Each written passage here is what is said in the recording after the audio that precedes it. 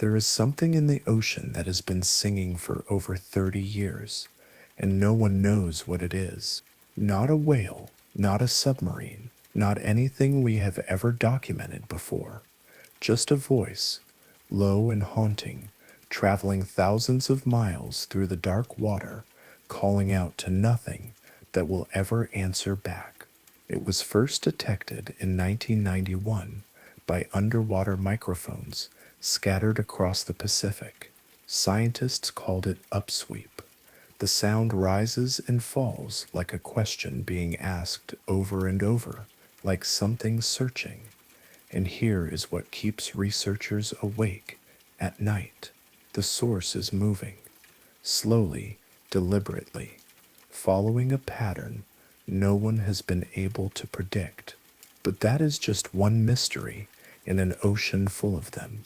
Right now, as you settle into your blankets and close your eyes, there are creatures swimming in total darkness 2 miles beneath the surface, creating their own light with their bodies. There are songs being sung that started before your grandparents were born, traveling through underwater highways that circle the entire planet. There are ecosystems thriving around volcanic vents in conditions that should be impossible for life. There are animals that should not exist, living fossils that have remained unchanged for 400 million years, still hunting in the same ancient ways.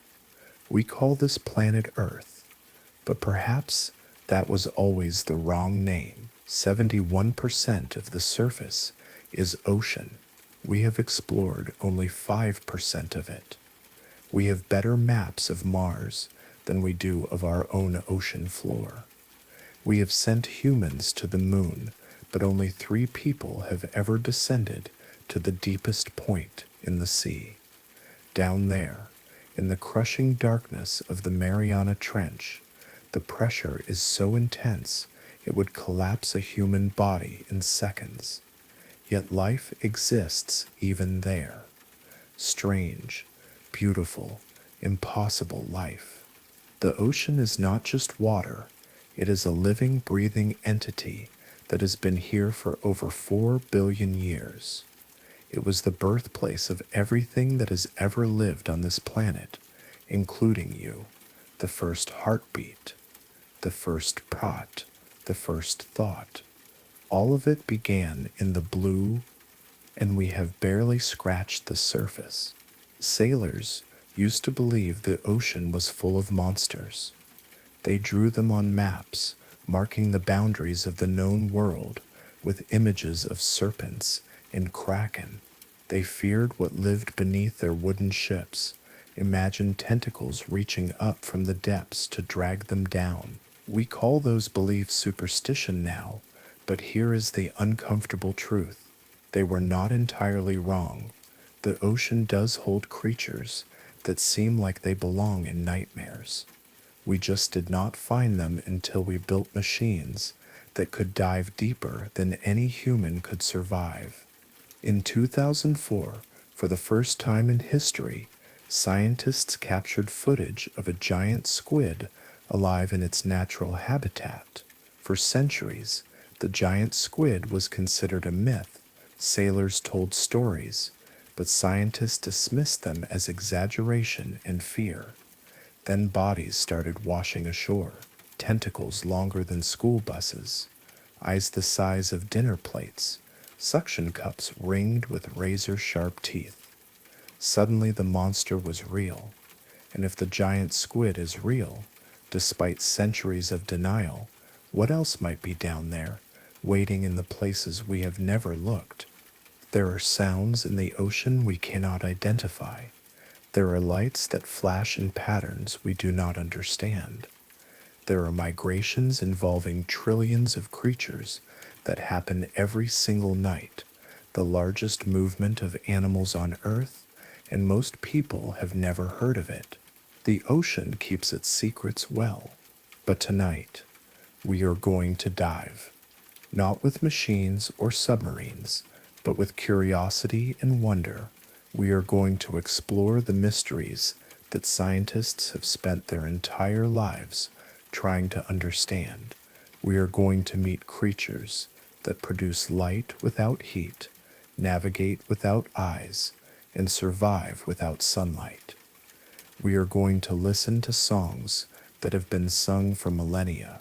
We are going to stand at the edge of what we know and peer into what we do not, because the ocean has something to teach us about life, about time, about the nature of existence itself. It asks us to be comfortable with mystery, to accept that some questions might never be answered, and to find peace in the unknown. Hey guys, tonight we begin with the ancient voice of the ocean, the mysterious realm that covers most of our planet, yet remains largely unseen and unexplored. From bioluminescent creatures dancing in the dark to sounds that travel across entire ocean basins, their story is one of beauty, mystery, and science that feels like magic. So before you get comfortable, take a moment to like the video and subscribe, but only if you genuinely enjoy what I do here. And let me know in the comments where you are tuning in from and what time it is for you. It is always fascinating to see who is joining us from around the world. Now dim the lights, maybe turn on a fan for that soft background hum, get into your blanket, and let us ease into tonight's journey together. Imagine standing at the edge of the ocean at night. The moon is hidden behind clouds. The water is black, merging with the sky, so you cannot tell where one ends and the other begins. You can hear the waves, but you cannot see them. They crash and retreat, a rhythm that has not stopped for billions of years. You are looking at something older than mountains, older than trees, older than almost anything else on this planet. And somewhere beneath that dark surface, in the cold and the pressure and the absolute blackness, something is alive. Something is hunting. Something is singing. Something is glowing with its own light. A tiny star in an underwater universe. You cannot see it from where you stand. You cannot hear it over the waves, but it is there. It has always been there. And tonight, we are going to find it. But first, we need to understand just how little we actually know, because the ocean is not just unexplored, it is unexplorable, at least with our current technology and our current bodies. We are creatures of air and light. The ocean is a realm of water and darkness. We do not belong there. Not really, and yet we cannot stay away. We are drawn to it like a half-remembered dream, like a place we once called home but can no longer quite recall. The ocean makes up 97% of Earth's livable space. Think about that. 97%. We live on the thin crust of land, the tiny fraction, and we think of it as the whole world. But the real world, the vast world, is underwater, and we know almost nothing about it. So tonight, as you drift towards sleep, let your mind drift down, down through the sunlit shallows where light dances on sand, down through the blue twilight where colors begin to fade, down through the midnight zone where darkness is absolute and cold is eternal, down to places where the pressure could crush a car into a tin can, where the temperature hovers just above freezing, where no ray of sunlight has ever penetrated, down to where the mysteries live.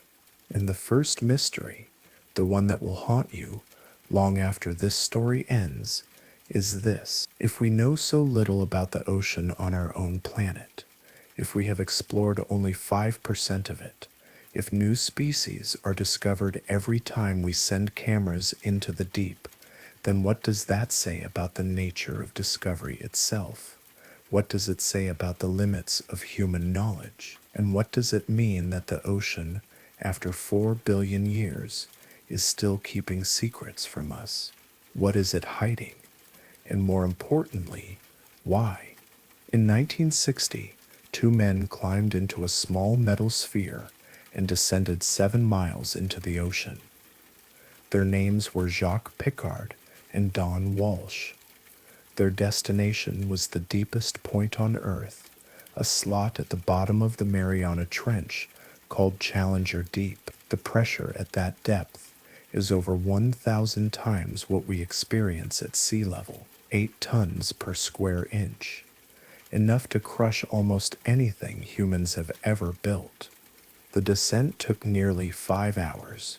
The sphere had one tiny window, just a few inches across, the thickest piece of glass ever manufactured at that time. As they dropped through the darkness, they could hear the metal groaning around them, the hull contracting under the immense pressure. They had no idea if the sphere would hold.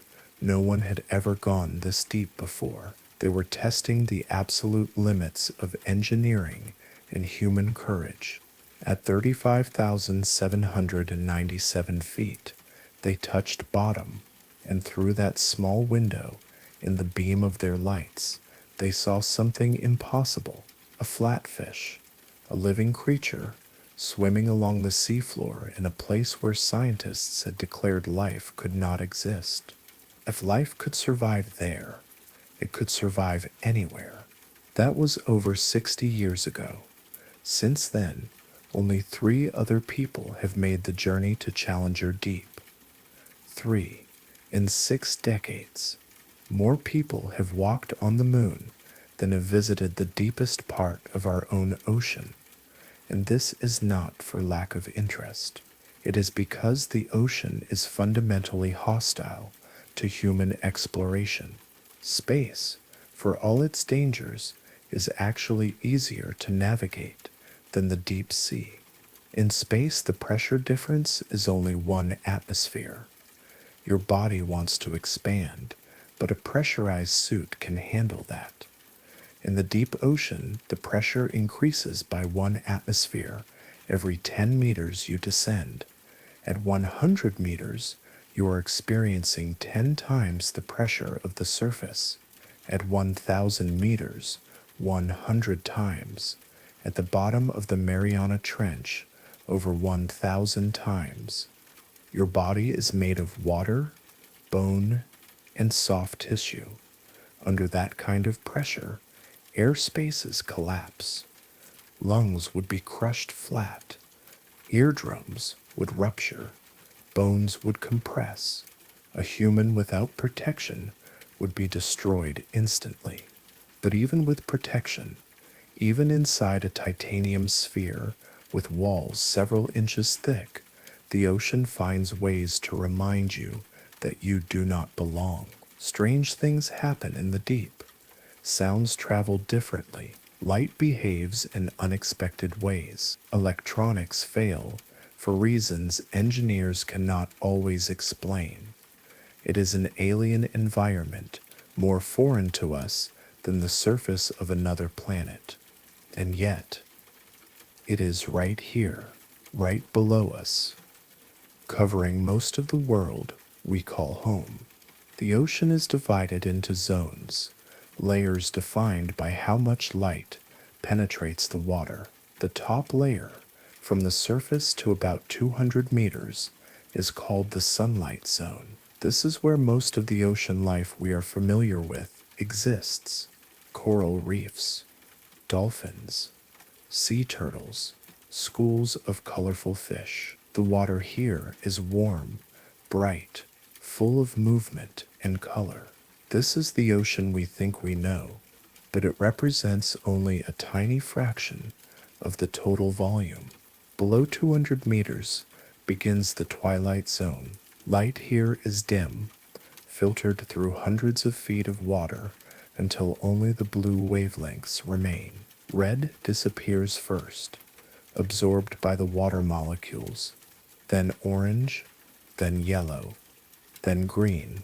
By the time you reach 200 meters, everything looks blue, Not the bright blue of a tropical lagoon, but a deep, cold, almost purple blue, the blue of distance, the blue of forgetting. In the twilight zone, you can still see the surface. If you look up, you can still see sunlight, filtered and faint, a memory of the bright world above.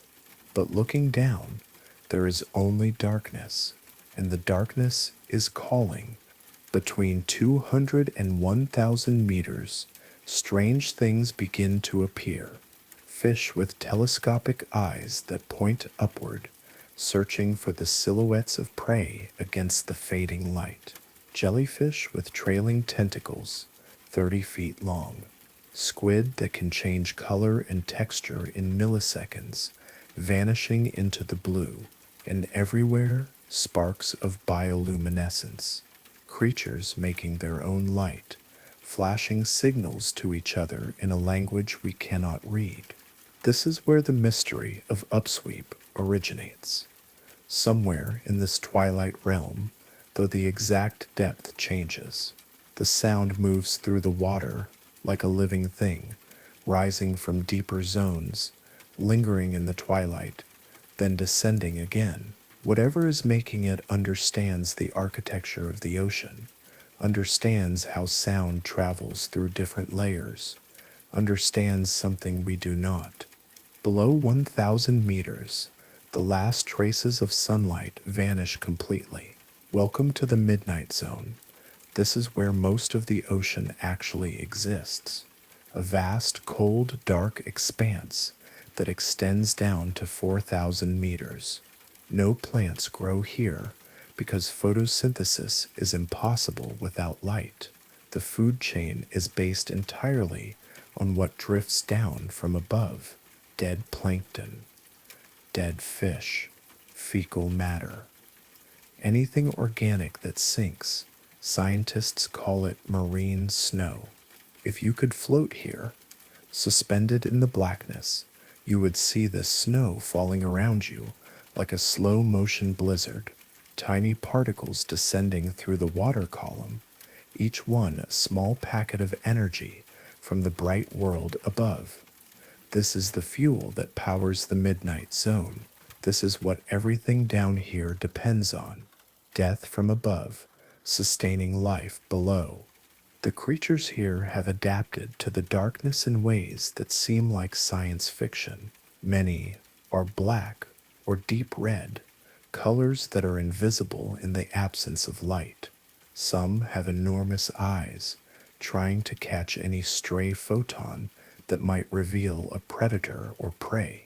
Others have no eyes at all, navigating by smell, by electrical fields, by senses we do not fully understand. And many, perhaps most, have learned to make their own light. Below 4,000 meters is the abyssal zone, the abyss. The word itself sounds like an ending, like the edge of the world. The pressure here would kill you before you could even register the cold. The temperature hovers just above freezing year-round. No currents move the water, no seasons pass. Time, in any meaningful sense, does not exist. A creature born in the abyss might live for centuries, moving slowly through the dark, growing imperceptibly, hunting with patience that seems infinite, because down here there is nothing but time. The abyssal plains cover more of Earth's surface than all the continents combined. They are the largest habitat on the planet, and they are almost completely unexplored. We have better maps of Venus than we do of the abyssal plains. We have sent more robots to Mars than we have to the deep ocean. The reasons are partly technical and partly psychological. It is exciting to explore another planet. It is terrifying to explore the crushing darkness beneath the waves. And then, deeper still, below 6,000 meters, are the Hadal zones. Named after Hades, the Greek underworld, these are the deepest trenches, the places where tectonic plates collide and one is forced beneath the other, creating chasms that drop miles into the earth. The Mariana Trench is the deepest, but there are others: the Tonga Trench, the Philippine Trench, the Kermadec Trench, each one a world unto itself, isolated by depth and pressure, potentially harboring species found nowhere else. In these trenches, the pressure is so extreme that water itself behaves differently. Density increases, molecules pack tighter, chemical reactions that are impossible at the surface become possible, and life, somehow, impossibly, endures. When Pickard and Walsh reached the bottom of Challenger Deep and saw that flatfish, they proved something profound. There is no depth too great, no pressure too extreme, no darkness too absolute for life to find a way. Life is not fragile. Life is relentless. But here is what haunts scientists. Here is what keeps marine biologists awake at night, staring at ceiling fans and wondering if we have only explored 5% of the ocean. What is in the other 95%? We know there are species down there we have never seen. We know there are ecosystems we have never documented. We know there are processes occurring that we do not understand. But how different could they be? How strange, how alien. Every time we send a submersible into the deep, every time we drop cameras into unexplored trenches, we find something new. Not just new species, but new forms of life, new ways of surviving, new violations of what we thought were biological rules. We found tube worms, 8 feet tall, living around volcanic vents, thriving in water hot enough to melt lead. We found microbes living in rocks half a mile beneath the seafloor, surviving on chemical energy, dividing once every 1,000 years. We found jellyfish that can age backward, potentially living forever. We found fish made of transparent jelly, organs visible through their skin. We found octopuses brooding their eggs for 4.5 years, the longest pregnancy of any animal on Earth, sitting in the cold darkness, not eating, just protecting, until they die moments after their young are born. We found crustaceans the size of dinner plates. We found sea cucumbers that walk on stilted legs. We found worms that glow red and green and blue, patterns flashing across their bodies like alien code. We found squid with eyes as large as basketballs. We found fish that can unhinge their jaws to swallow prey twice their size. We found eels that tie themselves in knots to tear flesh from carcasses. And these are just the things we have found, the documented discoveries, the cataloged species. What about the undiscovered? What about the creatures that live in the trenches we have never visited, in the seamounts we have never mapped, in the underwater caves we have never explored? What about the animals that are so rare, so deep, so reclusive, that we will never see them? What about the species that will go extinct before we even know they existed? The ocean is not just unexplored. It is disappearing faster than we can explore it. Climate change is warming the water. Acidification is dissolving shells and skeletons. Overfishing is collapsing food chains. Pollution is spreading into every corner, every depth, even the remotest trenches. But even as we damage it, even as we drain and poison and disrupt, the ocean continues to hide its deepest secrets. It continues to shelter life in the places we cannot reach. It continues to generate mysteries that we stumble upon by accident. Like the bloop, a sound detected in 1997, so loud it was picked up by sensors over 5,000 kilometers apart. The audio profile matched a living creature, but to make a sound that loud, it would have to be larger than a blue whale. Significantly larger. The largest animal ever known to exist could not produce the bloop. So what did? Scientists now believe it was an icequake, a massive iceberg fracturing and calving from an Antarctic ice shelf. But for years, for over a decade, it remained unexplained, a question mark in the deep. And even now, even with an explanation, there is something unsettling about it, something that makes you wonder. Because if a sound that loud, that widespread, that obviously anomalous could go unexplained for years, what else is happening in the ocean that we simply have not detected yet? What other sounds are being made too deep or too faint or too strange for our instruments to register? What conversations are occurring in frequencies we cannot hear, in languages we cannot speak? The ocean is talking. It has always been talking. We are just now beginning to learn how to listen, and what we are hearing is stranger than anything we imagined. Sunlight cannot reach the deep ocean. This is not a poetic statement. It is physics. Water absorbs light. Red wavelengths disappear first within the top 10 meters. Orange fades next. Yellow vanishes by 50 meters. Green holds on a bit longer, but eventually surrenders. Blue is the last to go, penetrating down to maybe 200 meters on a clear day in the open ocean. After that, nothing. Absolute, complete, total darkness. And yet, the deep ocean is not dark.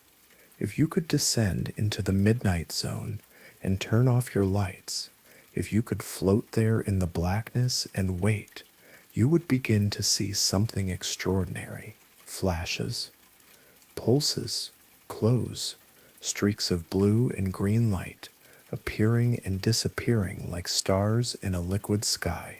The deep ocean is alive with light, not sunlight, not reflected light, light created by living creatures, generated through chemical reactions occurring inside their bodies. Scientists call it bioluminescence. The word sounds clinical, technical, but what it describes is nothing short of magic. 90% of animals living in the deep ocean can produce their own light. Think about that proportion. In the midnight zone, being able to glow is not a special adaptation. It is the norm. It is expected. A creature without bioluminescence in the deep is like a bird without wings, possible, but limiting. The darkness is so profound, so absolute, that evolution has solved the problem of visibility, not by enhancing eyes, though many deep-sea creatures have enormous eyes, but by turning bodies into lanterns.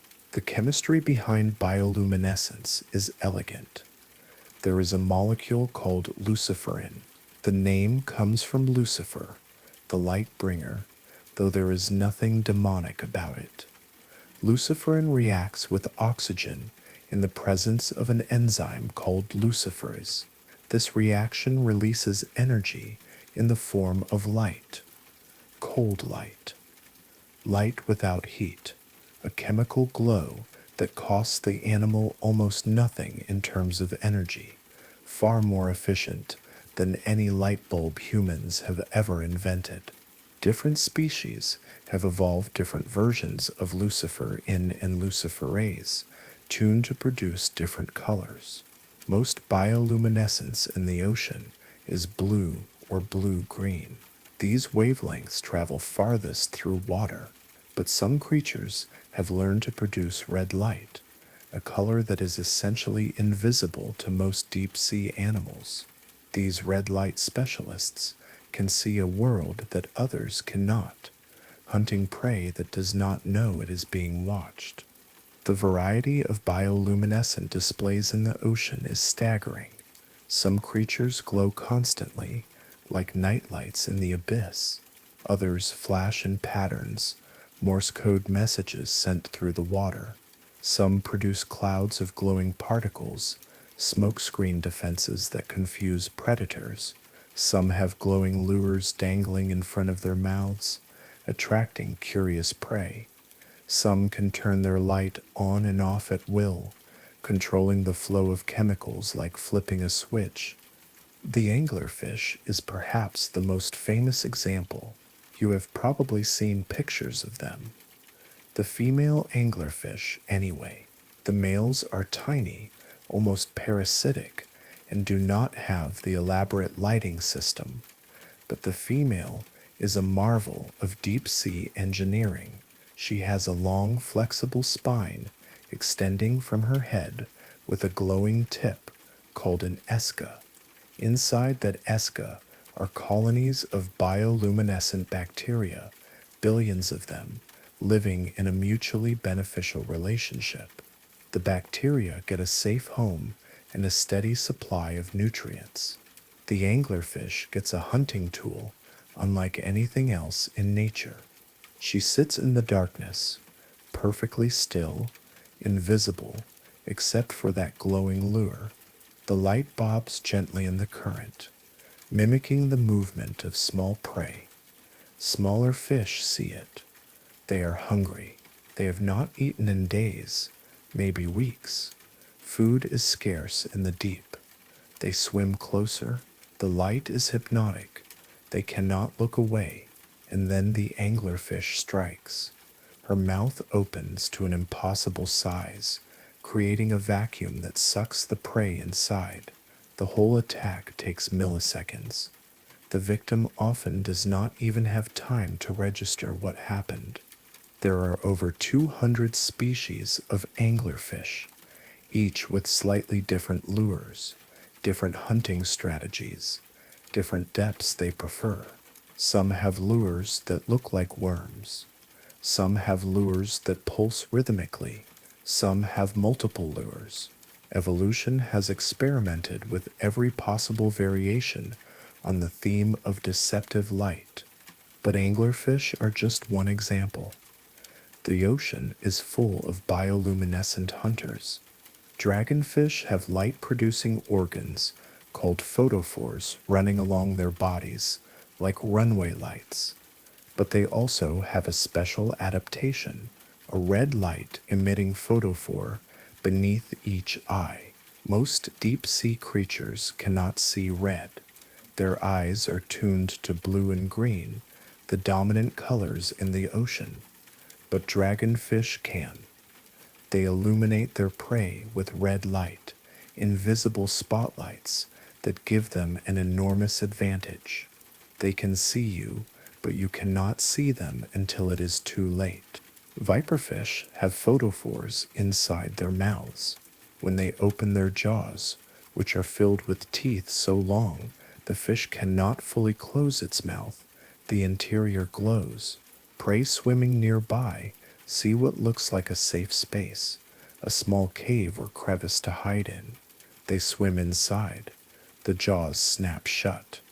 Hatchetfish have upward-facing eyes and photophores on their bellies. This combination serves a specific purpose. When you look up in the ocean, even in the midnight zone, there is a tiny bit of ambient light filtering down from above. Any solid object blocks that light, creating a dark silhouette.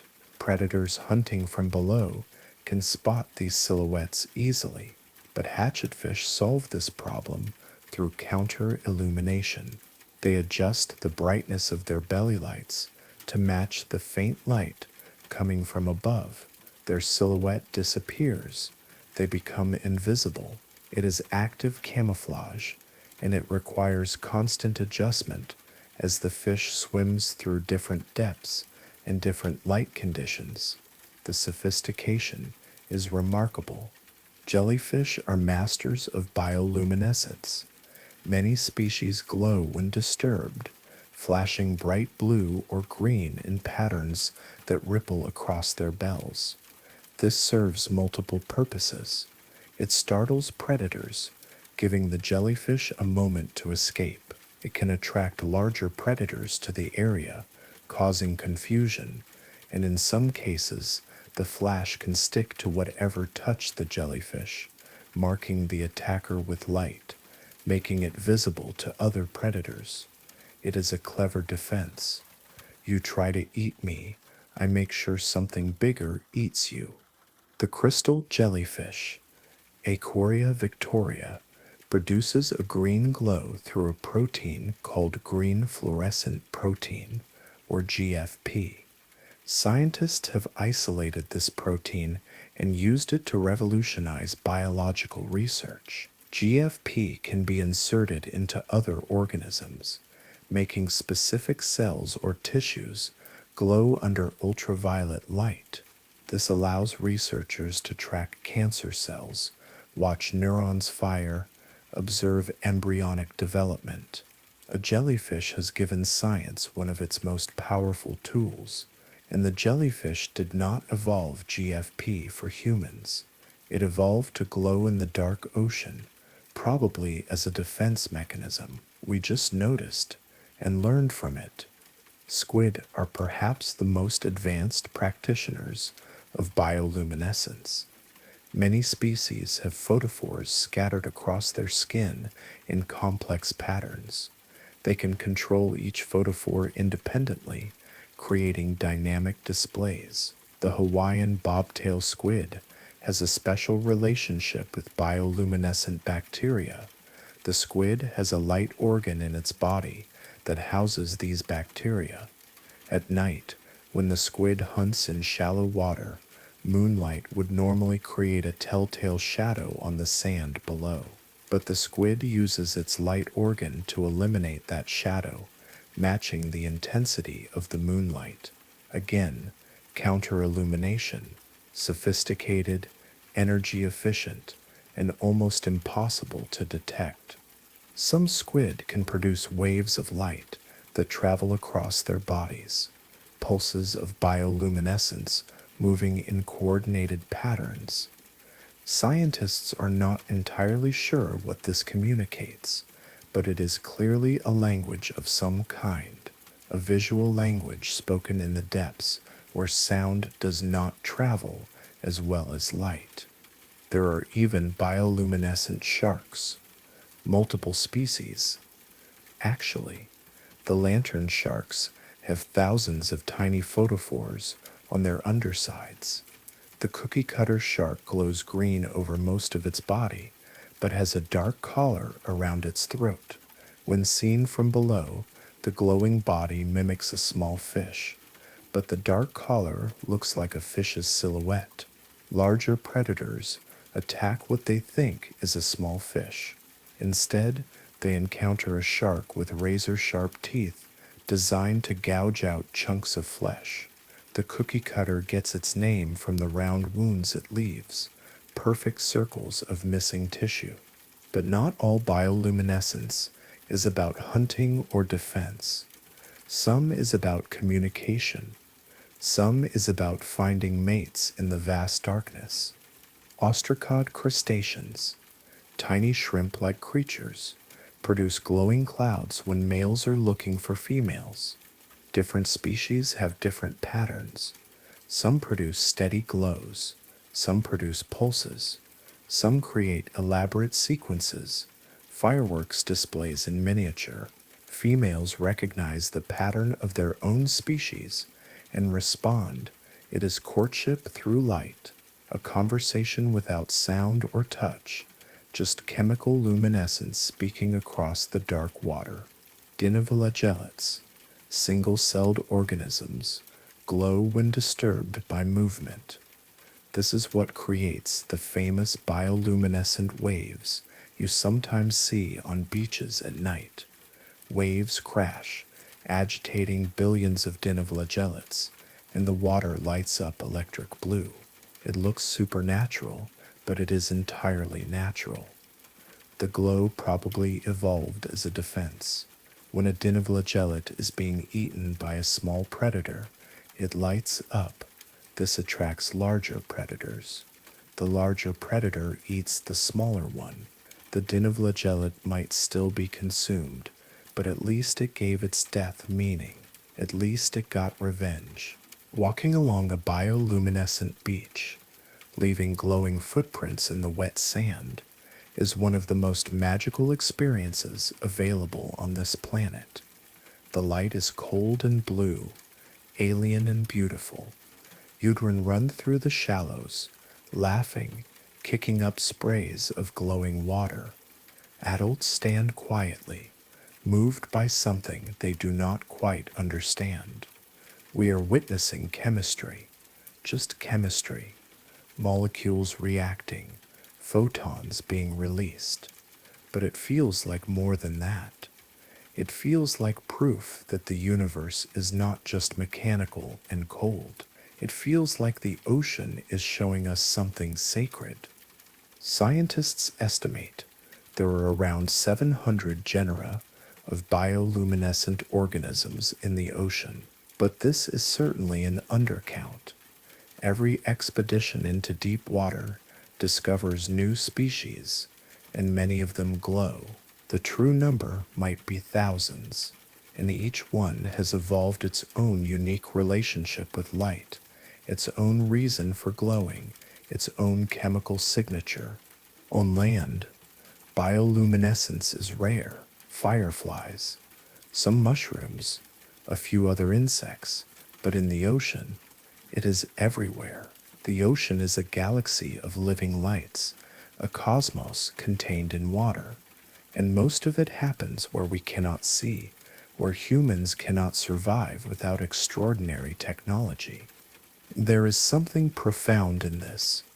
The ocean does not perform for us. It does not care if we witness its beauty. The lights flash and pulse and glow, whether we are there or not. They have been doing so for millions of years, long before humans walked upright, long before we built boats or invented sonar or thought to explore beneath the waves. The creatures of the deep are not trying to impress us. They are trying to survive. They are trying to eat, to reproduce, to avoid being eaten. The fact that their survival strategies involve creating light, that their biology has become art, is incidental. Or maybe it is not incidental. Maybe beauty is not separate from function. Maybe the two are woven together at a fundamental level. When you see bioluminescence, you are seeing evolution solving problems. You are seeing chemistry at work. You are seeing natural selection creating solutions to the challenge of existence in total darkness. But you are also seeing something that makes you catch your breath, something that makes you feel awe, something that reminds you the world is stranger and more wondrous than you ever imagined. And here is the question that haunts researchers who study bioluminescence. Why is it so common? Why did so many different species, from bacteria to fish to jellyfish to squid, independently evolve the ability to produce light? What is it about the deep ocean that makes glowing such an advantageous trait? The answer seems to be that in the absence of sunlight, creating your own light is the only way to see or be seen. The deep ocean is not just dark. It is a darkness more complete than any darkness we experience on land. Even on the darkest night, there is starlight, moonlight, the faint glow of distant cities. In the deep ocean, there is nothing, no external light source at all. So creatures became their own light sources. But this creates an arms race. If prey animals can glow, predators evolve to see that glow. If predators can see light, prey animals evolve to use light deceptively or to hide their light. If hiding is an option, predators evolve better detection. Round and round it goes. Millions of years of adaptation and counter-adaptation, resulting in the incredible diversity of bioluminescent strategies we see today. And we are still discovering new variations. In 2019, scientists found a species of deep-sea jellyfish that produces red bioluminescence, extremely rare in the ocean. In 2020, a new species of anglerfish was described with a lure that spirals instead of dangles. In 2021, researchers documented a squid that produces bioluminescent ink, leaving glowing decoy clouds that confuse predators while the squid escapes in the darkness. The ocean is still teaching us, still revealing its secrets, one glowing creature at a time, and every new discovery raises more questions. How do these animals control such complex chemistry? How do they regulate the intensity and duration of their glow? How do they avoid blinding themselves with their own light? How do the bacteria living inside some animals coordinate with their hosts? We are learning, slowly, but the ocean is patient. It has been glowing for hundreds of millions of years. It can wait for us to catch up. And as you lie here, drifting towards sleep, you can close your eyes and imagine descending into that glowing dark. You can imagine the flashes and pulses surrounding you, a living constellation. You can imagine being weightless in the water, watching the light show, understanding that you are witnessing something ancient and ongoing and indifferent to your presence. The ocean does not need you to see its beauty, but if you choose to look, it will show you wonders. During World War II, naval officers operating sonar equipment began noticing something strange. Their instruments were detecting what appeared to be a solid seafloor at depths where they knew the ocean should be much deeper. Maps showed 500 meters of water, but sonar was bouncing back signals as if the bottom was only 300 meters down. Equipment malfunction was the first assumption. Sonar was relatively new technology. Maybe it was unreliable. But multiple ships in different oceans were getting the same false readings. And then someone noticed something even stranger. The phantom seafloor moved. During the day, it sat at one depth.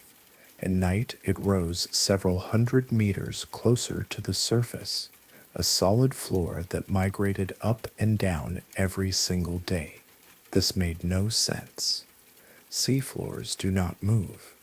They are made of rock, sediment, the crust of the planet itself. What could possibly create a sonar reflection strong enough to mimic solid ground, yet mobile enough to rise and sink on a daily schedule? The military spent months investigating. This was during wartime. Accurate sonar was crucial for detecting enemy submarines. A mysterious layer that interfered with readings was a serious problem. Scientists were brought in.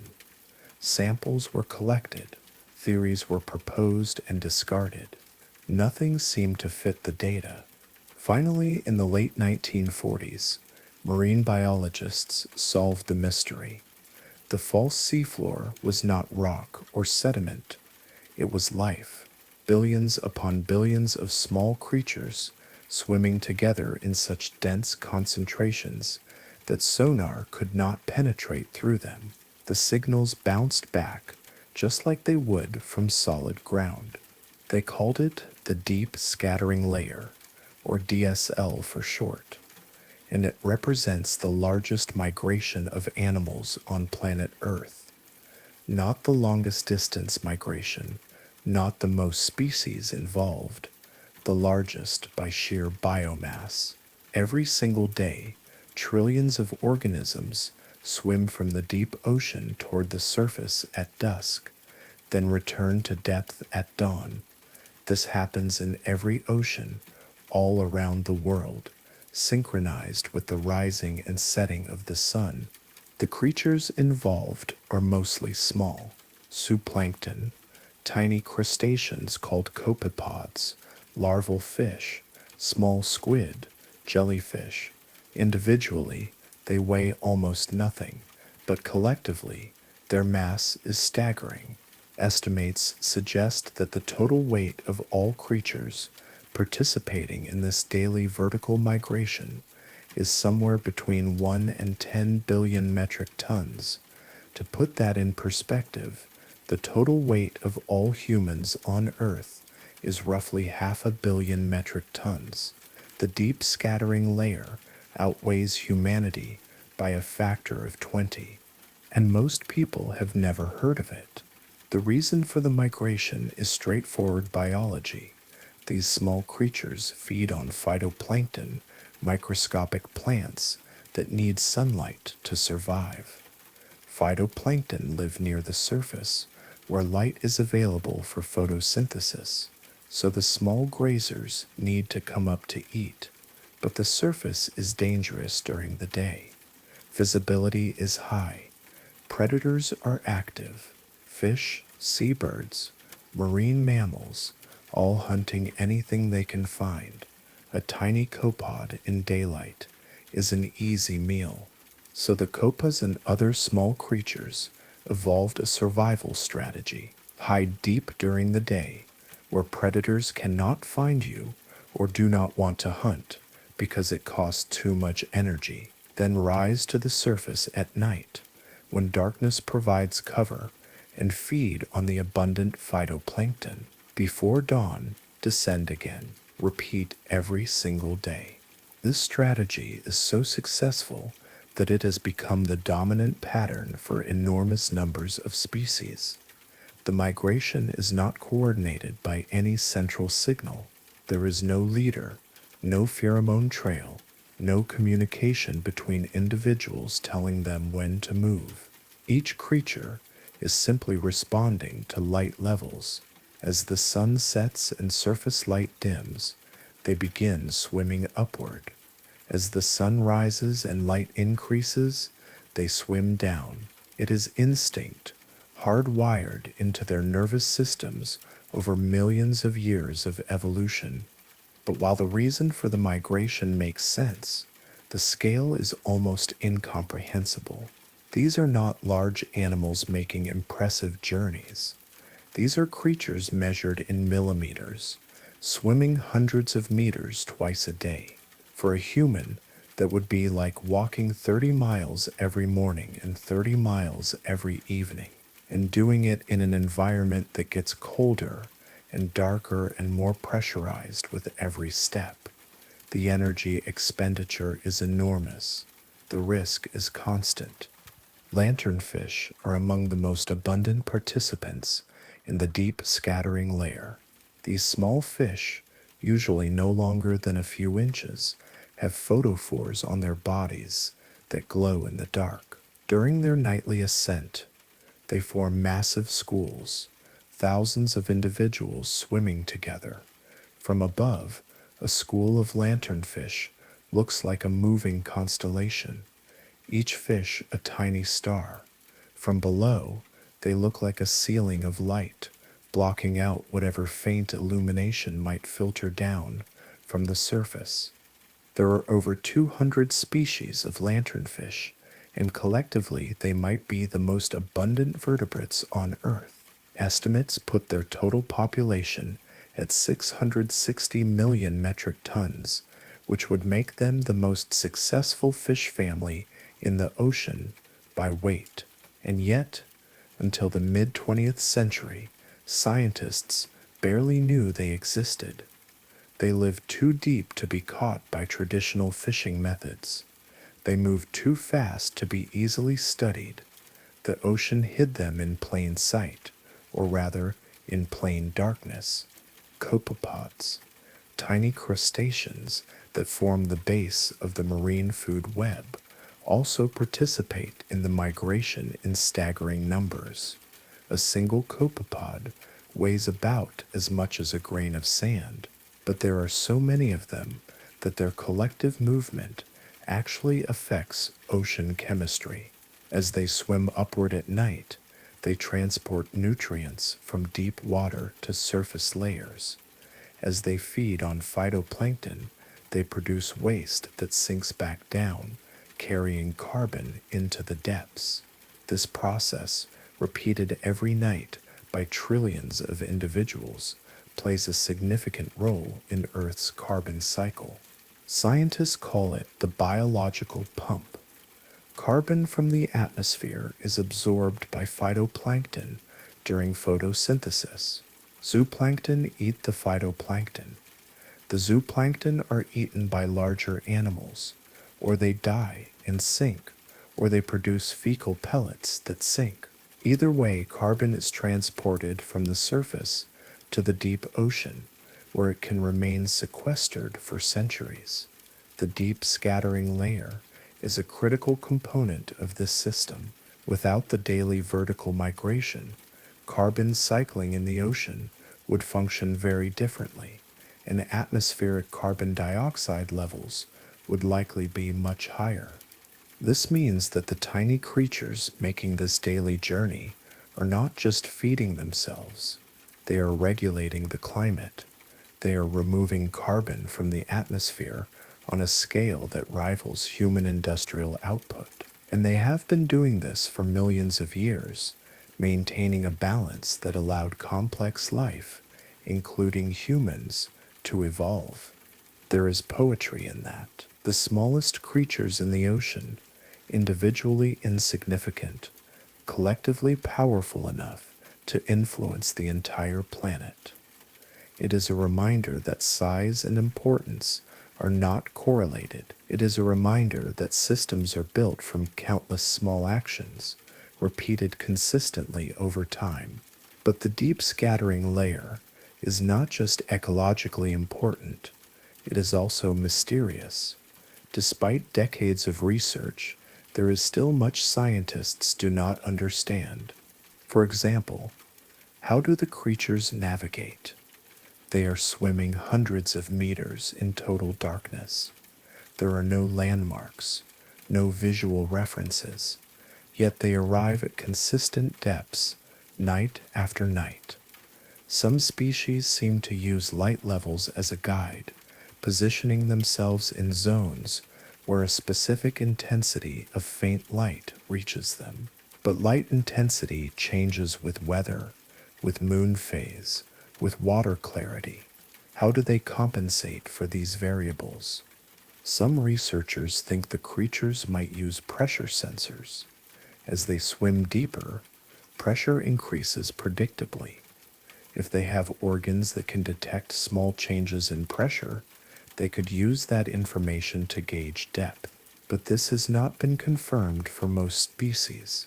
The mechanisms remain unclear. There is also the question of predation.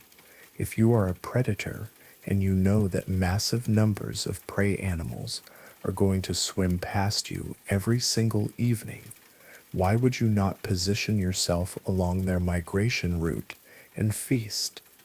Many predators do exactly this. Tuna, marlin, and other large fish time their hunts to coincide with the migration. But the sheer number of prey animals means that even heavy predation barely dents the population. The migration continues, night after night, feeding an entire ecosystem of hunters.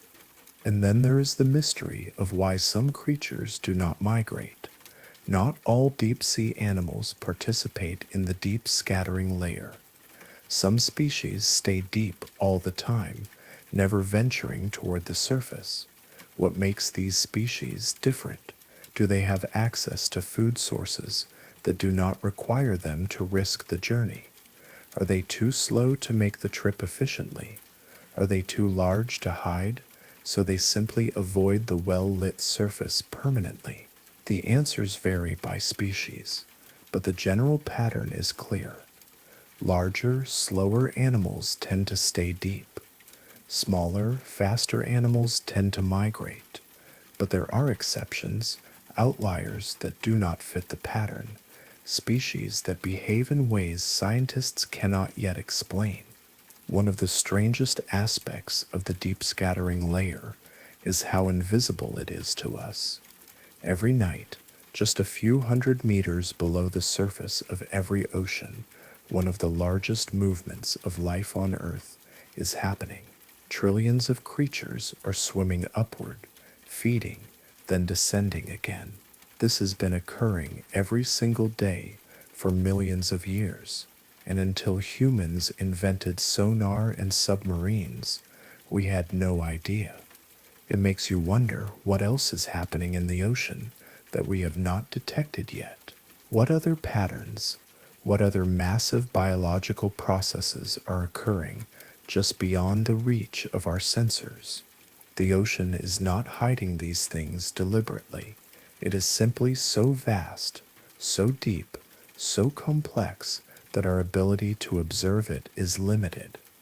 We see fragments, we piece together theories, but the full picture remains elusive. The deep scattering layer also raises philosophical questions. These creatures are not migrating for adventure. They are not exploring or seeking new territories. They are simply trying to eat without being eaten. Their entire existence is defined by this daily rhythm. Rise at night, feed, descend at dawn, rest, repeat until death. There is no variation, no choice, no individual decision making beyond the most basic stimulus response. Is that life? Of course it is, but it is life stripped to its essential components: eat, survive, reproduce. The creatures in the deep scattering layer are not contemplating their existence. They are not wondering why they migrate or what it all means. They simply do it because their biology compels them to do it.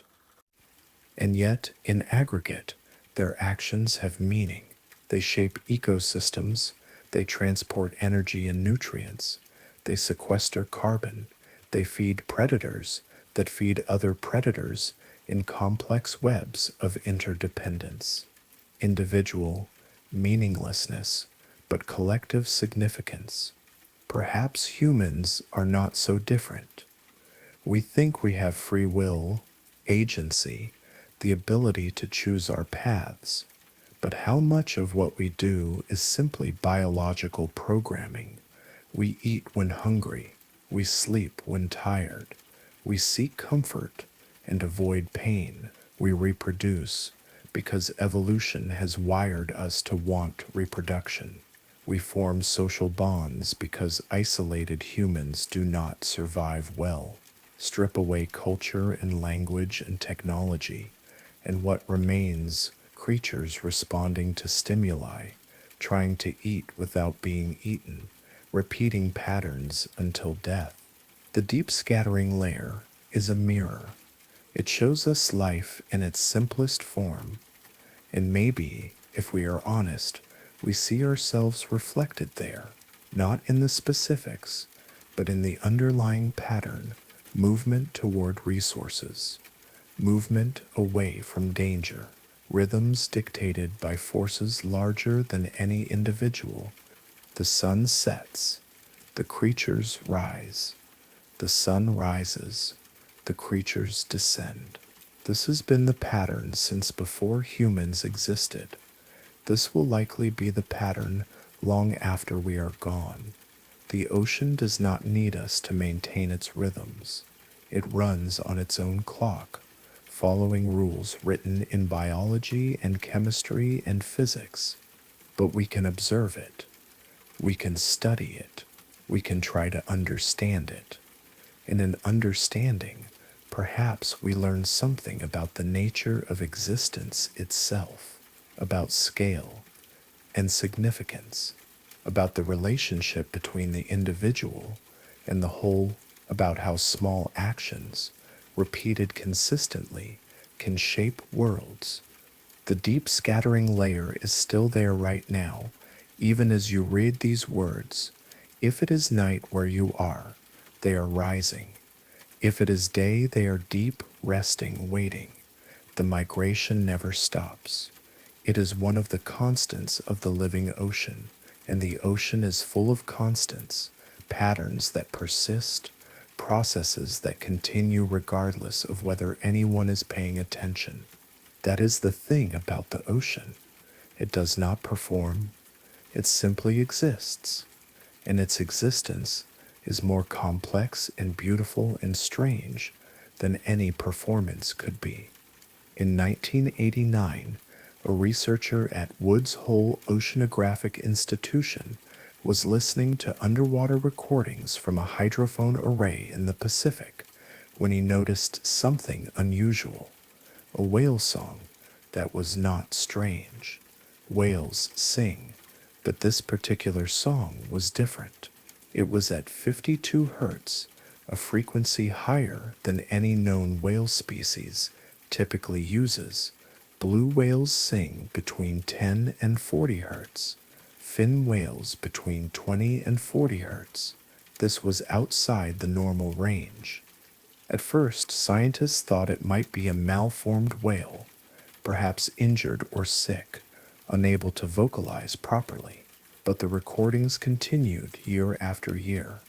The whale was tracked across the Pacific as it migrated, always alone, always singing at that same distinctive frequency. It became clear this was not an anomaly. This was how this particular whale communicated. This was its voice. They started calling it the 52 Hertz whale. Sometimes the loneliest whale in the world. The name comes from the fact that no other whale seems to respond to its calls. Whale songs are social. They serve purposes, attracting mates, coordinating group movements, establishing territory. But if your song is at a frequency other whales do not use, they might not recognize it as communication. They might not even hear it. The 52 Hertz whale has been singing for over 3 decades, sending out calls that apparently no one answers. There is something deeply sad about that. A creature spending its entire life calling out into the ocean, hoping for a response that never comes, always traveling, always singing, always alone. Scientists do not even know what species it is. The frequency suggests maybe a hybrid, a cross between a blue whale and a fin whale, though that is speculation. No one has ever seen it. It is known only by its voice. And yet, the 52 Hertz whale is not unique in its ability to communicate across vast distances. All large whales have this capacity. Sound travels extraordinarily well through water, much better than through air. In the ocean, there are channels where temperature and pressure create ideal conditions for sound propagation. These channels can carry whale songs thousands of kilometers without significant loss of volume or clarity. The SOFAR channel is the most famous example. SOFAR stands for sound fixing and ranging. It is a horizontal layer of water, usually around 1,000 meters deep, where sound waves get trapped and can travel immense distances. The specific depth varies depending on location and water temperature, but the principle is consistent. Sound waves entering the SOFAR channel bounce between the boundaries of that layer, refracting back and forth, never escaping upward or downward, just traveling horizontally across entire ocean basins. Whales have learned to use this channel. Blue whale calls, some of the loudest sounds produced by any animal on Earth, can reach 188 decibels. That is louder than a jet engine at close range. But unlike a jet engine, which dissipates quickly in air, a blue whale call traveling through the SOFAR channel can be detected by other whales on the opposite side of an ocean. A whale off the coast of California could theoretically be heard by a whale near Japan. This is not theoretical. This has been measured. Humpback whales are perhaps the most studied singers. Their songs are complex, structured, almost musical to human ears. A single song can last 10 to 20 minutes, and whales will repeat the same song over and over for hours. The songs have patterns, themes, and phrases that repeat and vary. Scientists have identified hierarchical organization, sounds grouped into units, units grouped into phrases, phrases grouped into themes, themes grouped into songs. It is compositional. It is structured in ways that resemble human music. But here is what makes humpback songs truly remarkable.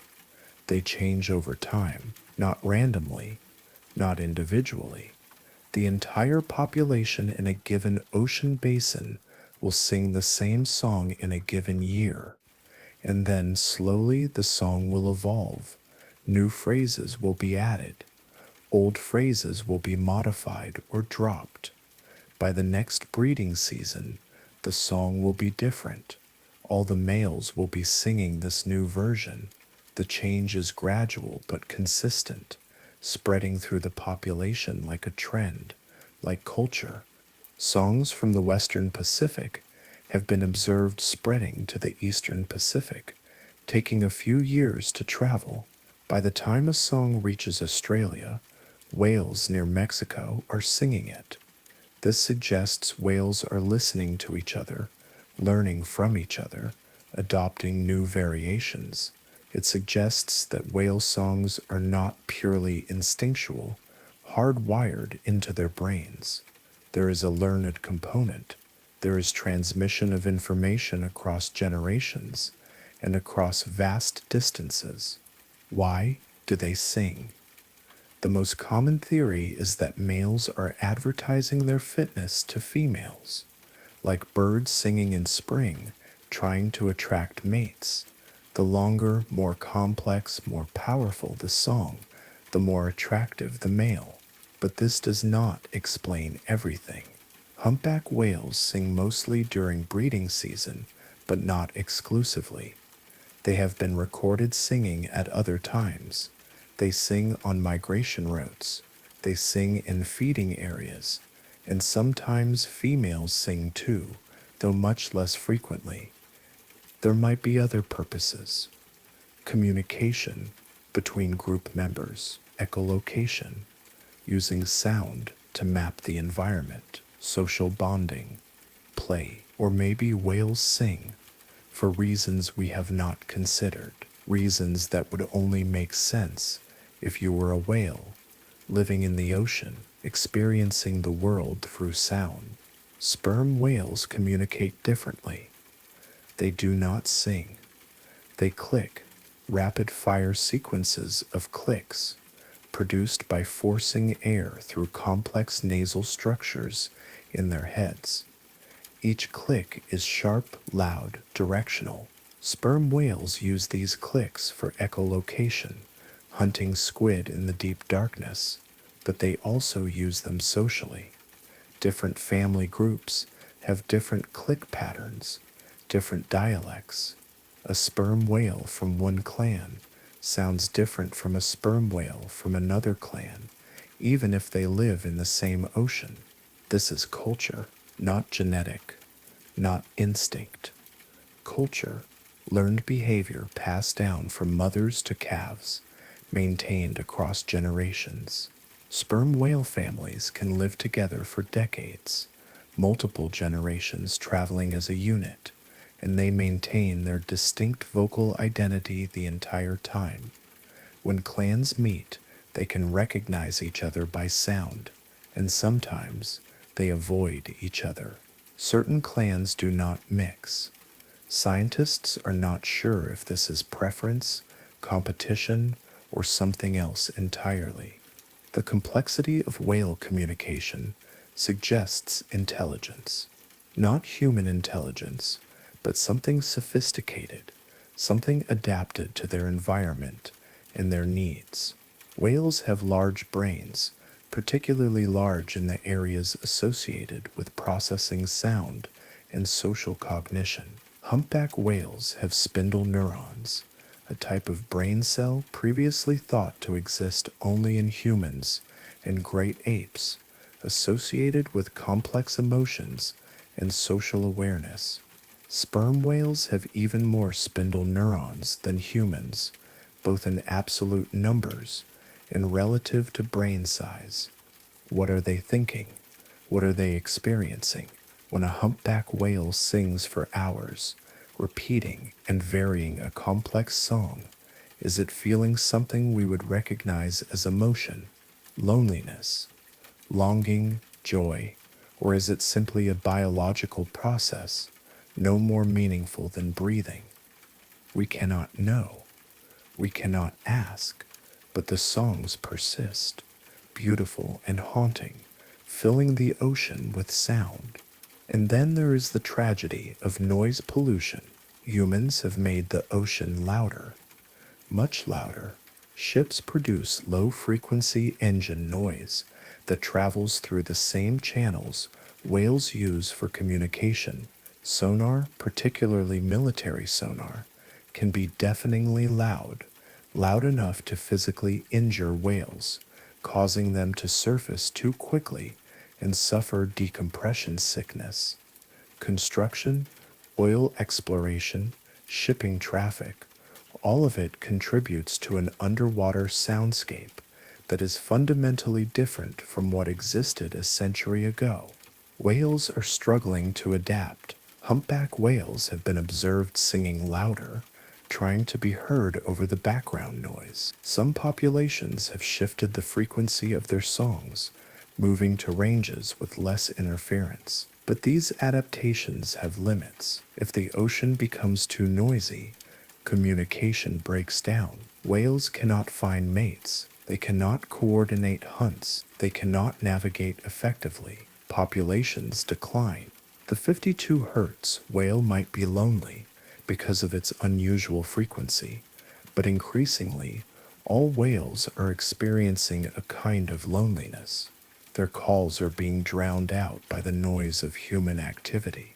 The ocean, once a medium for long-distance communication, is becoming static-filled, garbled, difficult to interpret. We are disrupting conversations that have been happening for millions of years. There is something tragic about that. Whales evolved to use sound because the ocean is dark and vast. Vision has limited range underwater. Smell is useful but slow. Sound is fast, travels far, carries information efficiently. Whales built their entire social structure around acoustic communication, and now, in the span of just a few human generations, we have filled their communication channels with noise. But the whales keep singing.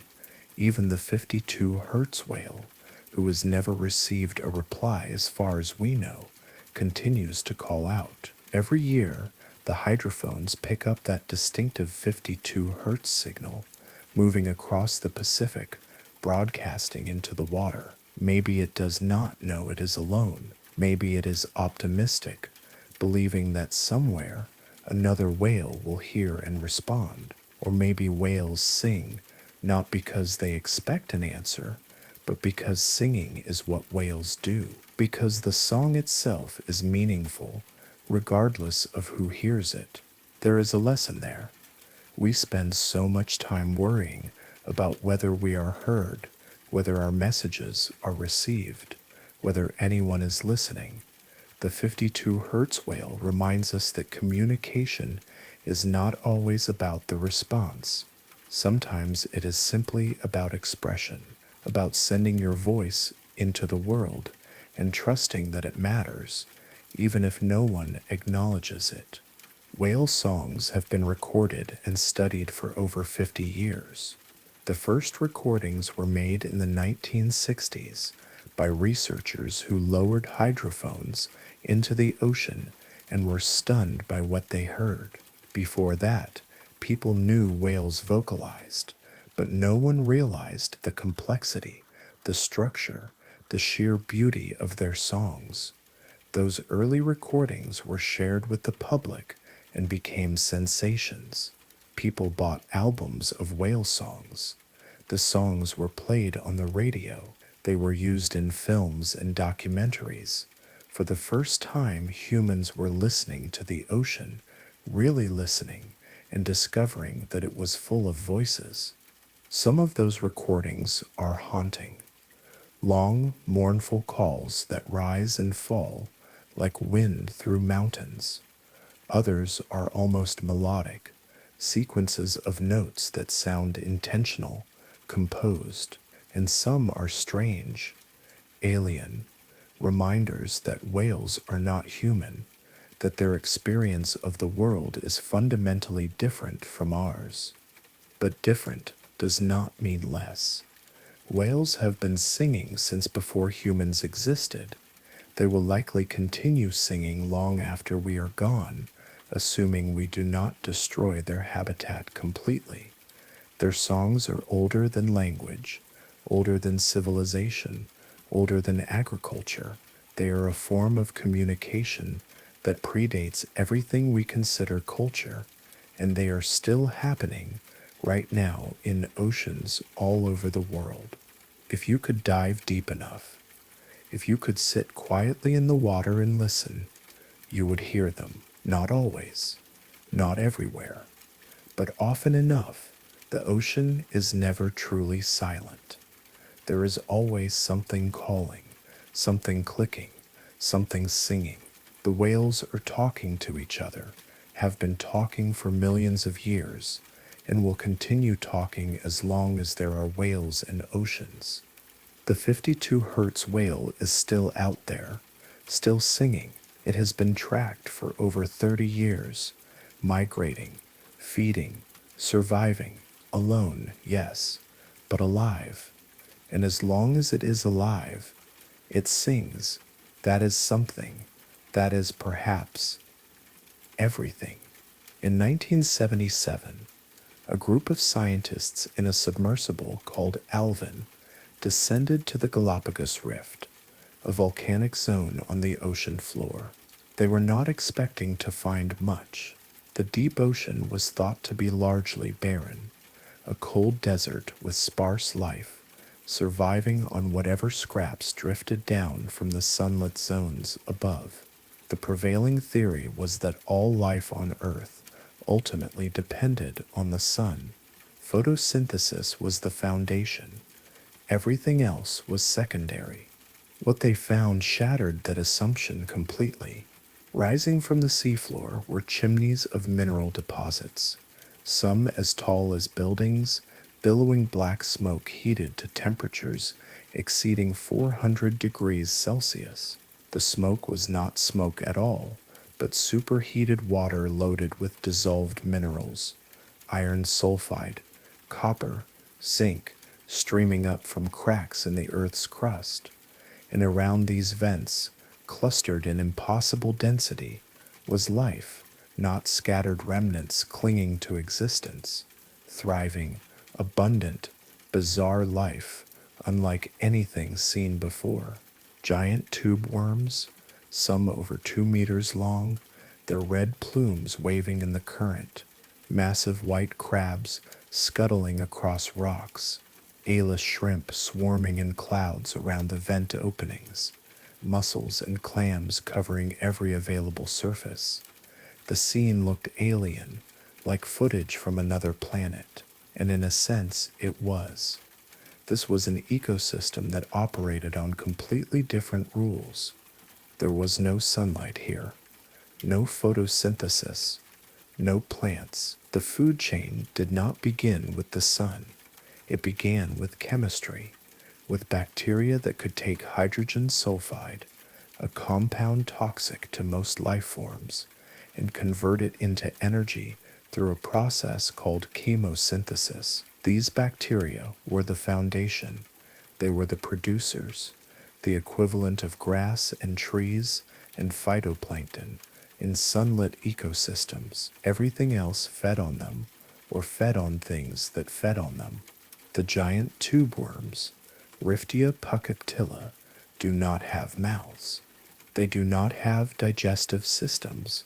They cannot eat in any conventional sense. Instead, they have evolved a remarkable partnership with chemosynthetic bacteria. The worms absorb hydrogen sulfide through their red plumes, which are packed with blood vessels. The sulfide is transported to an organ called a trophosome, which makes up most of the worm's body mass. Inside the trophosome live billions of bacteria. The worm provides them with hydrogen sulfide and oxygen. The bacteria convert these chemicals into organic compounds, sugars, and proteins that the worm absorbs and uses for energy. It is a perfect symbiosis. Neither can survive without the other. These worms grow fast, astonishingly fast for deep sea creatures. Some can grow 75 centimeters in a year. In an environment where most life is slow, where metabolisms are tuned to scarcity, the tube worms have access to essentially unlimited energy as long as the vent keeps flowing. And vents can flow for decades, sometimes centuries, continuously pumping heat and chemicals from the Earth's interior into the ocean. The shrimp have their own adaptations. Remicaris exoculata, the eyeless shrimp, cluster around black smoker vents in densities of 2,500 individuals per square meter. They have no eyes, but they do have light-sensing organs on their backs. These organs cannot form images. They can only detect the faint glow of thermal radiation coming from the superheated water. The shrimp position themselves as close to the vents as possible without being cooked, using that thermal glow as a guide. They scrape bacteria off rocks and filter them from the water, living in conditions that would instantly kill almost any other creature. Yeti crabs, discovered in 2005, have long bristles covering their claws. These bristles are not for protection, they are farms. The crabs cultivate bacteria on the bristles, waving their claws in the chemical-rich water to feed the bacteria, then harvesting them by scraping them into their mouths. They are ranchers in the deep, tending microscopic herds, entirely dependent on the vent chemicals to sustain their crops. The discovery of hydrothermal vent ecosystems changed biology. It proved that life does not require sunlight. It proved that ecosystems can be based on chemical energy. It proved that life can exist in conditions previously thought impossible. Water hot enough to melt lead, pressure that would crush most organisms, chemicals that are poisonous to surface life. None of these are barriers. Life adapts. Life finds ways. But the 1977 discovery was just the beginning. Since then, hundreds of vent sites have been found in oceans around the world. The Mid-Atlantic Ridge, the East Pacific Rise, the Indian Ocean. Each site has its own unique community of organisms. Some species are widespread, found at multiple vents. Others are endemic, existing only at a single location. The vents are isolated from each other by vast stretches of empty ocean floor, and over time populations diverge, evolve in different directions, become distinct species. This raises fascinating questions about how vent organisms spread. Vents do not last forever. Eventually, the geological conditions change, the heat flow stops, and the vent goes cold. When that happens, the community dies. The tube worms cannot survive without hydrogen sulfide. The crabs and shrimp cannot survive without bacteria. Everything that depends on the vent chemistry vanishes. The vent becomes a ghost town, empty mineral chimneys standing as monuments to what once lived there. But before a vent dies, its inhabitants must colonize new vents. Larvae drift in the currents, searching for active sites. The ocean floor is mostly barren. Finding another vent is like finding an oasis in a desert. The odds are terrible. Most larvae never find a new home. They die in the cold darkness, drifting until they starve or are eaten. But enough succeed, just barely enough, to keep the species alive. Scientists have used genetic analysis to trace the relationships between vent populations. Some species show very little genetic diversity, suggesting they went through population bottlenecks, periods when only a few individuals survived. Other species show signs of recent rapid expansion, colonizing multiple vents in a short time. The patterns tell stories of extinction and survival, of desperate journeys across lifeless plains, of luck and timing, and the relentless push of evolution. In 2000, a research team discovered a different kind of vent system in the Atlantic Ocean. They called it Lost City. Unlike black smokers, which emit acidic water laden with metals, Lost City vents produce alkaline water rich in hydrogen and methane. The chimneys here are white, made of calcium carbonate, and some tower over 60 meters tall. The water flowing from them is not scorching hot, only about 40 to 90 degrees Celsius, warm rather than boiling.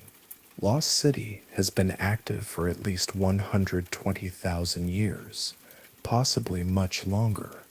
It represents one of the most stable hydrothermal systems known, and the life there, while less visually dramatic than at black smokers, is no less important.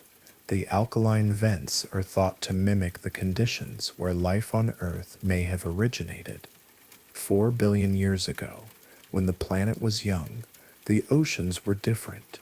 No oxygen in the atmosphere, no ozone layer, harsh ultraviolet radiation battering the surface, but deep underwater, at hydrothermal vents, conditions were stable. There was heat. There were chemicals. There were mineral surfaces where complex molecules could form and interact. Many scientists now believe that the first self-replicating molecules, the precursors to life, assembled at places like Lost City. The chemistry makes sense. Alkaline vents produce hydrogen, a simple molecule but a powerful reducing agent. They produce methane, a carbon source. The porous mineral structures in vent chimneys provide compartments where chemicals can concentrate, protected from the vast dilution of the open ocean. In these tiny chambers, reactions that would be impossible in open water become feasible. Amino acids can link into proteins. Nucleotides can link into RNA. The building blocks of life can begin to organize. This is just a hypothesis. We cannot go back in time and observe the origin of life, but the fact that chemosynthetic ecosystems exist, that life can thrive without sunlight, that organisms can extract energy from the earth itself, all of this supports the idea that life began in the deep, at vents, and only later spread to the surface. If this is true, then the first living things on Earth were not bathed in light. They were born in darkness. They did not photosynthesize.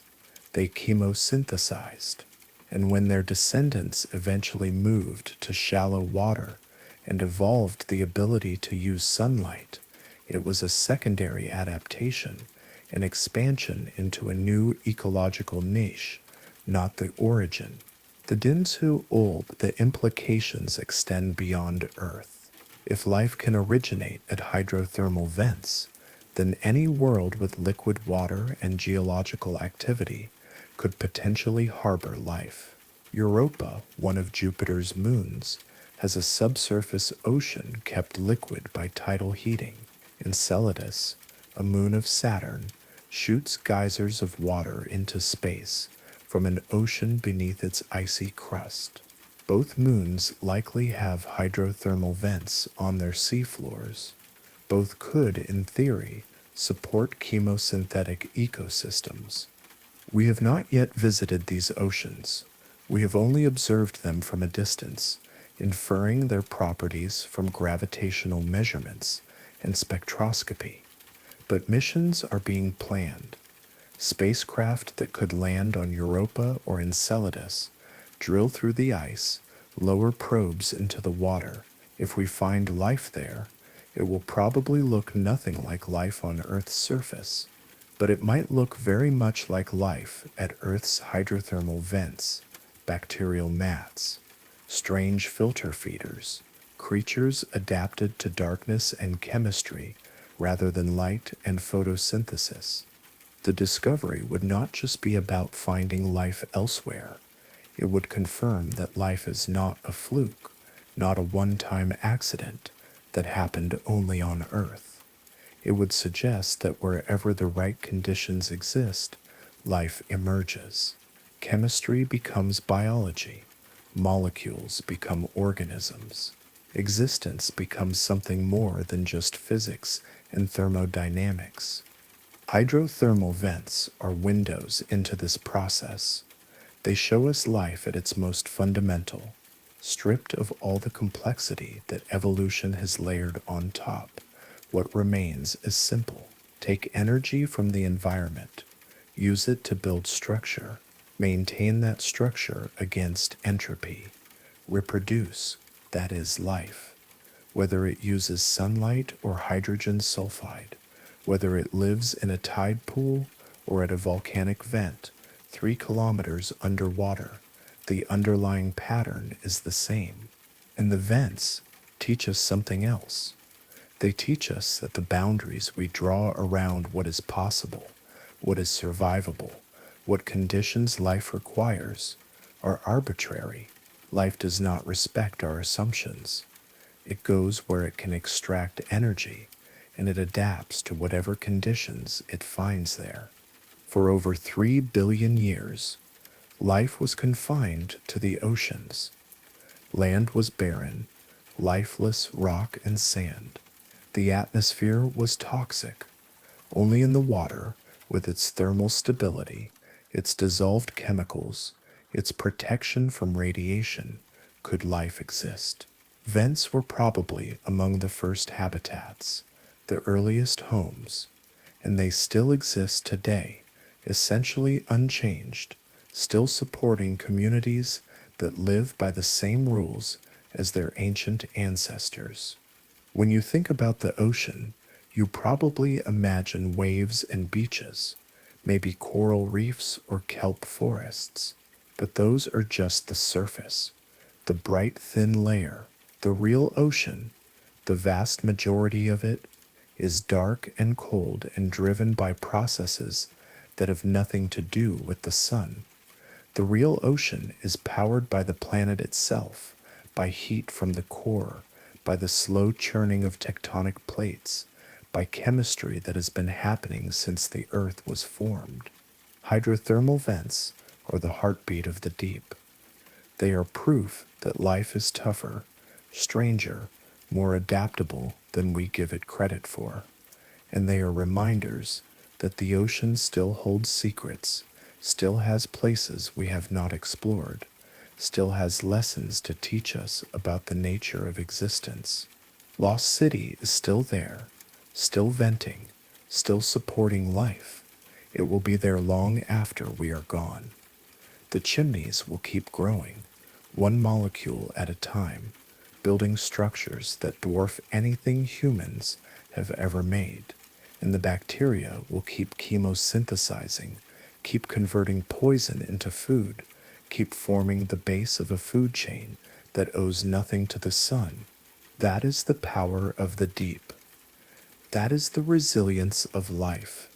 And that is why we keep going back, keep exploring, keep sending submersibles into the darkness. Because every time we look, we find something that changes what we thought we knew. There is a creature in the ocean that does not die, not in the way we understand death. It can be injured, starved, stressed by environmental changes, and instead of dying, it transforms.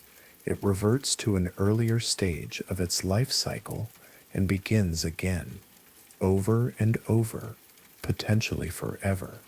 Its scientific name is Turritopsis dohrnii. Most people call it the immortal jellyfish. To understand why this is remarkable, you need to understand the typical jellyfish life cycle. Most jellyfish start as larvae that drift in the water until they find a suitable surface. They settle down and become polyps, small anemone-like creatures that attach to rocks or shells. The polyp stage can last months or years. Eventually, the polyp begins producing tiny jellyfish through a process called budding. These baby jellyfish, called ephyrae, break off and drift away. They grow into adults, reproduce, and die. That is the pattern: larva to polyp, to jellyfish to death. One direction, no going back. Except Turritopsis, Dohrnii has learned to go back. When an adult immortal jellyfish encounters stress, injury, or starvation, it can initiate a transformation. The jellyfish sinks to the ocean floor. Its bell, the umbrella-shaped part of its body, begins to shrink. Its tentacles retract. The tissues start to reorganize. Over the course of a few days, the jellyfish transforms back into a polyp, not a similar organism. The same organism, just at an earlier life stage. It is like a butterfly turning back into a caterpillar. It should not be possible, but it is. The process is called cellular transdifferentiation. The cells in the adult jellyfish change their identity. A muscle cell becomes a nerve cell. A nerve cell becomes a digestive cell.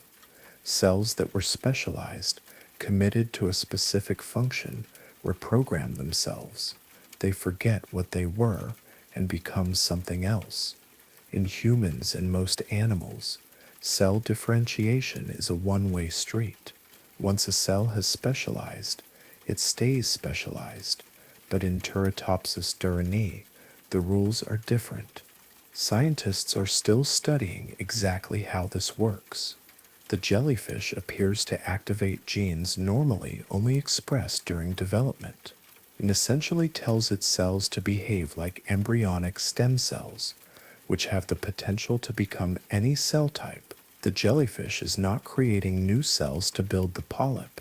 It is recycling its existing cells, transforming them into the building blocks of its younger self. Once the transformation is complete, the polyp behaves like any other polyp. It feeds on tiny organisms in the water. It grows. Eventually, it buds off new jellyfish. And those new jellyfish, if they encounter stress, can also revert to the polyp stage. The cycle can repeat indefinitely. There is no biological limit, no countdown, no genetic program that says after X cycles, you must die. This is why it is called immortal, not because it cannot be killed. A fish can eat it, disease can destroy it. Physical damage can be too severe to repair. But aging, the slow decline that eventually kills all complex organisms, does not apply. The immortal jellyfish can reset its biological clock. It can opt out of death by old age. In theory, a single Turritopsis dohrnii could live forever. In practice, most do not. The ocean is full of predators. Survival, even with biological immortality, is difficult. But the potential is there, and the existence of that potential forces us to reconsider what we think we know about aging and death. For most of human history, death was considered inevitable, a law of nature. All living things are born, grow, decline, and die. But Turritopsis dohrnii proves that aging is not a universal law. It is a common pattern, yes, but not an inescapable one. Aging is something that can be reversed. at least in this one species, through biological processes we are only beginning to understand. The jellyfish is small, only about 4.5 millimeters in diameter when fully grown, barely visible. You could hold one on your fingertip if it did not sting. It lives in temperate and tropical waters worldwide, though it originated in the Mediterranean. Its spread across the globe is probably due to ships. Jellyfish larvae attach to ship hulls or are taken up in ballast water. They travel thousands of miles without realizing it. When the ship reaches a new port, the larvae settle in their new home. Over the past few decades, Turritopsis dohrnii has been found in waters off Japan, the Caribbean, the Atlantic coast of the Americas, spreading quietly and visibly, establishing populations wherever conditions are suitable. Some scientists worry that the immortal jellyfish could become an invasive species, outcompeting native jellyfish because it can recover from setbacks that would kill other species. If a harsh winter kills most jellyfish in an area, Turritopsis dohrnii can revert to polyps and wait it out. If food becomes scarce, it can transform, shrink its energy needs, survive. It has a resilience that other jellyfish lack, and resilience, in the long run, often translates to dominance. But for now, the immortal jellyfish is mostly a curiosity, a biological marvel that raises profound questions. Questions about the nature of identity. If an organism transforms itself so completely that its cells change type, is it still the same individual? The jellyfish that reverts to a polyp has memories. If jellyfish can be said to have memories, those memories are encoded in neural connections. But when the nerves transform into other cell types, what happens to the information they stored? Is it lost? Does the rejuvenated jellyfish remember its previous life, or does it start fresh, a blank slate in a recycled body? We do not know. Jellyfish have simple nervous systems, just nerve nets without centralized brains. The concept of memory in a jellyfish is already questionable, but the philosophical problem remains. If you could transform yourself back into a child, if your cells could reprogram and rebuild your body from scratch, would you still be you, or would you be someone new, wearing your name? This is not just philosophy. This is biology raising philosophical questions. And those questions become even more complex when we consider what Turritopsis dohrnii might teach us about human aging. Humans age. Our cells accumulate damage. DNA develops mutations.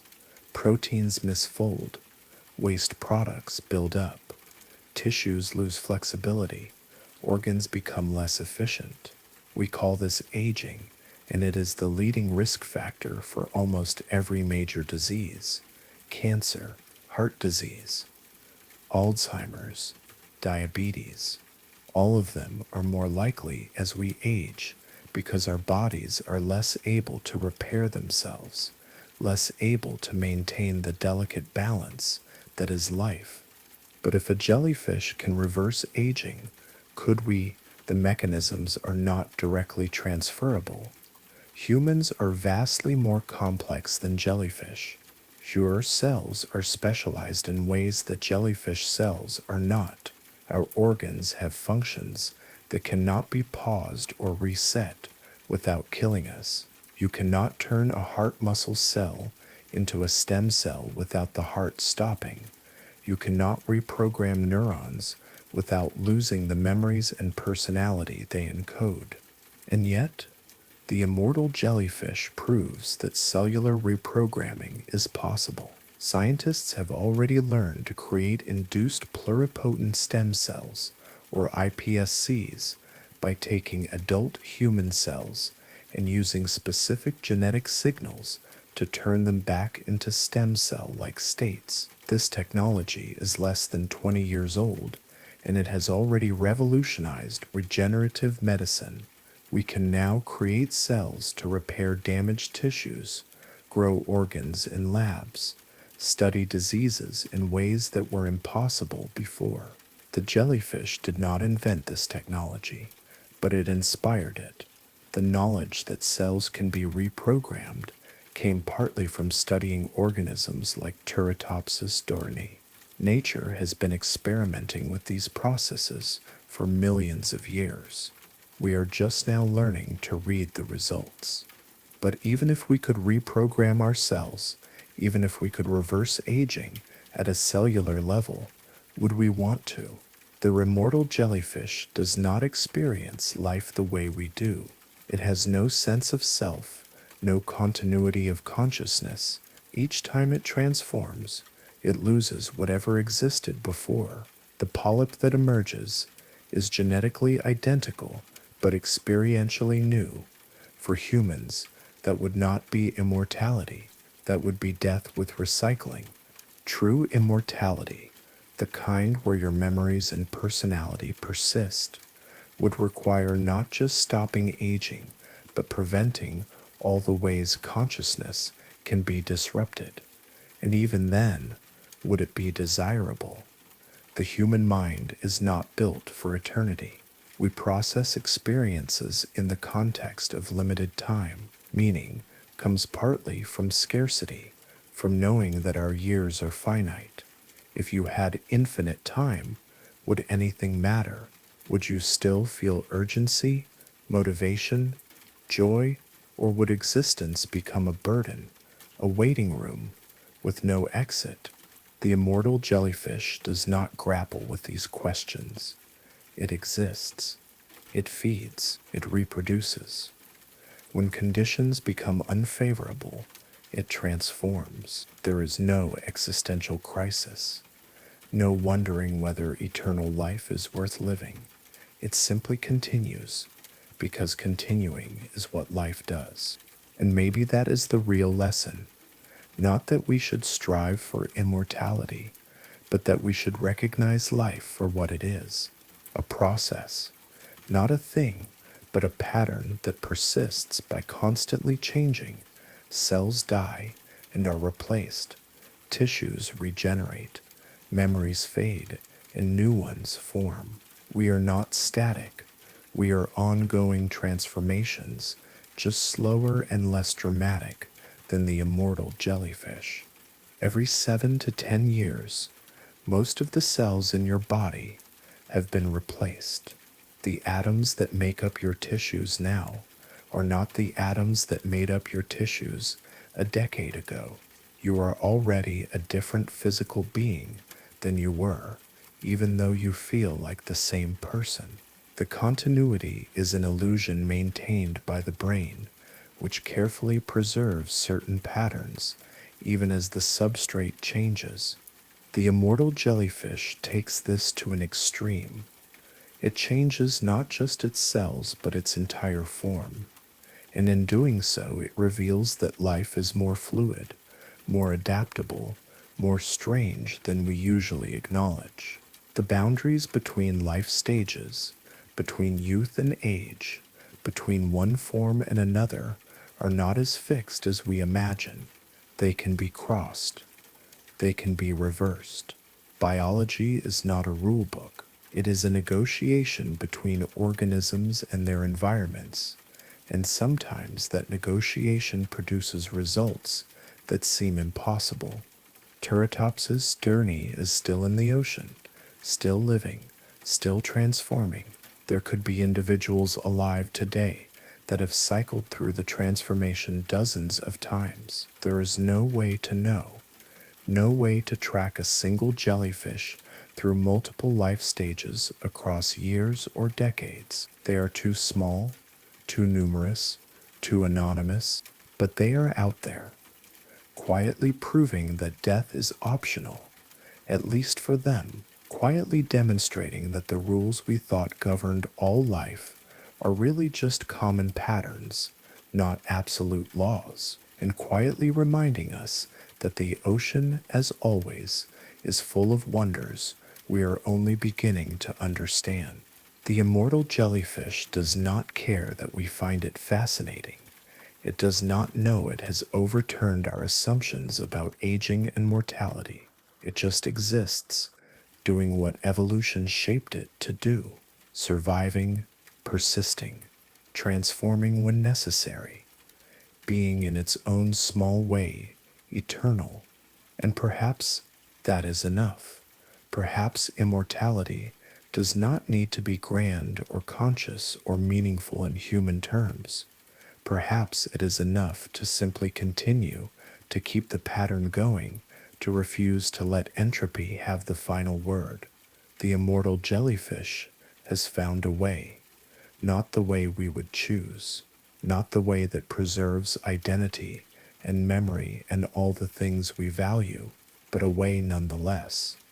Life persisting against death, chemistry refusing to become inert, organization resisting chaos. That is what the immortal jellyfish represents. And that, in its own quiet way, is profound. There is a region in the western Atlantic Ocean, roughly bounded by Miami, Bermuda, and Puerto Rico, where ships and planes are said to vanish without explanation. Compasses spin wildly, electronics fail, entire vessels disappear, leaving no wreckage, no distress calls, no trace. The region is called the Bermuda Triangle, and for decades it has captured the imagination of anyone who loves a good mystery. The legend began in earnest in 1964 when a writer named Vincent Gaddis published an article describing the area as uniquely dangerous. He compiled incidents dating back to the 1800s, merchant ships found drifting empty, aircraft that radioed routine messages and then vanished, entire crews missing from vessels that were later discovered intact. The pattern seemed undeniable. Something strange was happening in that triangle of ocean, something that defied conventional explanation.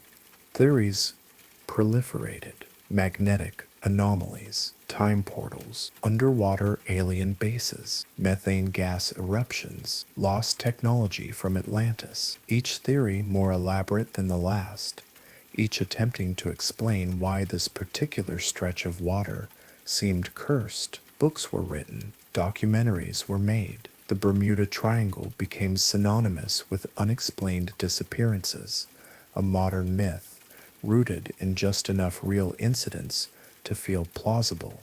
But here is what actually happens when you examine the data carefully. The Bermuda Triangle is one of the most heavily traveled shipping lanes in the world. It sits between the mainland United States and the Caribbean, a major route for commercial vessels, cruise ships, private yachts, and aircraft. Thousands of ships pass through the area every year, hundreds of thousands over the decades. With that much traffic, some incidents are statistically inevitable. Ships sink, planes crash. It happens everywhere. Oceans are traversed. When researchers compared the rate of disappearances in the Bermuda Triangle to other similarly trafficked areas, they found no significant difference. Ships disappear off the coast of Japan at roughly the same rate. Aircraft go missing over the South China Sea. The North Atlantic claims vessels in storms. The Bermuda Triangle is not unique. It is just well publicized. Most of the famous disappearances have mundane explanations when investigated thoroughly. The U.S. Cyclops, a Navy cargo ship that vanished in 1918 with 309 people aboard, likely suffered structural failure. The ship was overloaded, top-heavy and sailing into a storm. Structural failures do not leave much evidence. A ship can break apart and sink in minutes, giving no one time to send distress signals, scattering debris across miles of ocean where it might never be found. Flight 19, a group of 5 Navy bombers that disappeared in 1945, is often cited as one of the Bermuda Triangle's greatest mysteries. But the flight transcripts tell a different story. The flight leader was disoriented. He thought they were over the Florida Keys when they were actually far out over the Atlantic. As fuel ran low, confusion increased. They flew farther out to sea instead of toward land. Eventually, they ran out of fuel and ditched in the ocean. A massive search found nothing, but the Atlantic is vast and unforgiving. Aircraft wreckage, even from multiple planes, can sink and disappear without a trace. The Mary Celeste, often associated with the Bermuda Triangle, was actually found abandoned in the Atlantic well outside the triangle boundaries. The crew had evacuated the ship, taking the lifeboat. Why? Probably because they thought the ship was about to sink or explode. There was evidence of water in the hold, possibly from a damaged pump. There was alcohol cargo that could produce flammable vapors. The crew might have panicked, abandoned ship, and then been lost at sea in the lifeboat, while the ship itself remained afloat and drifted until it was discovered. As for the exotic theories, most do not hold up under scrutiny. Magnetic anomalies exist in many places on Earth, but they do not cause ships to vanish. They cause compasses to give incorrect readings, which can lead to navigational errors, which can lead to running aground or getting lost. But modern ships have GPS and do not rely solely on magnetic compasses. And even in the past, experienced sailors knew about magnetic variation and compensated for it. Methane hydrate eruptions are real.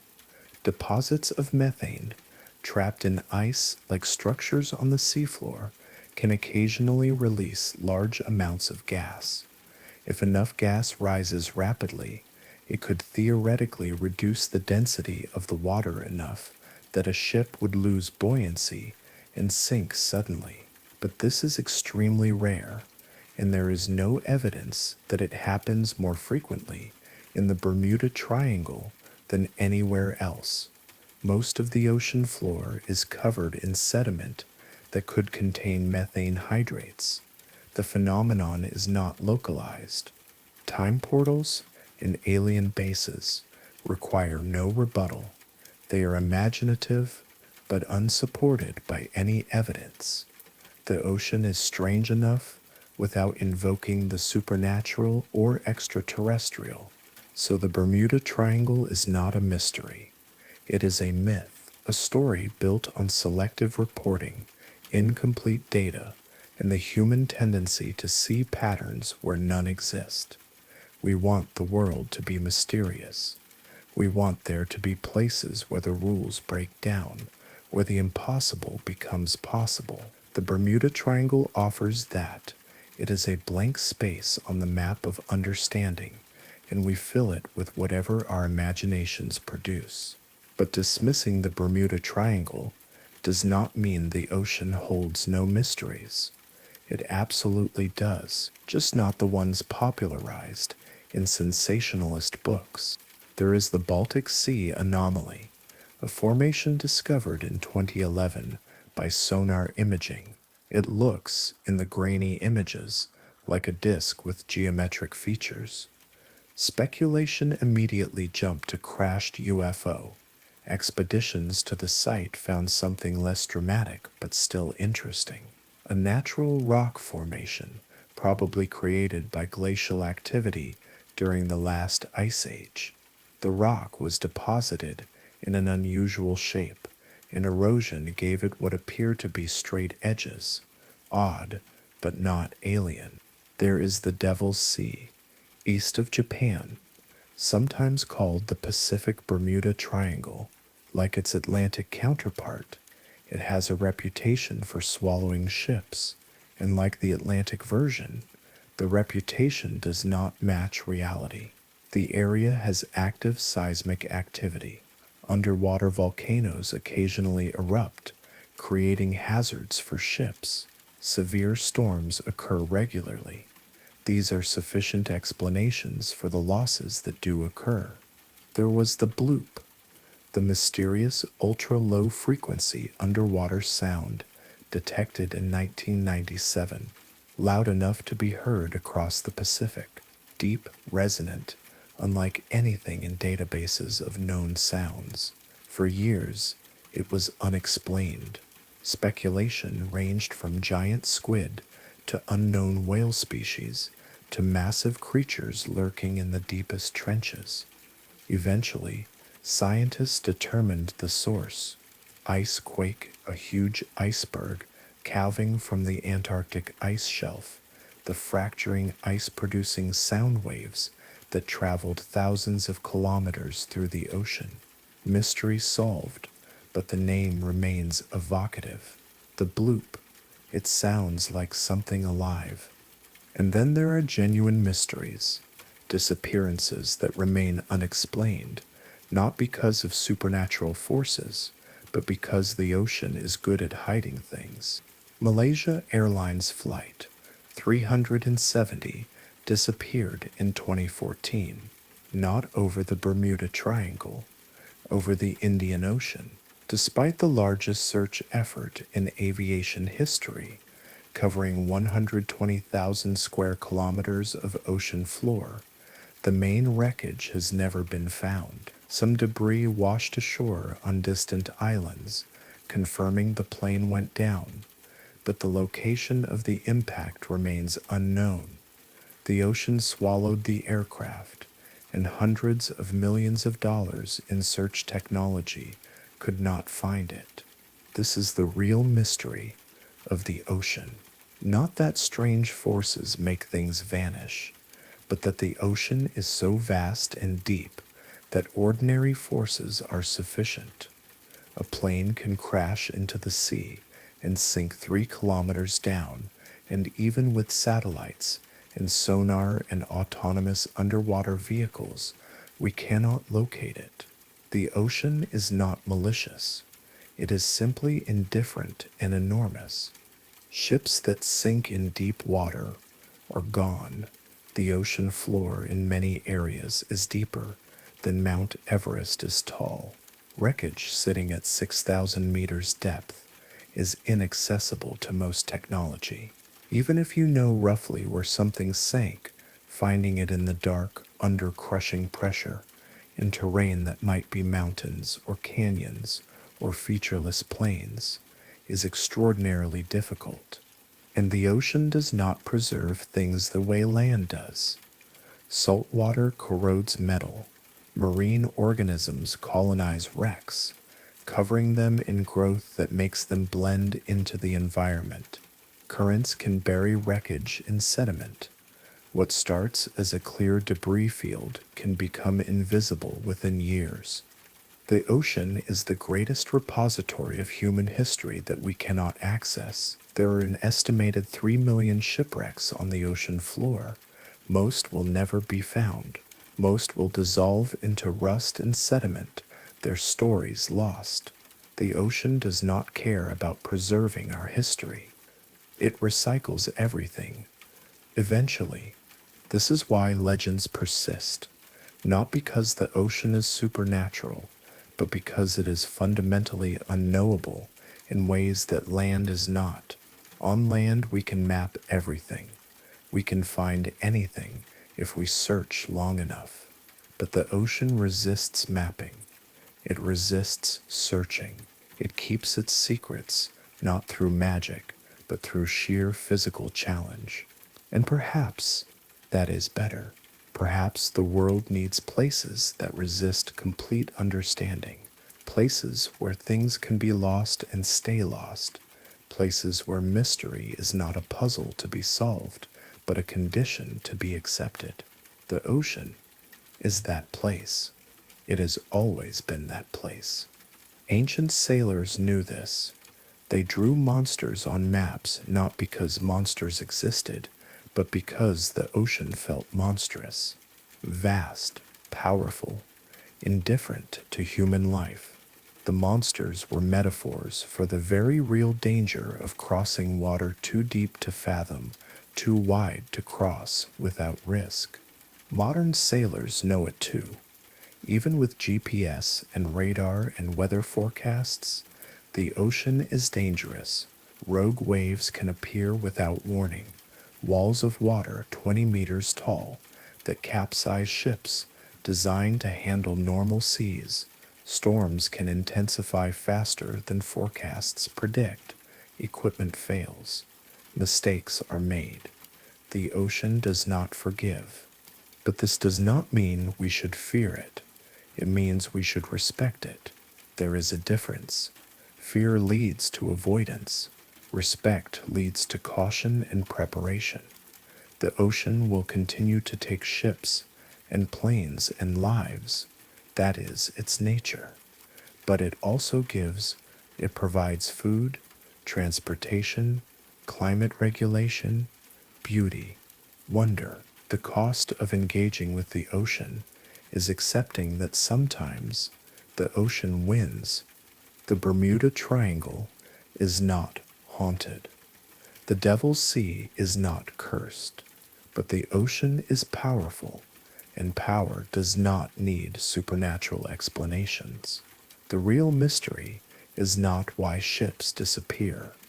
The mystery is why we continue to go out there, knowing the risks, why we build boats and set sail into conditions that can destroy us. Perhaps it is because humans are drawn to edges, to boundaries between the known and unknown. The ocean is the ultimate boundary. We stand on the shore and look out, and we see infinity. We see possibility. We see challenge, and something in us needs to respond, needs to push off from land and venture into that blue expanse, even knowing we might not return. That is the real mystery. Not what the ocean does to us, but what we do despite the ocean, why we persist, why we explore, why we keep going back, generation after generation, losing ships and gaining knowledge, trading safety for discovery, accepting mystery as the price of wonder. The ocean does not owe us explanations. It does not owe us safe passage. It simply exists, massive and indifferent, and full of both danger and beauty. And we, small and fragile and endlessly curious, continue to sail out to meet it.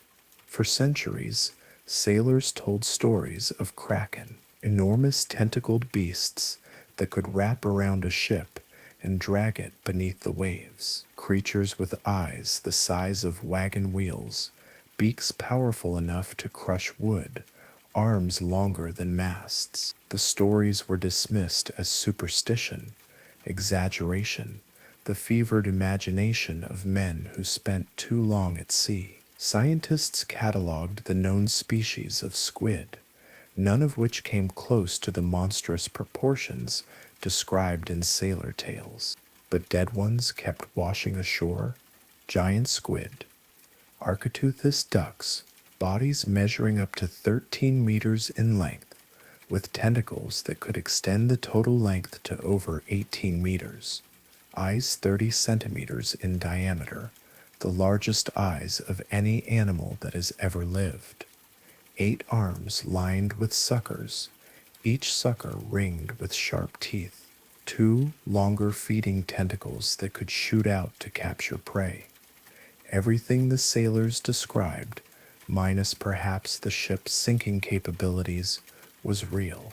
The first scientifically documented giant squid was described in the 1850s from specimens that washed ashore in Denmark. More followed over the decades. Fishermen occasionally caught them in nets. Storms cast them onto beaches. Sperm whales, their primary predators, were found with giant squid beaks in their stomachs and circular scars on their skin from squid sucker teeth. The evidence accumulated. Giant squid existed. They were rare. They lived deep, but they were real. Yet, for over 150 years after their scientific description, no one had ever seen a living giant squid in its natural habitat.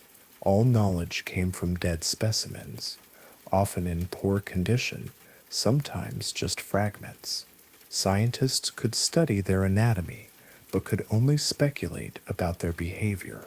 How did they hunt? How did they move? How did they interact with each other? These questions had no answers.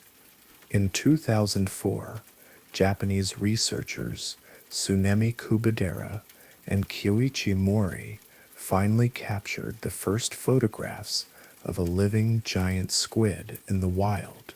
They used a baited camera rig deployed at 900 meters depth. The squid attacked the bait, got caught on hooks, and struggled for over 4 hours before tearing free, leaving behind an 18-foot tentacle. The photographs were blurry, taken in dim light, but they showed a creature that was undeniably alive, undeniably enormous, undeniably real. In 2012, the same team, along with filmmaker and explorer team, captured the first video footage of a giant squid in its natural environment. The animal was at 630 meters depth, swimming gracefully through the darkness, its body pulsing with color changes, its huge eyes reflecting the camera lights. It approached the illuminated bait with what looked like curiosity or aggression, hard to tell which. The footage lasted only minutes before the squid vanished back into the dark. But those minutes changed everything. The giant squid was no longer a collection of corpses and legends. It was a living animal, swimming somewhere in the ocean depths, going about its life in ways we still barely understand. What the footage revealed was surprising. The squid was not the aggressive monster of legend. It moved slowly, almost delicately. Its arms and tentacles undulated in coordinated patterns. It seemed intelligent, cautious, examining the bait before committing to an approach. When it finally grabbed the bait, the tentacles shot out with incredible speed, but the overall demeanor was not monstrous. It was just an animal hunting, using the tools evolution gave it. Giant squid live in deep water, probably spending most of their time between 300 and 1,000 meters. They are found in oceans worldwide, but populations are probably not large. They are solitary creatures, rarely if ever seen in groups. They hunt fish and smaller squid, using their keen eyesight to spot silhouettes against the faint light filtering down from above. Those enormous eyes are not decorative. They are functional, gathering every possible photon in an environment where light is scarce. The eyes are so large because of an optical principle. Bigger eyes have better resolution in low light. At the depths where giant squid hunt, having massive eyes provides a significant advantage. They can see prey and predators sooner than animals with smaller eyes. This matters when visibility is measured in meters, not kilometers. Every bit of extra visual range translates to more food or better chances of escaping sperm whales. Speaking of sperm whales, they are the primary reason we know giant squid exist at all. Sperm whales dive deep, over 2,000 meters, hunting for squid. They use echolocation to find prey in total darkness, emitting clicks that bounce off objects and return as echoes. When they locate a giant squid, they attack. The battles can be brutal. Giant squid do not go quietly. They fight with their tentacles, their beaks, everything they have. Sperm whales bear scars from these encounters, circular marks from squid suckers covering their heads and bodies. Some whales have been found with squid beaks embedded in their flesh, but the whales usually win. They are larger, stronger, and they hunt in the squid's own environment. The giant squid, for all its impressive size, is still prey. This is humbling. An animal that seems monstrous to us is dinner to something even larger. The ocean contains hierarchies we can barely comprehend from our surface perspective. And then there is the colossal squid, Kate, this Hamiltoni, even larger than the giant squid, heavier, with hooks on its tentacles instead of just suckers with teeth, rotating, swiveling hooks that can tear flesh. The colossal squid is less well known because fewer specimens have been found. It lives in the deep waters around Antarctica, one of the least explored regions of the ocean. Only a handful of colossal squid have ever been recovered, mostly from the stomachs of sperm whales or caught accidentally by deep sea fishing vessels. The largest colossal squid ever captured was caught by a fishing boat off Antarctica in 2007. It weighed 495 kilograms and measured about 10 meters long, though much of the tentacle length was missing. Scientists estimated it could have been 12 to 14 meters total length if intact. The eyes were even larger than those of giant squid, perhaps 30 to 40 centimeters in diameter. The specimen was frozen and later studied in detail, providing invaluable information about the species' anatomy. What struck researchers was how robust the colossal squid was compared to the more elongated giant squid. The colossal squid was built like a tank, with thick muscle and heavy bone-like structures supporting its body. It was not designed for speed. It was designed for power. Those hooks on the tentacles were not just for catching prey, they were weapons. But despite having physical specimens, we know almost nothing about colossal squid behavior. No one has ever seen one alive in the wild. No video exists. No photographs. They live too deep in waters too cold and remote for easy observation. Everything we know comes from the few that have been caught or found dead. They remain in many ways as mysterious as they were when first described. The existence of giant and colossal squid proves an important principle. Absence of evidence is not evidence of absence. For decades, scientists doubted the sailor stories because no one had seen a living giant squid. The lack of observations was taken as proof that the stories were exaggerated. But the stories were largely true. The sailors had seen something real. Science simply had not caught up yet. This makes you wonder what else might be in the deep ocean that we have not confirmed. Are there larger squid species we have not discovered? Are there other massive creatures living beyond the reach of our cameras and nets? The ocean is vast. The deep ocean is mostly unexplored. New species are found regularly, though most are small. But occasionally something large turns up, something that has been living in the ocean all along but remained hidden from human observation. Take the megamouth shark, discovered in 1976, when one got tangled in a ship's anchor off Hawaii. Before that day, science did not know the species existed. The megamouth is large, up to 5.5 meters long, with a huge mouth adapted for filter feeding. It swims slowly through deep water, gulping plankton. It is not rare in the sense of being on the brink of extinction, but it is rarely seen because it lives deep and comes to the surface only occasionally. Since 1976, fewer than 300 megamouth sharks have been reported. For a species that is probably distributed worldwide, that is remarkably few sightings. Or consider the goblin shark.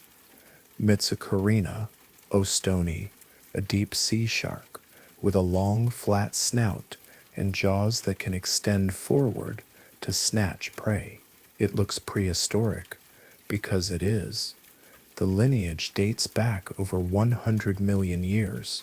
Goblin sharks are occasionally caught by deep-sea fishing operations, but no one has ever observed their behavior in the wild. They remain mysterious, despite being known to science since 1898. These are real animals, documented and studied, yet still mysterious, because the deep ocean does not yield its secrets easily. And then there are the animals that might exist but have not been confirmed. The bloop, before it was identified as an icequake, was thought by some to be a massive unknown animal. The sound profile was consistent with a biological source, leading to speculation about creatures far larger than blue whales. While the bloop turned out to be geological, the speculation was not absurd. Large animals produce low-frequency sounds that travel far. If something truly massive lived in the deep ocean, we might detect its calls before we ever saw it.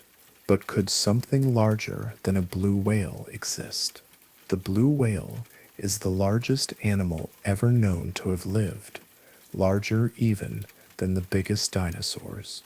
It can reach over 30 meters in length and weigh over 200 metric tons. The ocean provides buoyancy, allowing animals to grow larger than would be possible on land. But there are limits. Large animals need food. Blue whales consume several tons of krill every day during feeding season. An animal significantly larger would need even more food. The ocean has high productivity in certain areas, but it is not infinite. There is probably an upper limit to how large a filter-feeding whale can grow and still find enough food to survive. A predator could theoretically be larger, but predators are less common than prey. They require large populations of food animals to sustain them. The largest predators in the ocean are orcas and sperm whales, and they are smaller than blue whales. An unknown predator, larger than a blue whale, would need to eat enormous amounts, and its prey would need to be abundant. This seems unlikely, though not impossible. The megalodon, Carcharoides megalodon, was a massive prehistoric shark that went extinct approximately 3.6 million years ago. It could reach 18 meters in length and weigh up to 60 metric tons. Some people believe Megalodon still exists in the deep ocean, hidden from human observation. This is almost certainly false. Megalodons were warm water, coastal predators that fed on large marine mammals. If they still existed, we would see evidence: dead whales with massive bite marks, teeth washing ashore. Megalodon teeth are huge and distinctive. Occasional sightings by the many people who work on and in the ocean. None of this evidence exists. Moreover, the deep ocean is cold and has low food density. A megalodon would have no reason to live there, and probably could not survive there. The species went extinct for reasons likely related to climate change and the decline of its preferred prey. Wishful thinking keeps the legend alive, but biology and ecology argue against survival. Still, the ocean is large enough and deep enough that small populations of unknown large animals cannot be completely ruled out. Discovery is always possible, but the discoveries that actually happen tend to be less dramatic than legends suggest. We find new species of squid, not sea monsters. We find strange fish, not living dinosaurs. The ocean is full of real wonders. It does not need embellishment. And perhaps that is the most important realization. The giant squid, once considered a myth, turned out to be real, but also not quite what the legends described. It is not a ship-destroying monster. It is an animal, hunting and surviving in the deep. The colossal squid exists and is impressive, but it is not attacking submarines. It is eating fish in the cold waters around Antarctica, largely indifferent to human activity. The real ocean is strange enough. It does not need krakens. It has giant squid. It does not need sea serpents. It has oarfish, ribbon-like fish, that can grow up to 11 meters long and occasionally wash ashore, probably inspiring sea serpent legends. It does not need monsters. It has anglerfish and viperfish and gulper eels, creatures so bizarre they look like they were designed by a horror filmmaker, but are simply the result of evolution solving problems in creative ways. The deep ocean is not a haunted house. It is an ecosystem, harsh, dark, cold, but governed by the same biological principles as any other ecosystem. The creatures there are not evil or monstrous. They are adapted, specialized, doing what they need to do to survive.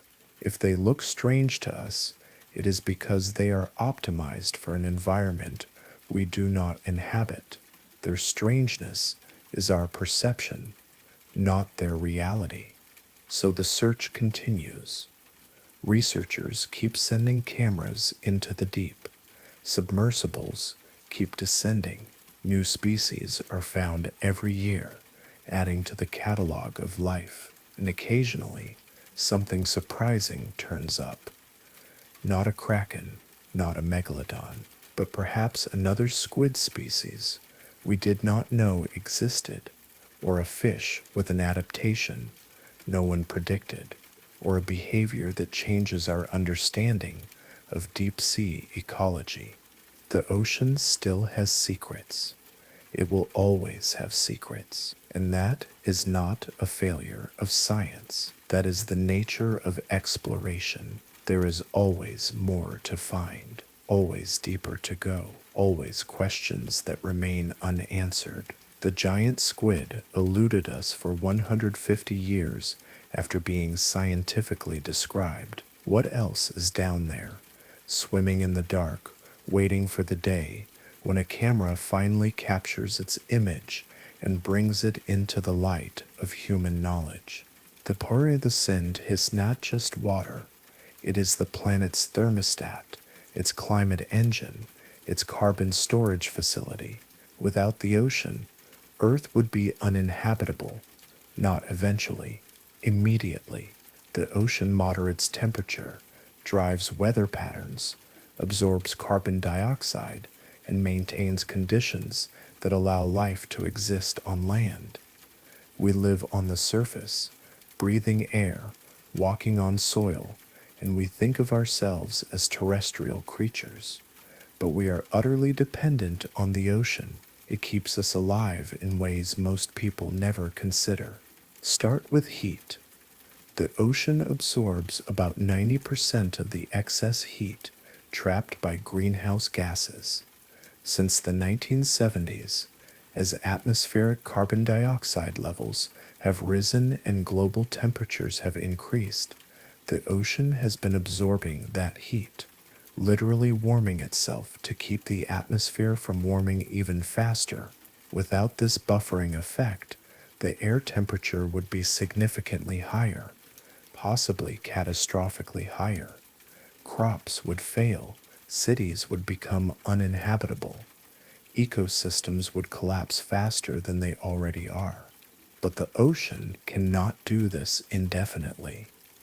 Water has a high heat capacity, meaning it takes a lot of energy to raise its temperature. This is good. It means the ocean can absorb enormous amounts of heat without warming dramatically. But it also means that once the ocean warms, it stays warm for a long time. The heat we are adding now will persist for decades, possibly centuries, and as the ocean warms, its ability to absorb more heat decreases. Eventually, the buffering capacity will diminish and atmospheric temperatures will rise faster. Warmer ocean temperatures have cascading effects. Warmer water holds less dissolved oxygen. Many marine species are adapted to specific temperature and oxygen ranges. As conditions shift, they must either adapt, migrate, or die. Coral reefs, which are already stressed by warmer water, experience bleaching events where the symbiotic algae that live in coral tissues are expelled. The coral turns white, hence bleaching, and without the algae, the coral cannot photosynthesize efficiently. If the stress continues, the coral dies. Entire reef systems can collapse in a matter of years. The Great Barrier Reef, the largest coral reef system on Earth, has experienced unprecedented bleaching events in recent decades. In 2016, 2017, and 2020, major portions of the reef bleached. Some areas have recovered partially, others have not. Dead coral does not grow back quickly. It takes decades for reefs to rebuild, and that is assuming conditions stabilize, which they are not currently doing. The reef that tourists visit today might not exist in recognizable form by the end of the century. But the ocean does more than absorb heat, and also absorbs carbon dioxide directly from the atmosphere. About 30% of the carbon dioxide produced by human activity dissolves into the ocean. This is helpful in the short term because it keeps atmospheric CO2 levels from rising even faster, but the ocean pays a price for this service. When carbon dioxide dissolves in water, it forms carbonic acid. This is basic chemistry. CO2 plus H2O becomes H2CO3. The carbonic acid then dissociates, releasing hydrogen ions, which increase the acidity of the water. Since the beginning of the Industrial Revolution, the pH of ocean surface waters has dropped by about 0.1 units. That might not sound like much, but pH is a logarithmic scale.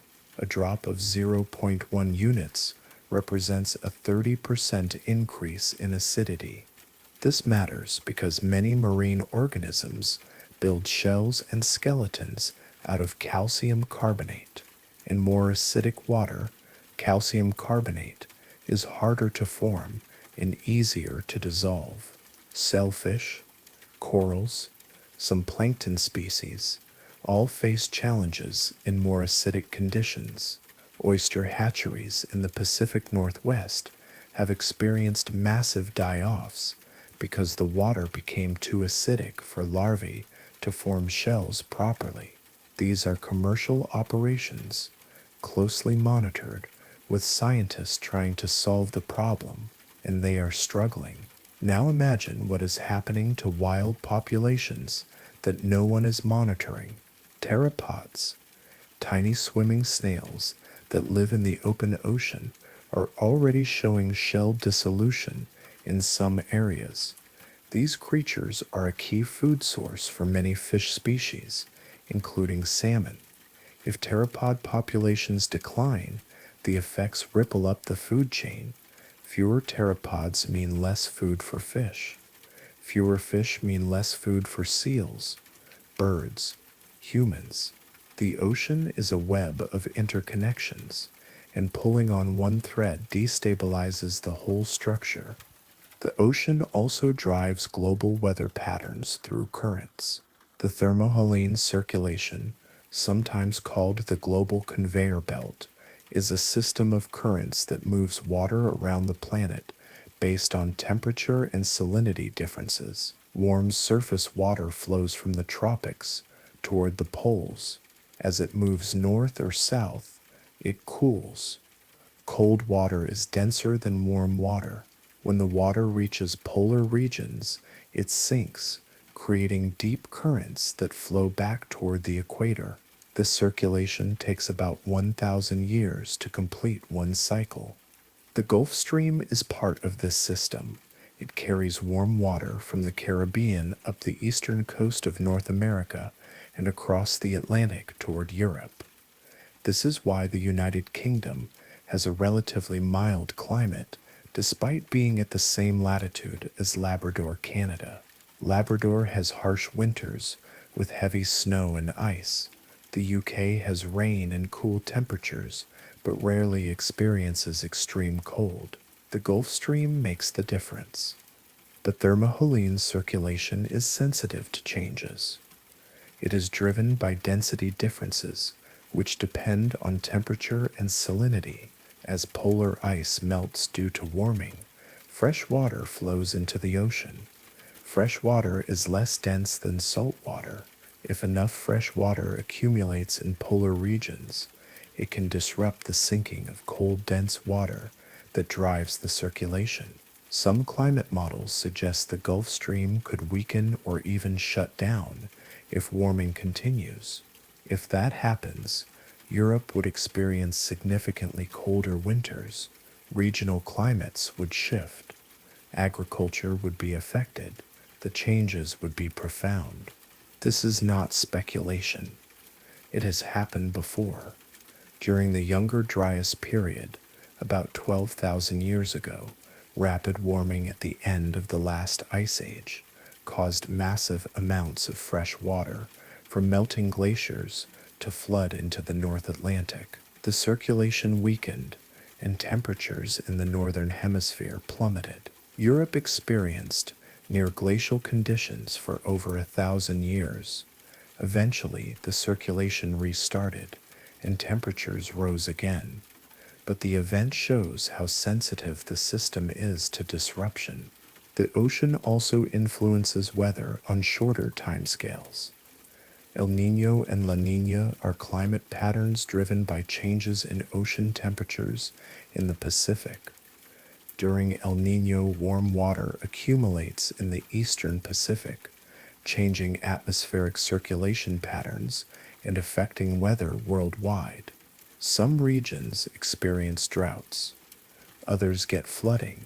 Fish populations migrate because their preferred water temperatures shift. The economic impacts can be huge, especially for countries that depend on fishing or agriculture. These patterns are natural, occurring on roughly 3 to 7 year cycles, but there is evidence that climate change is making them more intense and less predictable. Warmer baseline ocean temperatures mean El Niño events start from a higher temperature, potentially making them more extreme. The systems are complex, and scientists are still working out exactly how warming affects these natural cycles, but the general trend is clear. A warmer ocean means more energy in the system, which translates to more extreme weather. And then there is sea level rise. As water warms, it expands. Thermal expansion is responsible for about half of the sea level rise observed so far. The other half comes from melting ice on land, glaciers, and ice sheets flowing into the ocean. Current projections suggest sea levels could rise anywhere from half a meter to over 2 meters by 2100, depending on how much warming occurs and how quickly ice sheets respond. Half a meter might not sound catastrophic, but it is enough to threaten coastal cities. Many of the world's largest cities are on coastlines at or near sea level. Miami, New York, Shanghai, Mumbai, Tokyo. A half-meter rise means more frequent flooding during storms, saltwater intrusion into freshwater aquifers, erosion of beaches and wetlands, displacement of millions of people, and that is the conservative estimate. If ice sheets in Greenland and Antarctica destabilize faster than current models predict, the rise could be much greater. The ocean is already showing signs of strain, warming temperatures, increasing acidity, disrupted currents, rising sea levels. These are not future problems. They are happening now. We can measure them. We can see the effects. Coral bleaching is real. Shellfish die-offs are real.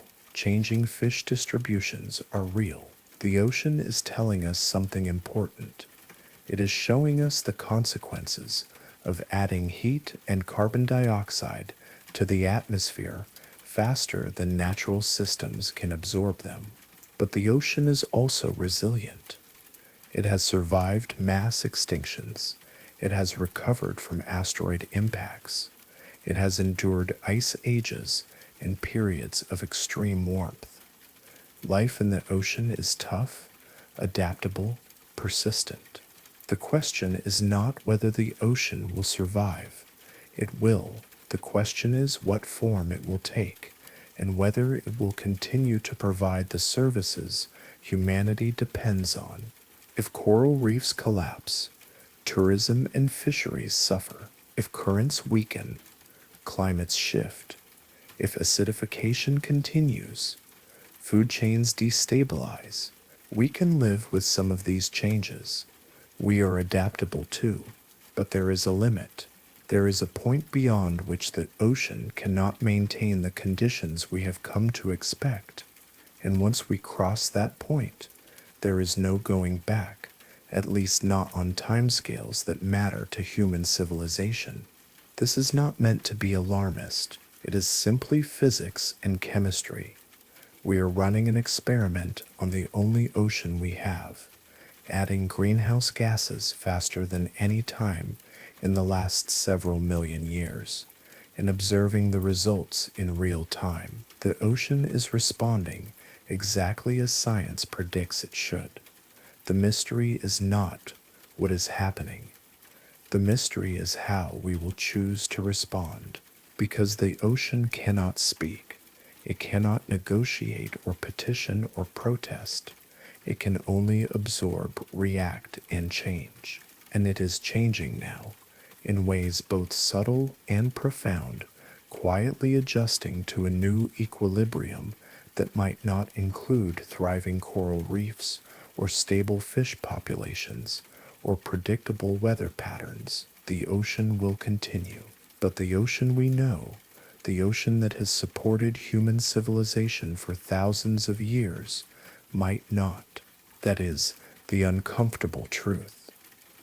The ocean is not fragile. Life in the ocean is not delicate. But the specific balance that exists now, the conditions that allow reefs to flourish and fish to migrate and currents to flow as they have, that balance is shifting. And once it shifts far enough, returning to the previous state might be impossible, at least not without many centuries of stability that allows natural systems to rebuild. We are living through a moment of transition. The ocean is still recognizable, still functioning, still providing, but the trajectory is clear.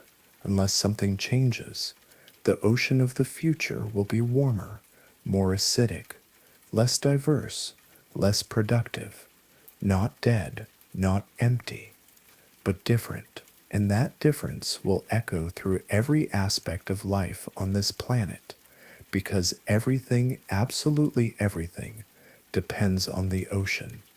It always has. It always will. We are just now realizing how much there is salt in your blood. Not metaphorically, literally.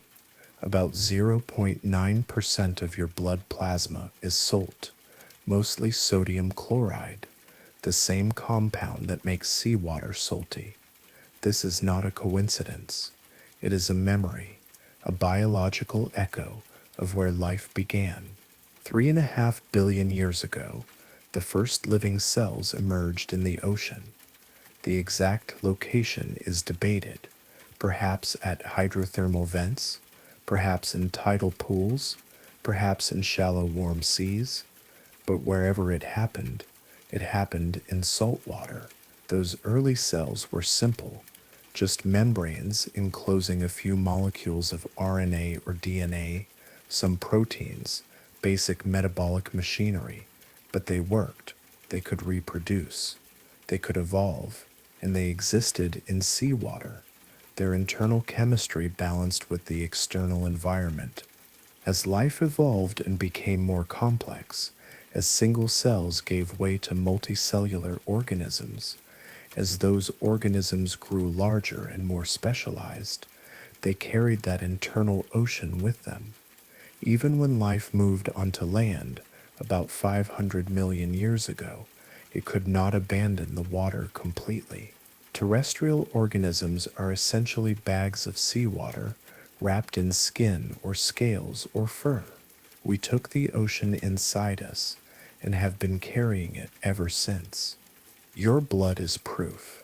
The sodium, potassium, calcium, magnesium dissolved in your plasma, the pH carefully regulated to stay slightly alkaline, the osmotic balance maintained by your kidneys. All of this mimics seawater, not perfectly. The concentrations are different. Modern seawater is about 3.5% salt, much higher than blood, but the basic chemistry is the same. Your cells still function best in an environment similar to the ancient ocean where they first evolved. This is why saline solution works. When you receive an IV in a hospital, you're being infused with salt water, carefully formulated to match your blood chemistry. The saline replaces lost fluids, restores volume, delivers medications. It works because your body recognizes it. Salt water is home. It always has been. And when you cry, your tears taste like the sea. This is not poetic license. Tears contain salt at concentrations similar to blood. They also contain proteins, hormones, antibodies. Tears are complex fluids, serving multiple functions, protecting eyes from infection, washing away irritants, even possibly communicating emotional states to others. But they taste salty because you are made of ocean. You leak ocean when you cry. You leak memory. The ocean is inside you in other ways too.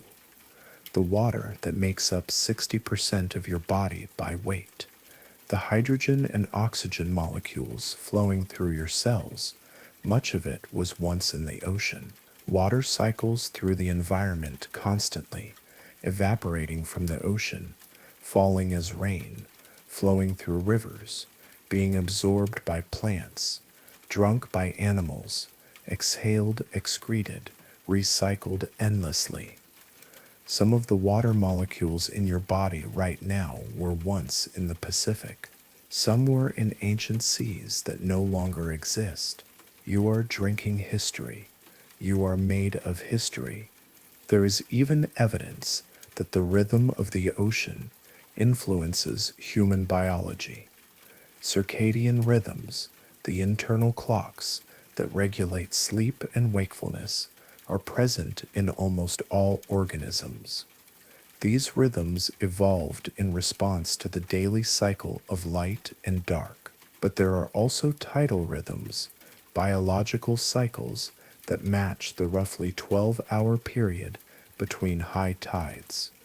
Some coastal organisms show clear tidal rhythms, their behavior synchronized with the movement of water. Humans are not coastal organisms anymore.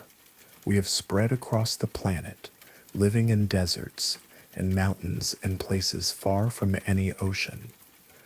But we still carry remnants of tidal influence. Some studies suggest human physiological processes, heart rate variability, hormone secretion, even mood, show subtle fluctuations that correlate with tidal cycles. The data is not conclusive. The effects are small, but they hint at something deeper, a connection to the ocean that persists even when we cannot see or hear the waves. And then there is the psychological effect. The ocean makes people calm. This is not just subjective feeling, it is measurable. Studies have shown that being near water reduces stress, lowers blood pressure, decreases cortisol levels. The sound of waves triggers a parasympathetic nervous system response, the opposite of fight or flight. Your body relaxes, your breathing slows, your mind quiets.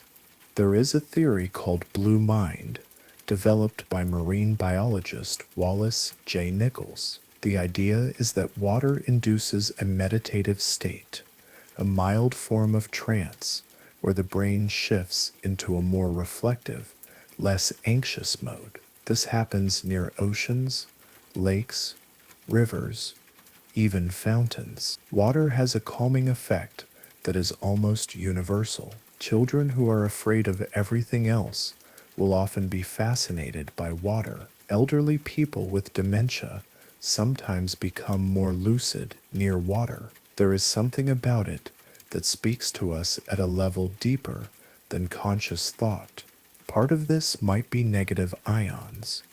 Breaking waves produce negative ions, molecules with an extra electron that can influence serotonin levels in the brain. Negative ions are associated with improved mood and increased energy. This is why the air near the ocean often feels fresher, more invigorating. You are not imagining it. The chemistry of the air is different, and your body responds. Part of it might be the sound.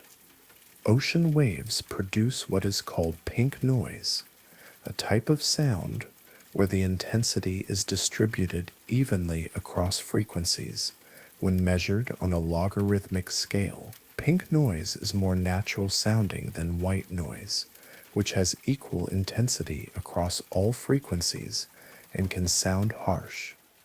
Pink noise mimics many natural sounds: rain, wind, rustling leaves. The human brain finds it soothing. It can improve sleep quality, enhance concentration, reduce anxiety. The ocean is a generator of pink noise, constantly producing these calming sounds. Part of it might be the visual patterns. Watching waves is mesmerizing. The rhythm is irregular enough to be interesting, but regular enough to be predictable. Your brain does not have to work hard to process it. You can watch waves for long periods without becoming bored or tired. This kind of low-effort visual engagement allows the mind to rest, to wander, to process thoughts and emotions in the background without the pressure of active problem solving. And part of it might be memory, not personal memory, but evolutionary memory. The ocean was home for billions of years. Every ancestor you have, going back to the first cells, lived in water. Even after life moved to land, it stayed near water. Rivers, lakes, coastlines. Water means survival. Water means food. Water means safety. These associations are wired deep in the brain, older than language, older than culture. When you see the ocean, something ancient in you recognizes it. Something relaxes because you are back where you belong. Floating in water is one of the most calming experiences available. The sensation of weightlessness, the removal of pressure from joints and muscles, the gentle rocking of waves or currents. Sensory deprivation tanks exploit this effect by eliminating external stimuli, allowing people to float in salt water in complete darkness and silence. The experience can be profound, almost meditative, a return to the womb, to the ocean, to the earliest state of existence. Babies in the womb float in amniotic fluid. For 9 months, they exist in a liquid environment, protected, suspended, developing in conditions similar to early ocean. Birth is a transition from water to air. We spend the first part of life in fluid, and some part of us never entirely adjusts to being on land. We seek out water. We build homes near it. We vacation at beaches. We install fountains in our gardens. We are drawn back, always, to the element that shaped us. The ocean does not care about any of this. It does not know you exist. It does not feel your presence or respond to your emotions. It is indifferent, neutral, vast, but that indifference is freeing. You can stand at the edge of the ocean and feel small, insignificant, temporary. Your problems, your worries, your entire life, all of it is tiny compared to the ocean. And instead of being crushing, this realization is often comforting. You are part of something larger. You are connected to processes that have been running for billions of years and will continue running long after you are gone. There is a Japanese concept called mono no aware, the awareness of impermanence, the bittersweet appreciation of transient beauty. The ocean embodies this. Waves form and break. Tides rise and fall. Everything is constantly changing. Nothing is permanent. And yet the ocean endures. You can visit the same beach years apart, and it will be different. Sand eroded or deposited, rocks moved by storms, but also fundamentally the same. The ocean remains. The waves continue. The salt water persists. This is what the ocean teaches. Impermanence within continuity, change within stability. The individual wave is temporary, but the ocean is eternal, or close enough to eternal by human standards. You are the wave. The ocean is life itself, the ongoing process that began billions of years ago and flows through you right now. You are not separate from it. You are part of it, made of ocean water, regulated by ocean chemistry, drawn to ocean rhythms, calmed by ocean sounds. The salt in your blood is a reminder. You came from the sea. You carry it with you, and when you die, the water in your body will return to the cycle, evaporating, raining, flowing back to the ocean. Eventually, nothing is wasted. Everything is recycled. The ocean is the ultimate repository, the final destination, the place where all water goes, and from which all water comes. This is why people scatter ashes at sea. It feels right, symbolically and literally, returning to the source, completing the circle. The ocean accepts everything without judgment. It dissolves bones, disperses ashes, absorbs bodies. It is the great equalizer. Kings and peasants, rich and poor, all return to the same water. The ocean does not distinguish, it simply receives. And in receiving, it transforms. Death in the ocean is not an ending, it is a transition. Organic matter becomes food for bacteria, which become food for larger organisms, which become part of the food web, which eventually feeds fish and whales and everything else. The circle is complete. Death feeds life. Life returns to death. The ocean mediates the exchange, patient and persistent, never stopping, never resting. You do not have to understand the chemistry or the biology to feel this. You can stand at the water's edge and sense it, the connection, the belonging, the memory buried in your cells, recognizing home. The ocean calls, and something in you answers, not with words, with recognition, with relief, with the deep, quiet knowledge that you are where you began and where you will someday return. The salt in your blood is not just chemistry, It is identity, it is continuity, it is proof that the ocean is not separate from you. It never was, it never will be. You are ocean, temporarily walking on land, carrying the sea inside you, dreaming of the waves, even when you cannot see them. And tonight, as you drift towards sleep, you can feel that connection, the water in your cells responding to some ancient tide, the salt in your blood remembering its origin, the rhythm of your breath matching the rhythm of waves breaking on shores you have never seen. You are ocean. You have always been ocean. And the ocean, vast and indifferent and eternal, holds you still. At 1,000 meters below the surface, the last photons of sunlight surrender. This is where the twilight zone ends and the midnight zone begins. From here down to 4,000 meters, there is no light at all. Not dim light, not filtered light, nothing. The darkness is absolute, a blackness so complete that human eyes, even fully adjusted, see nothing. Not shapes, not shadows, just void. And yet this zone contains more water than all the others combined. Most of the ocean exists in permanent darkness.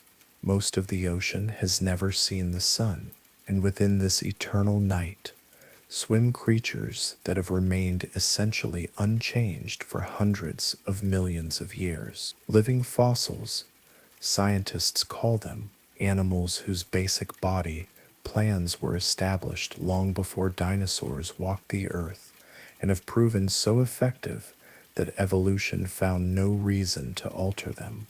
The coelacanth is perhaps the most famous example. For decades, it was known only from fossils dating back to the age of dinosaurs.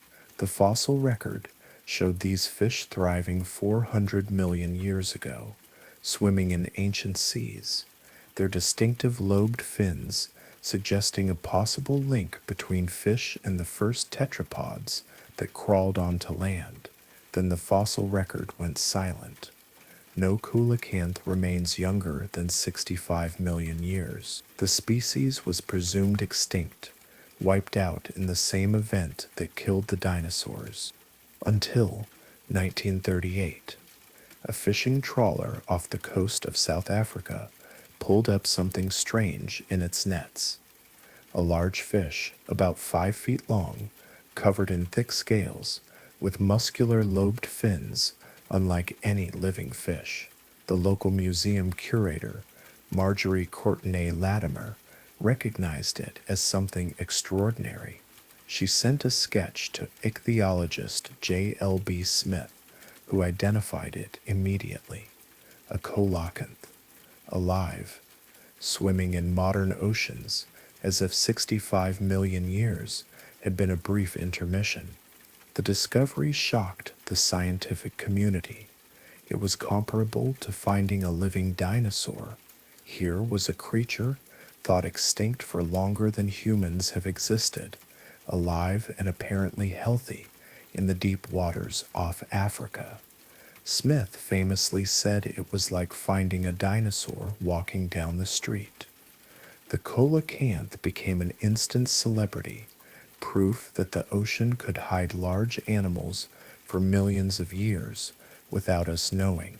Since then, hundreds of coelacanths have been observed, mostly around the Comoros Islands and off the coast of Indonesia. They live in deep caves and crevices during the day, emerging at night to hunt. They move slowly, conserving energy in an environment where food is scarce. Their lobed fins, once thought to be proto-legs, are actually highly maneuverable swimming appendages that allow precise control in tight spaces. They can rotate the fins independently, almost walking along the sea floor when needed.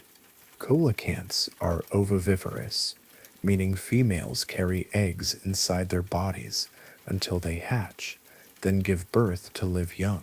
The gestation period is believed to be around 5 years, one of the longest of any animal. They grow slowly, mature late, reproduce infrequently. Their entire life strategy is based on longevity and patience. Some individuals may live over 100 years. In the cold, stable environment of the deep ocean, there is no rush. Time moves differently down there. The frilled shark is another living fossil, though less famous than the coelacanth. It looks like something from a nightmare, or more accurately, from the Cretaceous period. A long eel-like body, up to 2 meters in length, with 6 pairs of gill slits that give it a frilled appearance. Its mouth is at the front of its head, rather than underneath like most sharks, and that mouth is filled with 300 needle-sharp teeth arranged in 25 rows. Each tooth has 3 points, designed to snag and hold soft-bodied prey like squid and other sharks. Frilled sharks are rarely seen. They live between 600 and 1,000 meters, occasionally deeper, hunting in the darkness. When specimens are caught, often accidentally by deep-sea fishing operations, they are usually in poor condition. The rapid pressure change from being brought to the surface causes severe trauma, but the few that have been observed alive show a snake-like swimming motion, undulating their entire body, and an ability to lunge forward with startling speed to catch prey. The species has existed relatively unchanged for at least 80 million years. Its body plan works. There is no evolutionary pressure to modify it. The deep ocean is a stable environment. Temperature varies little. Seasons do not exist in any meaningful way.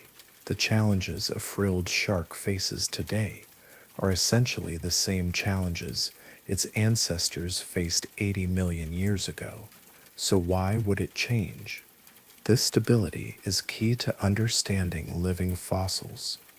Evolution does not drive toward complexity or novelty for its own sake. Evolution responds to environmental pressures.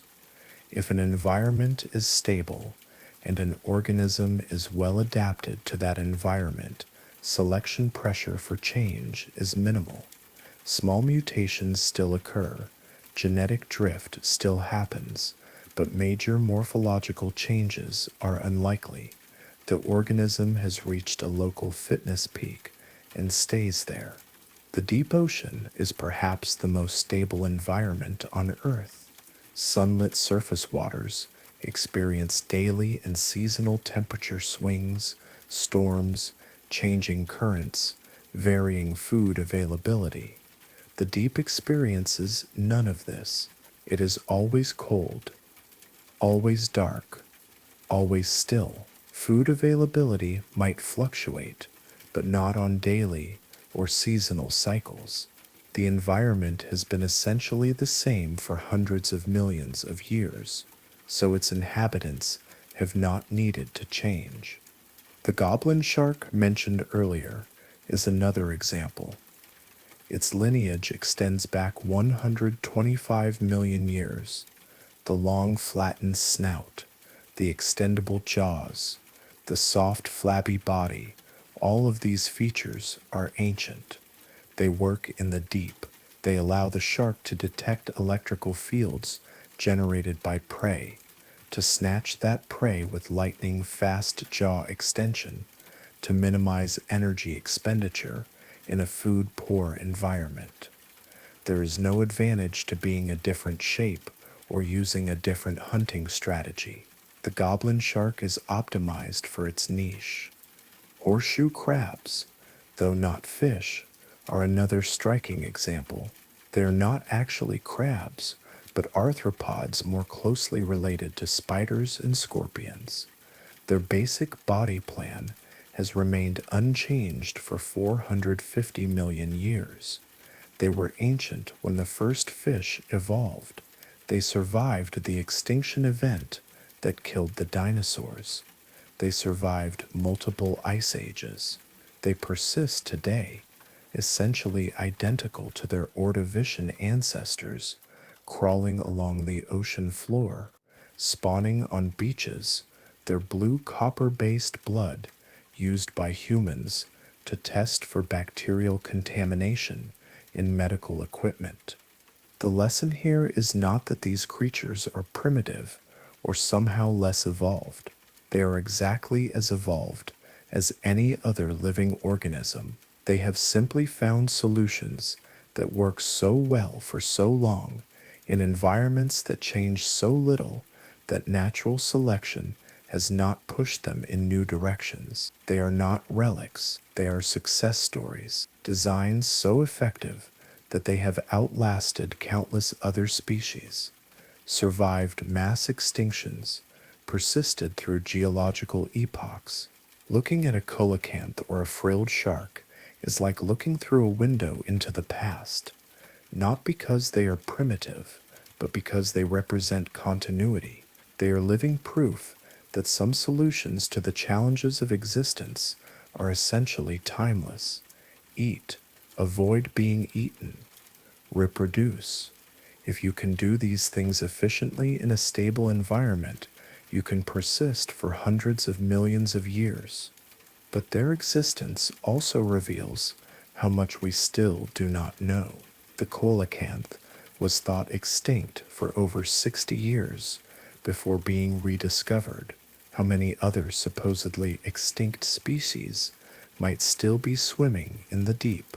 How many living fossils have we not yet found because they live beyond our reach, in trenches we have not explored, in regions we have not surveyed? The deep ocean is a refuge, not just for living fossils, but for any organism that can tolerate the cold, the darkness, the pressure. Once you adapt to the deep, you are relatively safe from extinction events that affect the surface. Asteroid impacts, volcanic eruptions, climate shifts. These things cause massive disruption in shallow waters and on land, but thousands of meters down, the effects are muted or absent. The deep is insulated from catastrophe. This is why so many ancient lineages persist there. The deep ocean is not just a place, it is a time capsule, a living museum where evolution moves slowly, where ancient forms persist, where looking down into the darkness is like looking back through geological time. The creatures there are not ghosts. They are not remnants. They are survivors, and their survival is a reminder that success in nature is not about constant change. Sometimes success is about finding a strategy that works and sticking with it for as long as the environment allows. The Midnight Zone is home to perhaps 90% of all fish biomass on the planet. Most of it consists of small fish, lanternfish, and bristlemouths that participate in the daily vertical migration, but scattered among them are the ancient forms, the coelacanths hiding in caves, the frilled sharks gliding through the black water, the goblin sharks with their bizarre snouts, all of them living as their ancestors did, in an environment that has sheltered them from the changes that have reshaped life everywhere else. We think of evolution as a process of change, and it is, but it is also a process of preservation. When something works, when an organism is well suited to its environment, evolution preserves that solution. The deep ocean is a gallery of preserved solutions, and we are only beginning to explore it, only beginning to understand what has been hiding there, unchanged, for longer than we can easily comprehend. Every descent into the deep brings the possibility of discovery, not just new species, though those are found regularly, but old species, forms we thought were gone, lineages we believed had ended, designs we assumed were extinct. The ocean keeps its secrets, and some of those secrets are millions of years old, still alive, still swimming, still doing what they have always done in the eternal midnight. Between 200 and 1,000 meters lies a realm of perpetual dusk, the twilight zone mesopelagic layer, the region where light fades but has not entirely vanished. This is a world of in-between, neither bright nor completely dark, neither warm nor freezing, neither shallow nor truly deep. It exists in transition, and everything that lives there is adapted to this liminal state. The light here is ghostly, barely perceptible. If you descended into the twilight zone, you would see a dim blue glow above fading to black below. No colors remain except blue. All other wavelengths have been absorbed by the water overhead. Everything looks monochrome, various shades of blue-gray blending into darkness. Visibility is measured in meters at best, often less. This is a world where seeing clearly is impossible, where vision provides only hints and suggestions rather than detailed information. And yet vision is crucial. Many Twilight Zone inhabitants have enormous eyes, some of the largest eyes relative to body size of any animals on Earth. Hatchetfish, for instance, are small fish, usually no more than a few inches long, but their eyes are huge and tubular, pointing upward. They are looking for silhouettes, for the faint shadows cast by organisms swimming above against the dim light filtering down from the surface. Any solid object blocks light, creating a dark shape. Hatchetfish watch for these shapes, identifying potential prey or predators by their outlines alone. But they face a problem. They themselves cast shadows. A predator below could spot them just as easily as they spot prey above. The solution is elegant. Hatchetfish have photophores on their bellies, light-producing organs that they can adjust in brightness to match the ambient light from above. This is called counter-illumination. By producing light that exactly matches the background, the hatchetfish erases its own shadow. It becomes effectively invisible from below. The fish constantly adjusts the light output as it swims through different depths and different ambient light conditions. It is active camouflage, requiring continuous fine-tuning, and it works remarkably well. Other fish in the Twilight Zone have evolved different eye adaptations. The barrel-eye fish, Macropina microstoma, has one of the strangest arrangements. Its eyes are tubular and point upward like hatchetfish, but they sit inside a transparent dome on top of its head. The fish can see through its own skull. The eyes rotate within the dome, allowing the fish to look up while swimming horizontally or to look forward when it tilts its body. This gives it a wide field of view without needing to move its head, critical in an environment where any movement might alert prey or predators. The transparency of the Barley's dome is itself remarkable. Most tissues are opaque because they scatter light, but the dome is made of proteins arranged in a way that minimizes scattering, allowing light to pass through with minimal distortion. It is biological glass, grown by the fish, protecting its eyes while allowing them full range of motion. When scientists first discovered barely fish in nets, the domes had collapsed from pressure changes, and no one understood their true structure. It was only when submersibles captured video of living barleys that the transparent dome was revealed.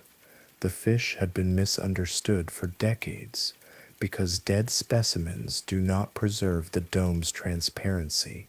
Viperfish are another Twilight Zone predator, though they hunt differently than barrelies. They have enormous fangs, so large that the fish cannot fully close its mouth. The teeth curve backward, preventing escape once prey is caught. Viperfish are ambush predators. They hang motionless in the water, their dark bodies nearly invisible. And wait, patience is essential. Food is scarce in the twilight zone. The fish might wait hours or days for prey to swim within striking range. But when something does come close, the viperfish strikes with explosive speed, impaling the prey on those needle teeth. Viperfish also have photophores along their bodies and a long dorsal spine with a glowing tip that dangles in front of their mouth. The light attracts prey, small fish or crustaceans, curious about the glow, and when they investigate, the viperfish lunges. It is the same strategy as the anglerfish but executed in the twilight zone rather than the deeper midnight zone. Different environment, similar solution. The twilight zone is also home to the dragonfish, a family of small predators with unique adaptations. Some species can produce red bioluminescence, unusual in the ocean because most marine animals cannot see red light. Most deep-sea bioluminescence is blue or green because those wavelengths travel farthest through water and are most visible to the eyes of other creatures. But certain dragonfish have evolved red photophores beneath their eyes and the ability to see red light. This gives them an enormous advantage. They can illuminate prey with red light, invisible to most other animals, essentially hunting with night vision goggles in a world where everyone else is blind to that part of the spectrum. How did this evolve? The red photophores likely started as an accidental mutation, a variation in the chemistry that produces bioluminescence. Normally, such a mutation would be neutral or even negative, producing light that does not help the fish. But if the fish also happen to have eyes sensitive to red, suddenly the mutation becomes advantageous. The fish can see something others cannot. It can hunt more effectively. Over generations, natural selection would favor both traits together, the production of red light and the ability to see it, until the dragonfish lineage developed this unique hunting strategy. The twilight zone is also a refuge for the strange. Here live jellyfish with trailing tentacles dozens of feet long, squid with body plans that seem fragile, translucent skin revealing internal organs, salps barrel-shaped filter feeders that link together in chains, drifting through the water, filtering plankton, ctenophores, comb jellies, propelling themselves with rows of cilia that shimmer with iridescence when light hits them, though in the twilight zone there is little light to create that effect. Many twilight zone organisms are bioluminescent. The zone is filled with flashes and glows, a constant light, show invisible to humans without submersibles and cameras. Scientists estimate that in some areas, up to 90% of organisms can produce light. The reasons vary. Communication, hunting, defense, reproduction. Light is currency here, valuable and carefully spent. Some fish produce ventral light, illuminating their bellies to avoid casting shadows. Some produce flashes when disturbed, startling predators or attracting larger predators to eat the smaller one. Some produce clouds of bioluminescent particles, ejecting them like squid ink, leaving a glowing decoy, while the fish escapes into darkness. The variety of strategies is staggering, each one a solution to the problem of survival in a realm where light is scarce, but sight remains important. The Twilight Zone is also the origin of many of the creatures that participate in the deep scattering layer, the daily vertical migration that brings trillions of organisms to the surface at night and returns them to depth at dawn. Lanternfish, The most abundant vertebrates on Earth by biomass spend their days in the twilight zone. They are small, typically a few inches long, but their numbers are immense. Some estimates suggest there are 660 million metric tons of lanternfish in the ocean, far more than all commercial fish catches combined. Lanternfish have photophores arranged in species-specific patterns. Each species has a unique configuration of lights, like a biological barcode. This allows individuals to recognize members of their own species in the darkness, important for schooling and reproduction. When lanternfish migrate at night, they rise in massive schools, millions of individuals moving together. From a distance, a school of lanternfish looks like a moving cloud of stars, each fish a tiny point of bioluminescent light. But the twilight zone is not just a place of migration, it is also a permanent home for many species that never venture to the surface or down to the deep. They occupy a specific depth range, adapted to the particular light levels and pressure found there. These species are often less well studied than surface fish or even deep sea fish, because the twilight zone is difficult to sample. It is too deep for traditional fishing nets used near the surface, but not the focus of deep sea exploration, which tends to target the midnight and abyssal zones. Recent research has revealed that the twilight zone might contain more fish biomass than any other ocean layer. This has implications for fisheries, climate science, and ecology. If fish stocks in surface waters decline due to overfishing, will commercial operations start targeting the twilight zone? Some companies are already exploring the possibility, but the twilight zone is poorly understood. We do not know how resilient these populations are, or what effects large-scale fishing would have on the ecosystem. We also do not fully understand the role the twilight zone plays in carbon cycling. Organisms that feed at the surface and metabolize in the twilight zone transport carbon from the atmosphere to deeper water, where it can be sequestered for long periods. Disrupting this process could have consequences for global climate. The twilight zone is not isolated from the rest of the ocean or the atmosphere. It is connected, part of a larger system, and changes there will ripple outward. The twilight zone is also a transitional habitat for species that inhabit multiple depth ranges at different life stages. Some fish spawn in shallow water, their larvae drifting in the sunlight zone, but the adults migrate to the twilight zone as they mature. This means the twilight zone is linked to surface ecosystems through life cycles, through food webs, through complex interactions we are only beginning to map. Exploring the twilight zone requires specialized equipment. Submersibles must be rated for depths up to 1,000 meters. Cameras need low light sensitivity to capture the faint bioluminescence. Sampling nets must be deployed precisely at specific depths and retrieved quickly to prevent damage to fragile organisms. Every expedition returns with new species, new behaviors, new questions. The twilight zone is not a gap between the surface and the deep. It is a distinct ecosystem, rich and complex, hiding in the permanent dusk. When you imagine the ocean, you probably do not think about the twilight zone.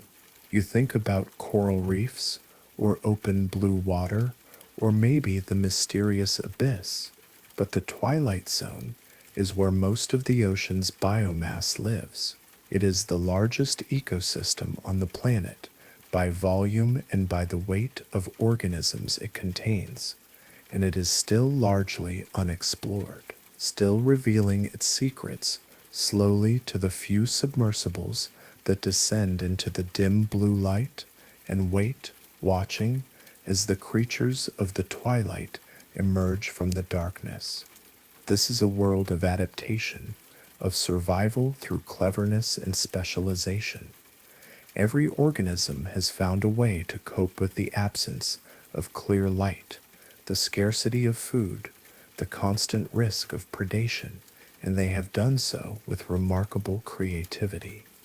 Transparent domes, red light that others cannot see, counter-illumination to erase shadows, fangs too large to fit in the mouth, eyes that rotate inside skulls. The twilight zone is proof that evolution does not need sunlight or warmth or comfort to produce complexity. It only needs challenges, and the twilight zone has plenty of those. In 1997, a yacht captain named Charles Moore was sailing from Hawaii back to California. He decided to take a shortcut through the North Pacific Gyre, a region sailors typically avoid because the winds are weak and currents are circular, making for slow progress. But Moore was in no hurry. He motored through the gyre, and what he saw disturbed him. Trash, floating everywhere, not concentrated in one spot, but dispersed across the water as far as he could see. Plastic bottles, shopping bags, fishing nets, fragments of larger objects broken down by sun and waves. It went on for days. Hundreds of miles of ocean polluted with human waste. Moore had discovered what is now known as the Great Pacific Garbage Patch. The name is misleading. It is not a solid island of trash. You could sail through it and not realize you were in the middle of it because most of the plastic is just below the surface or broken into pieces too small to see from a distance. But it is there, trillions of pieces of plastic swirling in the currents, covering an area estimated to be twice the size of Texas, and it is just one of 5 major garbage patches in the world's oceans. Plastic entered widespread use in the 1950s. It was a miracle material, cheap, durable, versatile, could be molded into any shape, used for packaging, construction, electronics, clothing, medicine. Within a few decades, plastic became ubiquitous. We produce over 400 million metric tons of plastic annually now, and much of it is designed to be disposable, used once and thrown away. Except there is no away, not really. Plastic does not biodegrade in any meaningful time frame. It photodegrades, breaking into smaller and smaller pieces under sunlight and wave action, but the molecules remain. A plastic bottle might fragment into 1,000,000 microscopic pieces, but those pieces are still plastic. Much of this plastic ends up in the ocean. Some is dumped directly, some washes off beaches, some flows down rivers from inland areas. Estimates suggest 8 million metric tons of plastic enter the ocean every year. That is roughly one garbage truck of plastic dumped into the sea every minute, and it accumulates.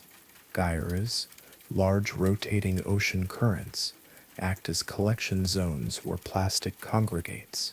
The North Pacific Gyre is the largest, but there are others in the South Pacific, the North Atlantic, the South Atlantic, and the Indian Ocean.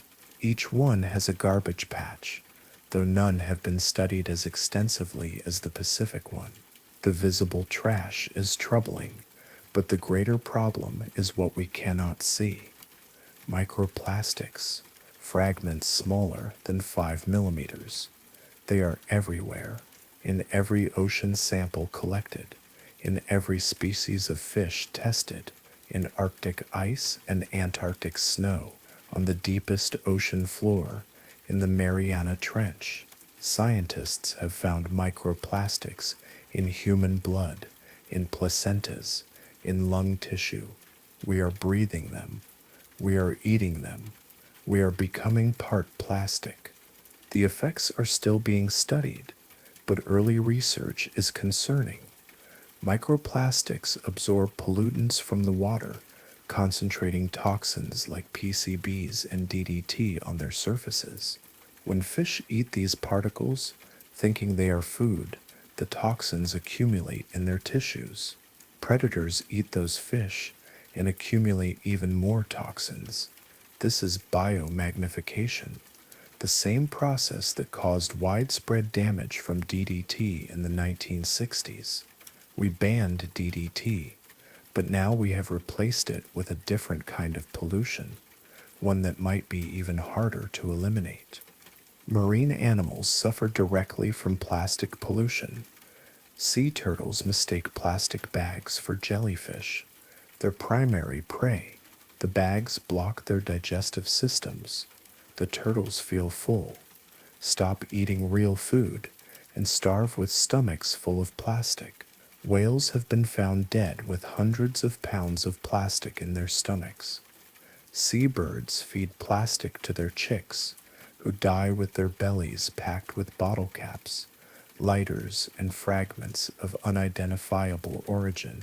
Albatross colonies on Midway Atoll, thousands of miles from any major city, are littered with the bodies of dead chicks, their decomposed carcasses revealing the plastic they could not digest. Fishing nets are particularly deadly. When nets are lost or abandoned, they continue catching fish, turtles, dolphins, seals, anything that swims into them. These ghost nets drift with currents, killing indiscriminately for years until they become so heavy with carcasses that they sink. But they do not stay sunk. Eventually, the bodies decompose and the net floats again, rising to continue killing. Some ghost nets have been found with hundreds of dead animals tangled in their mesh. Coral reefs, already stressed by warming temperatures and acidification, are further damaged by plastic. Sheets of plastic settle on corals, blocking sunlight, preventing photosynthesis. The plastic carries bacteria that cause disease.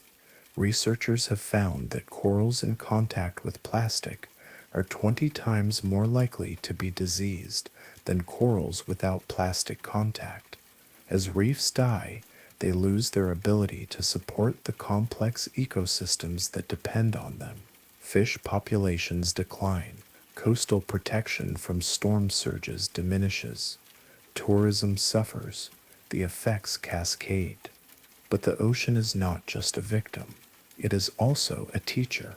The problem of plastic pollution is forcing us to reckon with the consequences of disposable culture. For decades, we treated the ocean as infinite, capable of absorbing whatever we threw into it. We are learning that this was never true. The ocean is vast but not limitless. Its capacity to absorb pollution has boundaries, and we are approaching them. Some efforts are underway to address the problem. Beach cleanups remove visible trash, though they barely dent the total volume. Technologies are being developed to collect plastic from the garbage patches, though scaling these operations to meaningful levels remains challenging. Some countries have banned single-use plastics.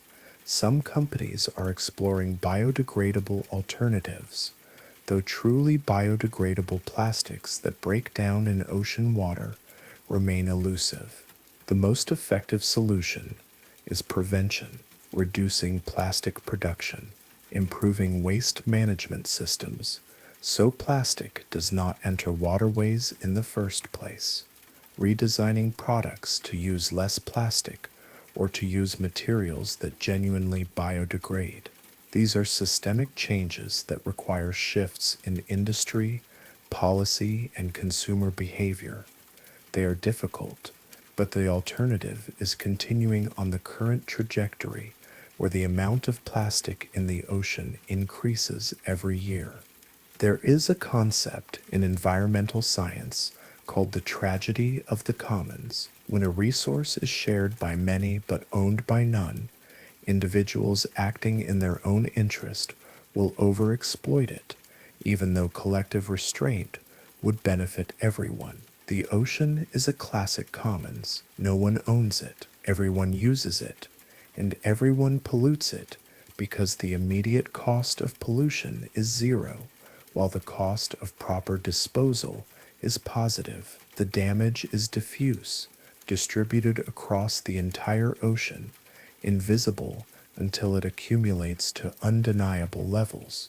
Breaking this pattern requires collective action, international agreements, enforcement of regulations, investment in infrastructure for waste collection and recycling, especially in developing countries where much ocean plastic originates. It requires acknowledging that the ocean is not a dumping ground, but a shared resource that sustains life on this planet, including human life. We depend on the ocean for oxygen. Phytoplankton in the ocean produce approximately 50% of the oxygen in Earth's atmosphere. We depend on the ocean for food. Over 3 billion people rely on seafood as a primary source of protein. We depend on the ocean for climate regulation, for weather patterns, for the water cycle. Polluting the ocean is self-sabotage. We are degrading a system we cannot survive without. And yet, despite the damage, the ocean persists. It continues to produce oxygen. It continues to support life. It continues to regulate climate. It is resilient, not invulnerable, but resilient.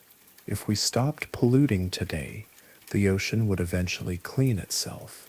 Plastic would continue to break down into smaller pieces, and those pieces would eventually settle on the seafloor or be buried in sediment.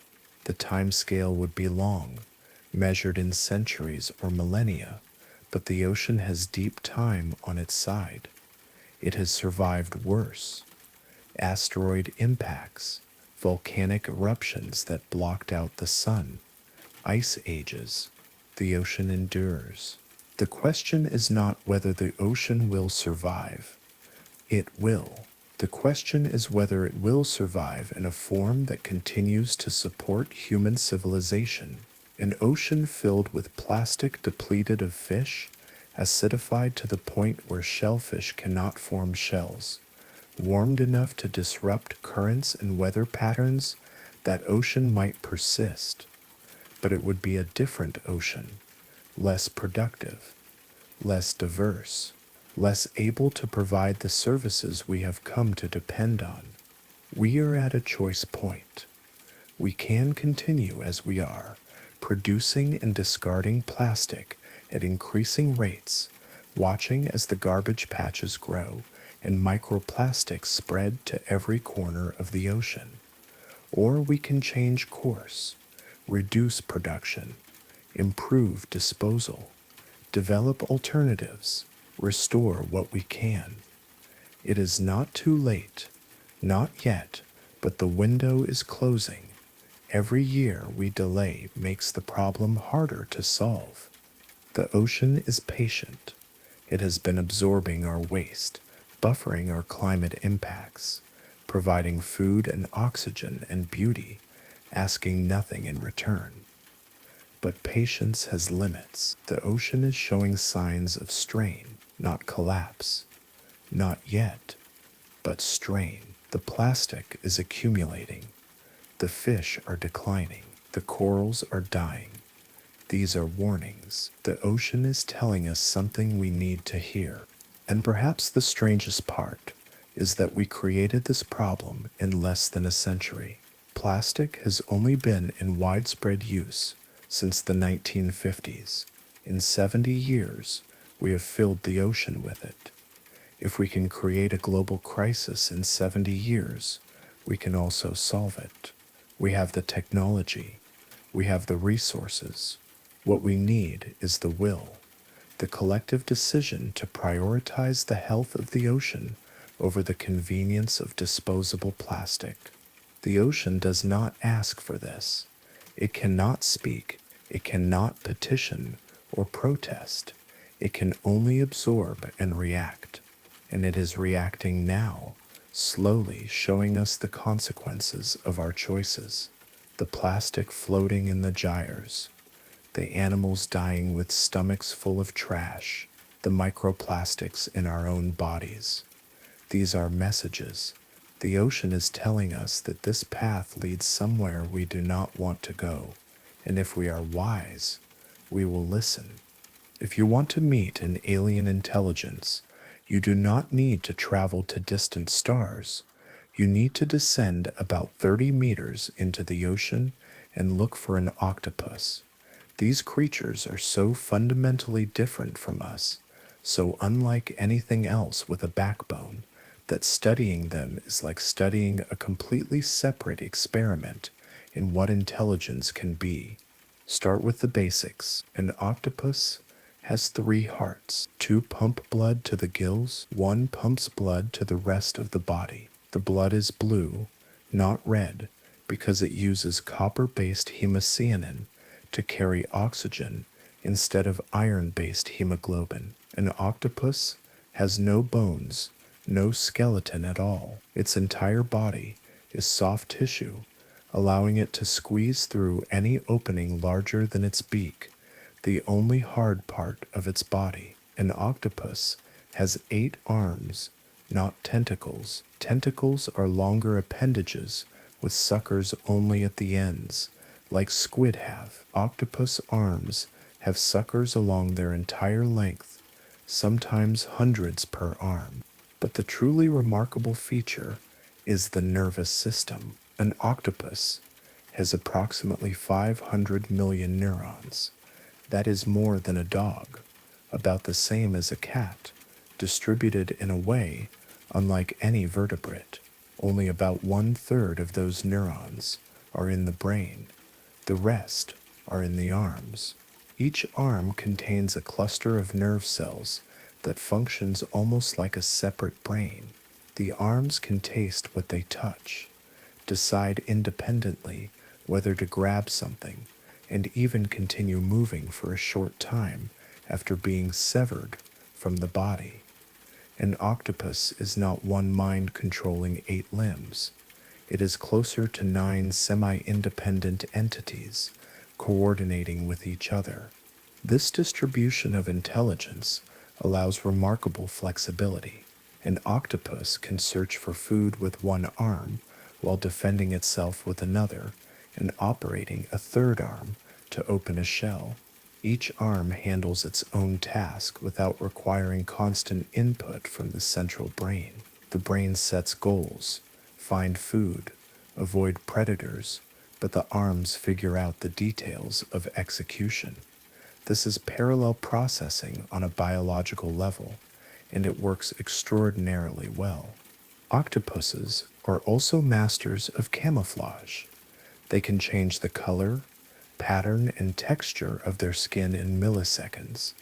The skin contains chromatophores, tiny sacs of pigment that can expand or contract. Layered beneath are iridophores, cells that reflect light to produce blues and greens. Beneath those are leucophores, white cells that scatter light. The octopus controls all of these simultaneously, thousands of individual cells responding to signals from the nervous system, creating displays that match rocks, sand, coral, or even moving patterns that ripple across the body. The speed is astonishing. An octopus can go from brown to red to striped to spotted in under a second. The transformations are so complete that a motionless octopus on a reef can be essentially invisible even from a few feet away. De Veers have stories of touching what they thought was a rock, only to have it suddenly reveal itself as an octopus, change color, and jet away in a cloud of ink. But here is the mystery that puzzles scientists. Octopuses are colorblind. Their eyes have only one type of photoreceptor, meaning they see the world in shades of one color, probably blue or green. They cannot see red. They cannot distinguish between different hues, and yet they can match colors perfectly, adjusting their skin to blend with multicolored environments they cannot perceive the same way we do. One theory is that their skin can sense light directly, independent of the eyes. Chromatophores contain proteins similar to those found in eyes. Perhaps the skin itself sees, detecting light and color at a local level, allowing each patch of skin to match the surface beneath it without needing input from the brain. This is still being researched, but if true, it means an octopus does not just change color. Its skin perceives the environment and responds autonomously. The octopus is covered in millions of tiny light sensors, each one contributing to the overall camouflage. Octopuses also demonstrate problem-solving abilities, rare in invertebrates. They can open jars, even child-proof ones, by watching, remembering, and applying learned techniques. In laboratory settings, octopuses have been observed unscrewing lids from the inside of closed containers, escaping from tanks, and even disassembling equipment they find annoying. There are numerous accounts of octopuses in aquariums turning off lights by squirting water at them, apparently irritated by the brightness. They use tools. The veined octopus in Indonesia collects coconut shell halves, carries them across the seafloor, and assembles them into a protective shelter when needed. This is sophisticated behavior. Carrying something that has no immediate use but might be useful later requires planning and foresight. It requires the octopus to understand that future situations might demand resources not currently needed. That is abstract thinking. The mimic octopus takes camouflage to another level. It does not just match its background, it impersonates other animals. When threatened, it can change its appearance and behavior to resemble a lionfish, venomous and unpalatable to predators, or a sea snake, equally dangerous, or a flatfish, harmless and uninteresting. Researchers have documented over 15 different mimicry displays, each one tailored to specific threats. The octopus assesses the situation, decides which form is most likely to deter the predator, and shifts its body accordingly. This requires recognizing predators, remembering which forms are effective against them, and executing complex physical transformations. It is theatrical deception performed by an animal with no cultural transmission of behavior, because that is another remarkable aspect of octopus intelligence. They do not learn from their parents. Octopuses are solitary. Females lay eggs, guard them for months without eating, and die shortly after the eggs hatch. The hatchlings emerge as miniature adults, fully capable but completely alone. There is no parenting, no teaching, no observation of elders. Each octopus figures out the world independently, developing its own solutions to survival challenges through trial and error and instinct. And yet they show individual personalities. Some octopuses are bold, quick to explore new objects. Others are cautious, hiding and observing before committing to action. Some are aggressive, attacking anything that moves. Others are docile, allowing divers to approach and interact. These differences are not just responses to environment. They are consistent across individuals in similar conditions. Personality in an animal that has no cultural learning, no role models, no social structure to reinforce behaviors. The octopus is born alone and dies alone, but in between, it is a distinct individual. Octopuses also exhibit play behavior. Play is rare in invertebrates, mostly because play seems to require a surplus of energy and time, luxuries that survival-focused animals cannot afford. But octopuses in captivity will push objects around their tanks, squirt water jets for no apparent reason other than entertainment, and interact with toys in ways that suggest curiosity rather than hunger or fear. Play in animals is thought to be connected to intelligence, a way of exploring possibilities and learning about the environment without immediate survival pressure. The fact that octopuses play suggests their intelligence goes beyond simple stimulus response. They also seem to recognize individual humans. Aquarium workers report that octopuses will behave differently toward different caretakers, warming to some and remaining distant or even hostile to others. This implies memory, recognition, and possibly some form of preference or emotion. An octopus remembers who fed it, who cleaned its tank, who bothered it unnecessarily, and it responds accordingly, sometimes by approaching, sometimes by hiding, sometimes by squirting water at the person it dislikes. All of this intelligence exists in an animal whose evolutionary lineage diverged from ours over 500 million years ago.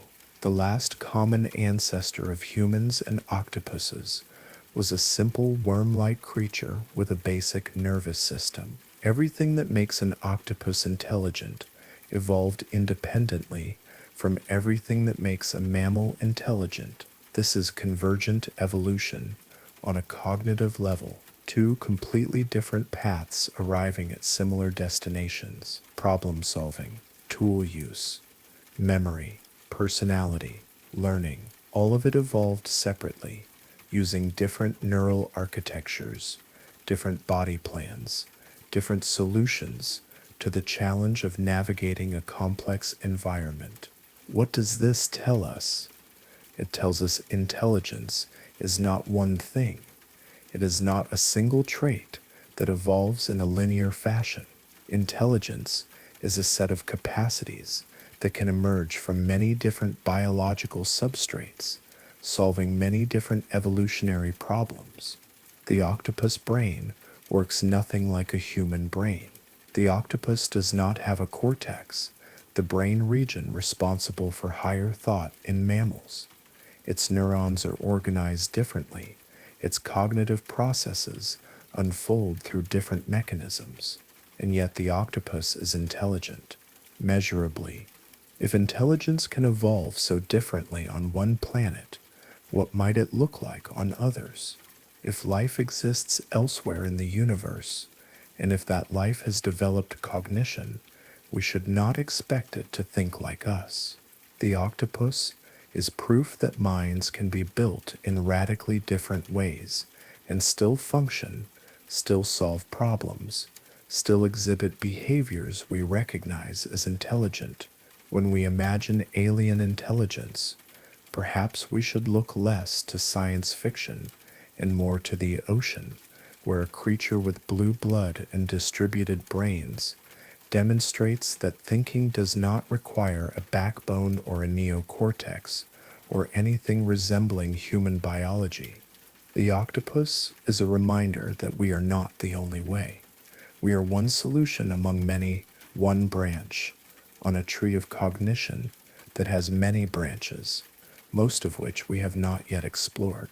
And the ocean, as always, is teaching us, showing us possibilities, revealing forms of intelligence that challenge our assumptions about what minds can be. When an octopus looks at you through the glass of an aquarium tank, when its eyes track your movement and its arms press against the barrier between you, what is it thinking? We do not know. We cannot know.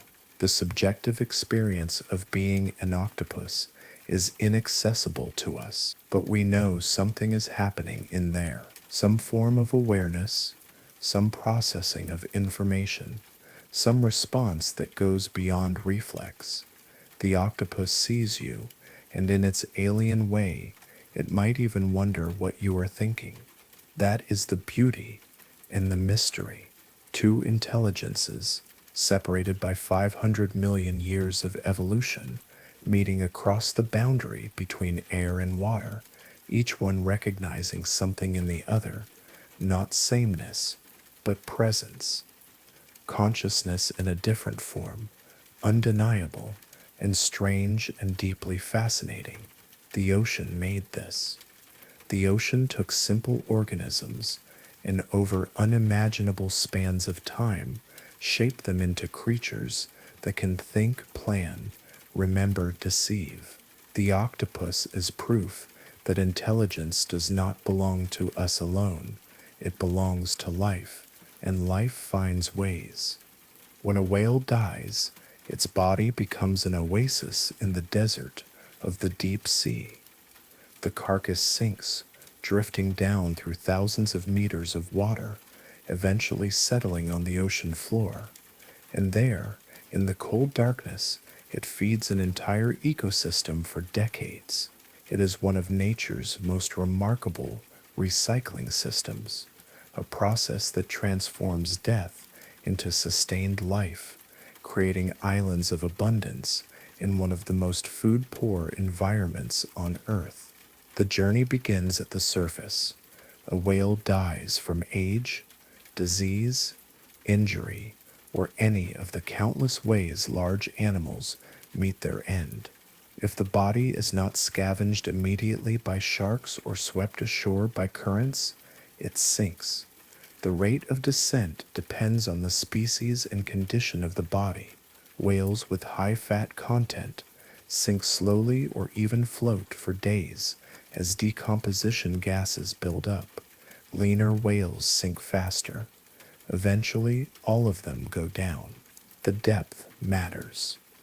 Shallow water carcasses are consumed quickly by scavengers familiar to us. Sharks, crabs, seabirds if the body washes ashore, but whales that sink beyond the continental shelf, beyond 200 meters, enter a different realm. Down there, large food sources are rare. Most organisms subsist on marine snow, the constant rain of organic particles from above. A whale fall is a windfall, years of nutrition arriving all at once. The first stage of a whale fall is called the mobile scavenger stage. Within hours, sometimes minutes, large scavengers begin to arrive. Hagfish, primitive jawless fish that look like eels, appear first.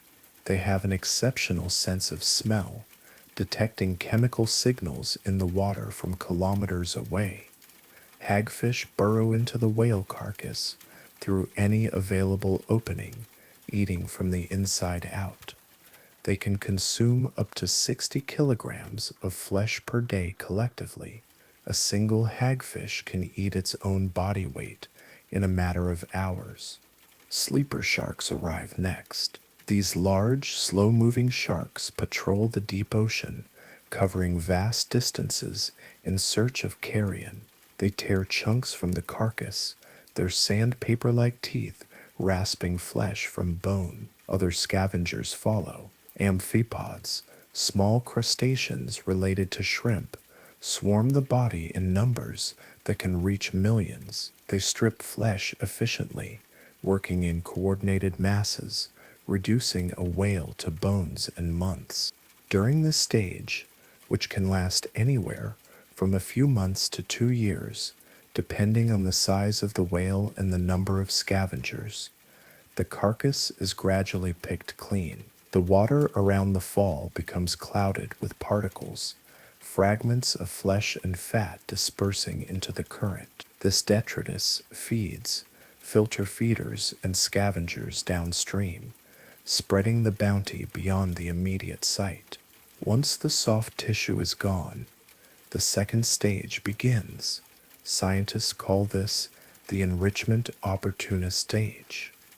The sediment around the skeleton is now saturated with organic material, fats and oils that have seeped from the carcass during decomposition. This enriched sediment creates a localized fertile zone where organisms that normally struggle to find nutrition can thrive.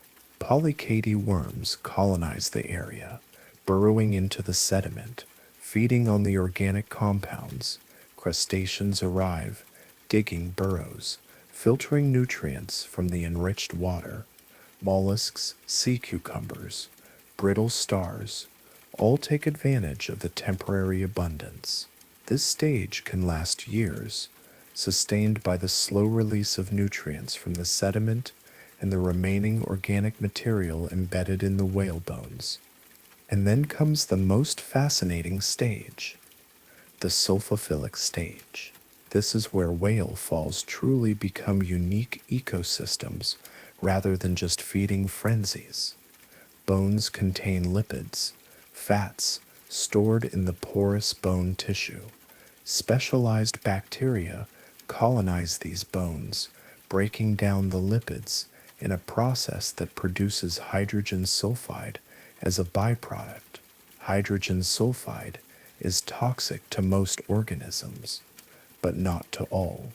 Some bacteria and archaea use hydrogen sulfide as an energy source, performing chemosynthesis just like the bacteria at hydrothermal vents.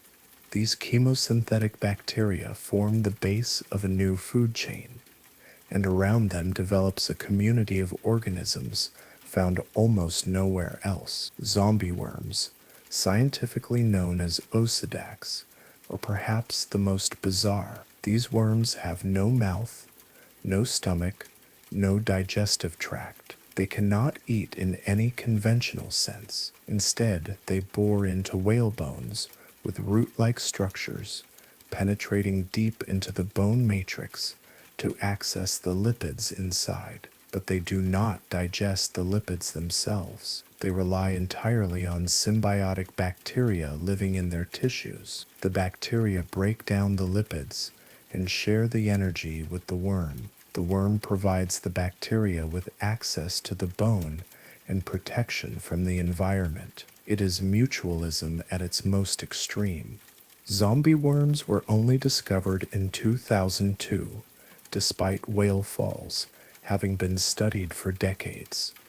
They are small, a few centimeters long, and they live embedded in bones, easy to overlook. Since their discovery, over 20 species have been identified, each one specialized for different whale species or different ocean regions. Some Osidax species have been found on the bones of ancient whales, fossils millions of years old, suggesting this lifestyle is not new, but has been occurring for as long as whales have been dying in the ocean.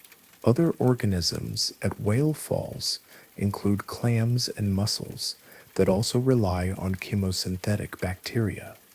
These mollusks have gills filled with bacterial symbionts, just like the bivalves at hydrothermal vents. The bacteria convert hydrogen sulfide into organic compounds. The mollusks absorb these compounds and use them for energy. Many of these species are found only at whale falls and occasionally at vents or cold seeps, environments that also produce hydrogen sulfide. They have adapted to a niche so specific that they cannot survive anywhere else. The sulfophilic stage can last 50 to 100 years. A large whale carcass can support a chemosynthetic community for decades, sustained by the slow bacterial breakdown of bone lipids. During this time, the whale fall functions as a deep-sea oasis, a hotspot of biodiversity in an otherwise sparse environment. Over 100 species have been found living on or around whale falls, and some of those species are endemic, found nowhere else on Earth. This raises an interesting question.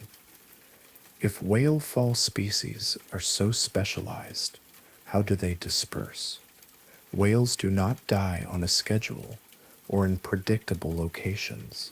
A whale fall is a temporary habitat, appearing randomly in the vast ocean and lasting only decades. How do organisms find these rare scattered food sources? How do they colonize new falls before the old one is exhausted? The answer seems to be that whale falls are not as rare as we might think. Whales have been dying in the ocean for millions of years. Even today, with whale populations reduced by commercial whaling, thousands of whales die naturally each year. If we assume an average spacing between falls, the distance is probably measured in tens of kilometers, not hundreds. For larvae that can drift in currents for weeks or months, this is not insurmountable. They disperse widely, and a small percentage find new whale falls to colonize. It is a numbers game. Most larvae die without finding a fall, but enough succeed to maintain populations. There is also evidence that whale fall species can survive at other reducing environments, places where bacteria produce hydrogen sulfide, cold seeps, where methane and other hydrocarbons leak from the seafloor, support similar chemosynthetic communities. Some whale fall species have been found at seeps, suggesting they can use these alternative habitats as stepping stones between falls. Hydrothermal vents, wood falls from sunken trees, even large carcasses of other animals might provide temporary refuges, allowing species to persist during gaps between whale falls. This web of connections reveals something profound about deep sea ecology. The ocean floor is not a uniform wasteland. It is a mosaic of microhabitats, each one supporting specialized communities. Whale falls are nodes in this network, temporary but recurring, linked to vents and seeps and other chemosynthetic environments through shared species and ecological processes. The deep ocean is more interconnected than it appears. Whale falls also play a role in carbon sequestration. When a whale dies and sinks, it takes with it all the carbon stored in its body. That carbon, accumulated over decades of feeding at the surface, is transported to the deep ocean, where much of it remains for centuries or longer. Whale populations before industrial whaling were much larger. More whales meant more whale falls, more carbon transferred to the deep. The reduction in whale populations has likely reduced the efficiency of this biological carbon pump, though the exact magnitude is still being studied. There is something poetic about whale falls. These creatures spend their lives in the open ocean, migrating thousands of kilometers, diving deep, breaching the surface, singing songs that cross ocean basins. And then, in death, they become islands, anchored to the seafloor. They give back to the ecosystem that sustained them. They feed scavengers, enrich sediments, support chemosynthetic communities. Nothing is wasted. Every molecule is used, recycled, transformed into new life. In many cultures, whales are sacred, revered for their size, their intelligence, their mysterious lives. Perhaps this reverence is rooted in an intuitive understanding of their importance. Whales are keystone species. They shape ecosystems, both living and dead. They connect the surface to the deep, the sunlit zone to the abyss. They are ambassadors between worlds, equally at home in light and darkness. When humans began hunting whales industrially, we did not understand what we were disrupting. We saw whales as resources, sources of oil and meat and bone, valuable for what they could provide us. We nearly drove several species to extinction. Blue whales, humpbacks, right whales all reduced to fractions of their former populations. The ocean changed. Ecosystems shifted, and the number of whale falls decreased, robbing the deep sea of a crucial food source. Whales are recovering now, slowly, Commercial whaling has mostly ceased. Populations are growing, though they remain far below historical levels. As populations increase, so too will the number of whale falls. The deep sea will benefit. The oases will reappear. The cycle will continue. But we should remember this lesson. The ocean is connected. What happens at the surface affects the deep. What lives affects what will live. A whale swimming in sunlit water today will decades from now feed organisms in the darkest depths. The ocean is not divided into separate realms. It is one system, integrated and interdependent, and we are part of that system, whether we acknowledge it or not. Whale falls remind us that death is not an ending, it is a transformation, energy changing forms, cycling through ecosystems, sustaining life in unexpected ways. The ocean knows this. It has always known this, and as you drift toward sleep tonight, you can hold that thought. Nothing is lost. Everything continues. The whale falls into darkness and becomes light for others. This is the way of the ocean. This is the way of existence itself.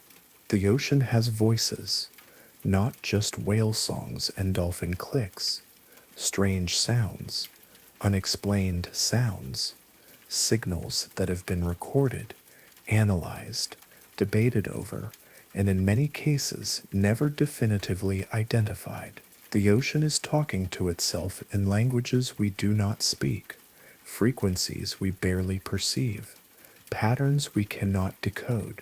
In 1997, an array of underwater microphones called hydrophones, positioned across the Pacific Ocean, detected an ultra-low frequency sound unlike anything in their database. It was loud enough to be picked up by sensors over 5,000 kilometers apart, one of the most powerful sounds ever recorded in the ocean. The audio profile showed a rapid rise in frequency over about 1 minute. When scientists sped up the recording to make it audible to human ears, it sounded organic, like something massive exhaling or calling out. They named it the bloop. The bloop became famous. It appeared in documentaries, articles, internet discussions. The speculation was immediate.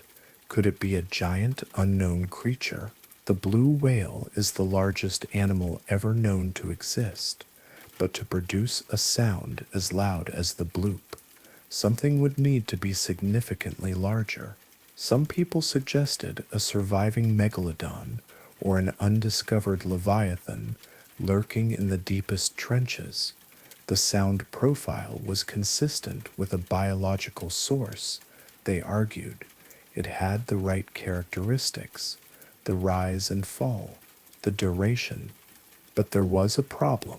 The source location, triangulated from the hydrophone array, was near the coast of South America, in the southern Pacific, not particularly deep water, not a remote trench where something could hide. And despite the array of hydrophones listening continuously, the bloop was never heard again. A creature large enough to produce such a sound, living in an area traversed regularly by ships and explored by marine biologists, should have left more evidence, sightings, bodies, something.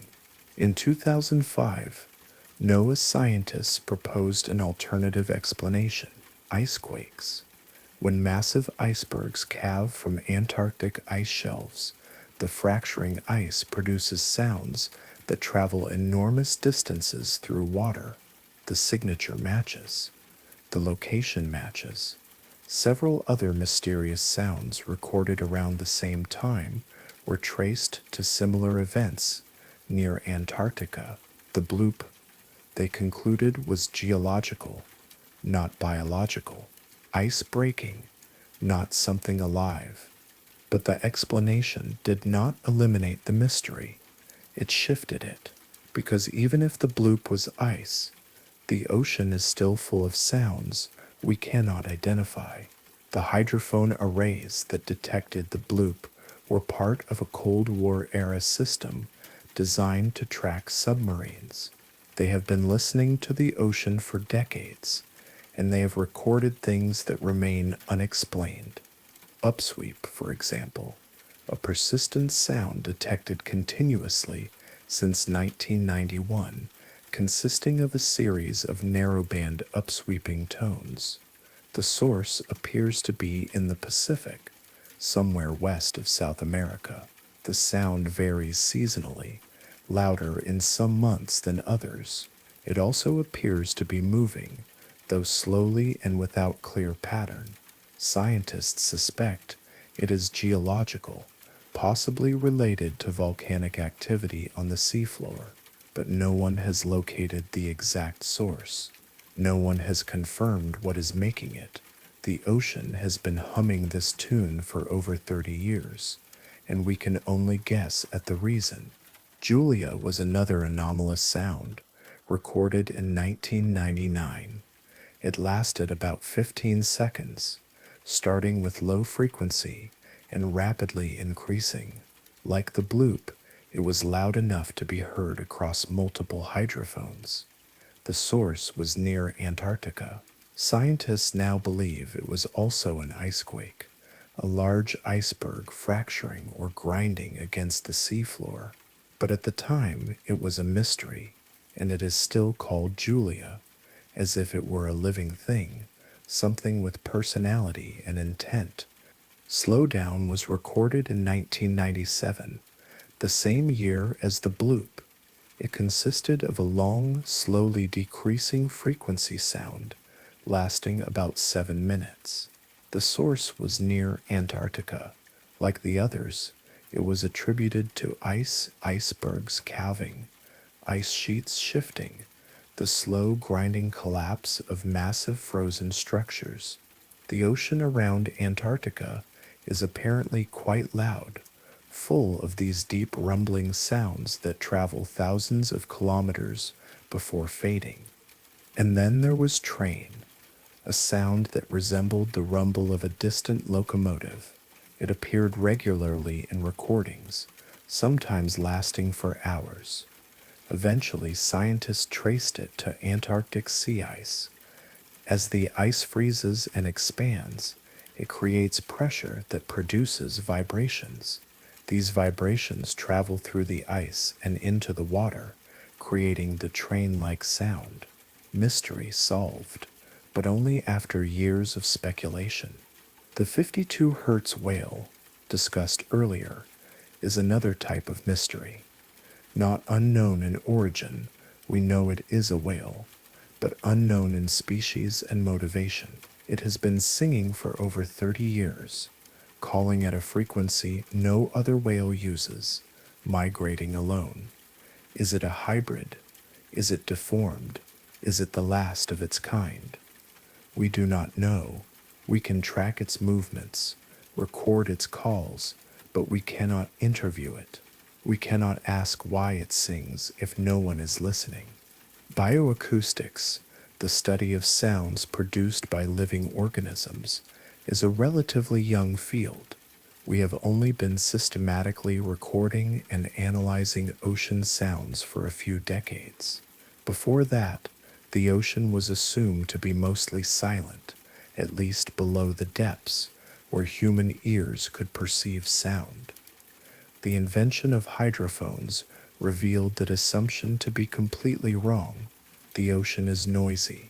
It is filled with biological sounds, anthropogenic sounds, a constant layered soundscape that varies by location, depth, and time. Fish produce sounds, grunts, pops, clicks, drumming. Some use their swim bladders, vibrating them to create tones. Others grind their teeth or rub bones together. These sounds serve social functions, attracting mates, warning competitors, coordinating schools. We are only beginning to catalog which species make which sounds and why. Shrimp are surprisingly loud. Snapping shrimp create cavitation bubbles by closing their claws at high speed. The collapse of these bubbles produces a sharp crack that can stun small prey. In areas with high snapping shrimp populations, the ambient noise level is high enough to interfere with sonar and underwater communication. The collective sound of millions of shrimp snapping is a roar, a constant background static. Ice produces sounds continuously, cracking, groaning, shifting. In polar regions, the soundscape is dominated by ice noises, a symphony of frozen water under stress. Ships navigating through ice fields report eerie sounds, groans, and crashes echoing through the hull, the ice protesting as it is broken and displaced. Underwater volcanoes erupt, producing sounds that travel globally. Earthquakes generate seismic waves that pass through water as acoustic waves. Landslides on the continental shelf create rumbling sounds. The ocean floor is geologically active, and that activity is audible if you have the right equipment to listen. And then there are human sounds. Ships produce low-frequency noise from their engines and propellers. This noise travels far, filling the ocean with a constant hum. Naval sonar, used to detect submarines, can be painfully loud, loud enough to cause physical damage to marine mammals. Construction, pile driving for offshore structures, produces impulse sounds that can be heard for tens of kilometers. Seismic surveys for oil and gas use air guns that create explosive sounds repeatedly. Collectively, human activity has raised the ambient noise level in the ocean significantly over the past century. This noise pollution has consequences. Whales rely on sound for communication, navigation, and hunting. If their calls are drowned out by ship noise, they cannot communicate effectively. Some whale populations have been observed changing the frequency of their calls, trying to find quieter bands of the acoustic spectrum. Others are singing louder, expending more energy to be heard over the din. But there are limits to adaptation.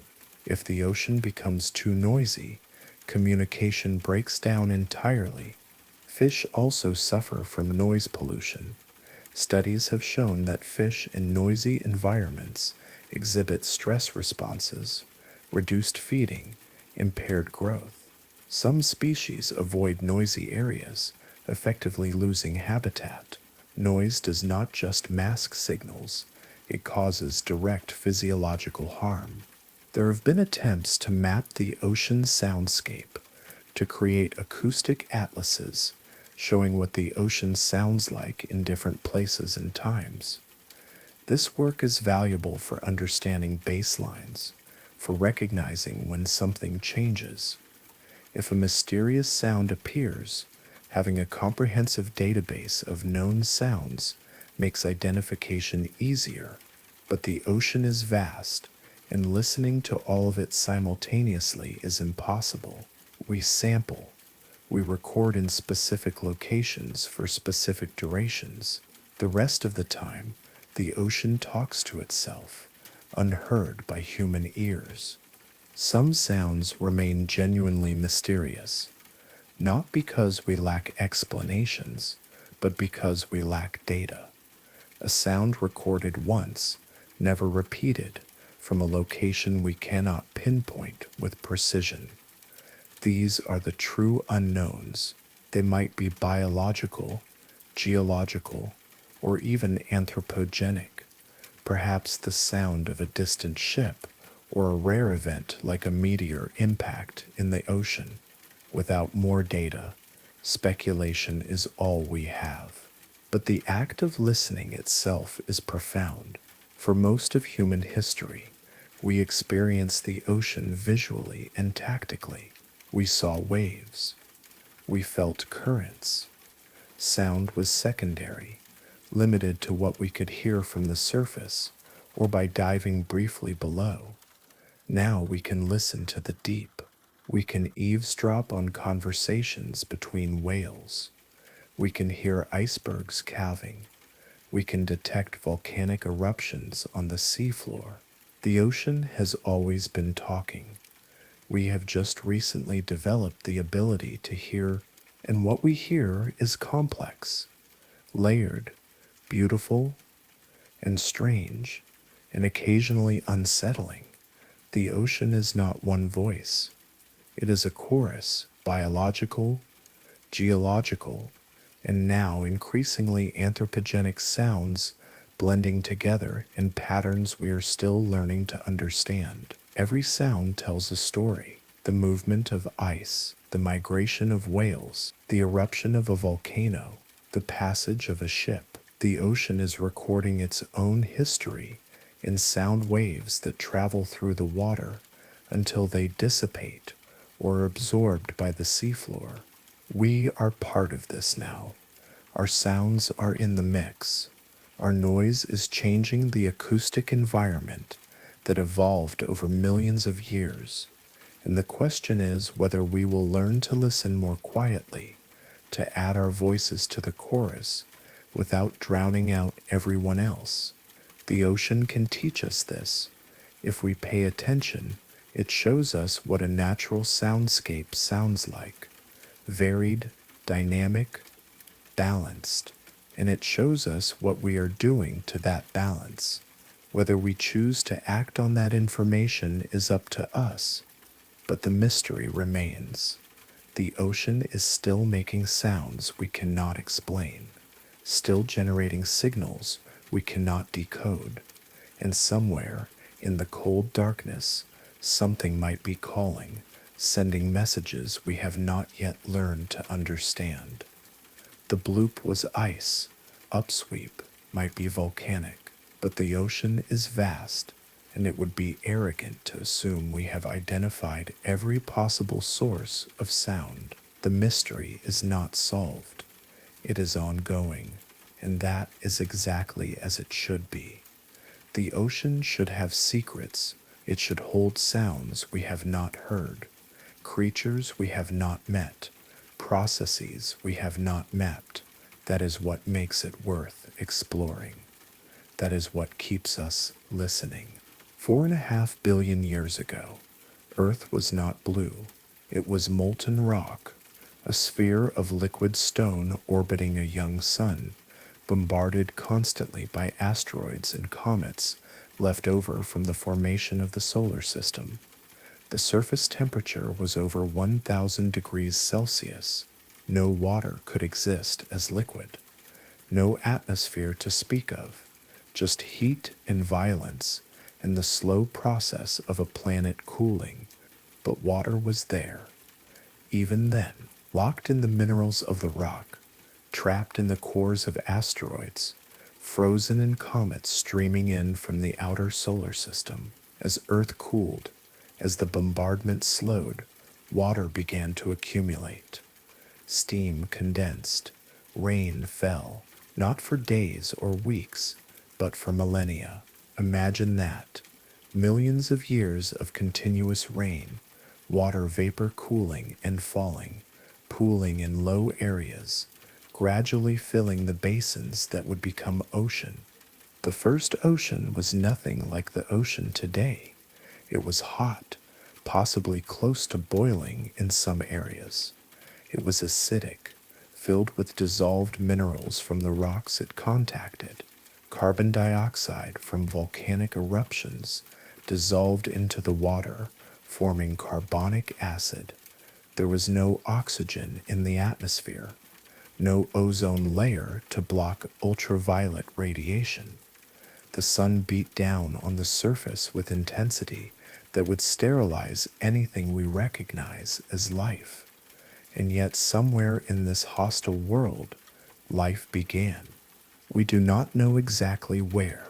The oldest evidence of life on Earth dates back 3.8 billion years, fossilized structures that might be ancient bacteria.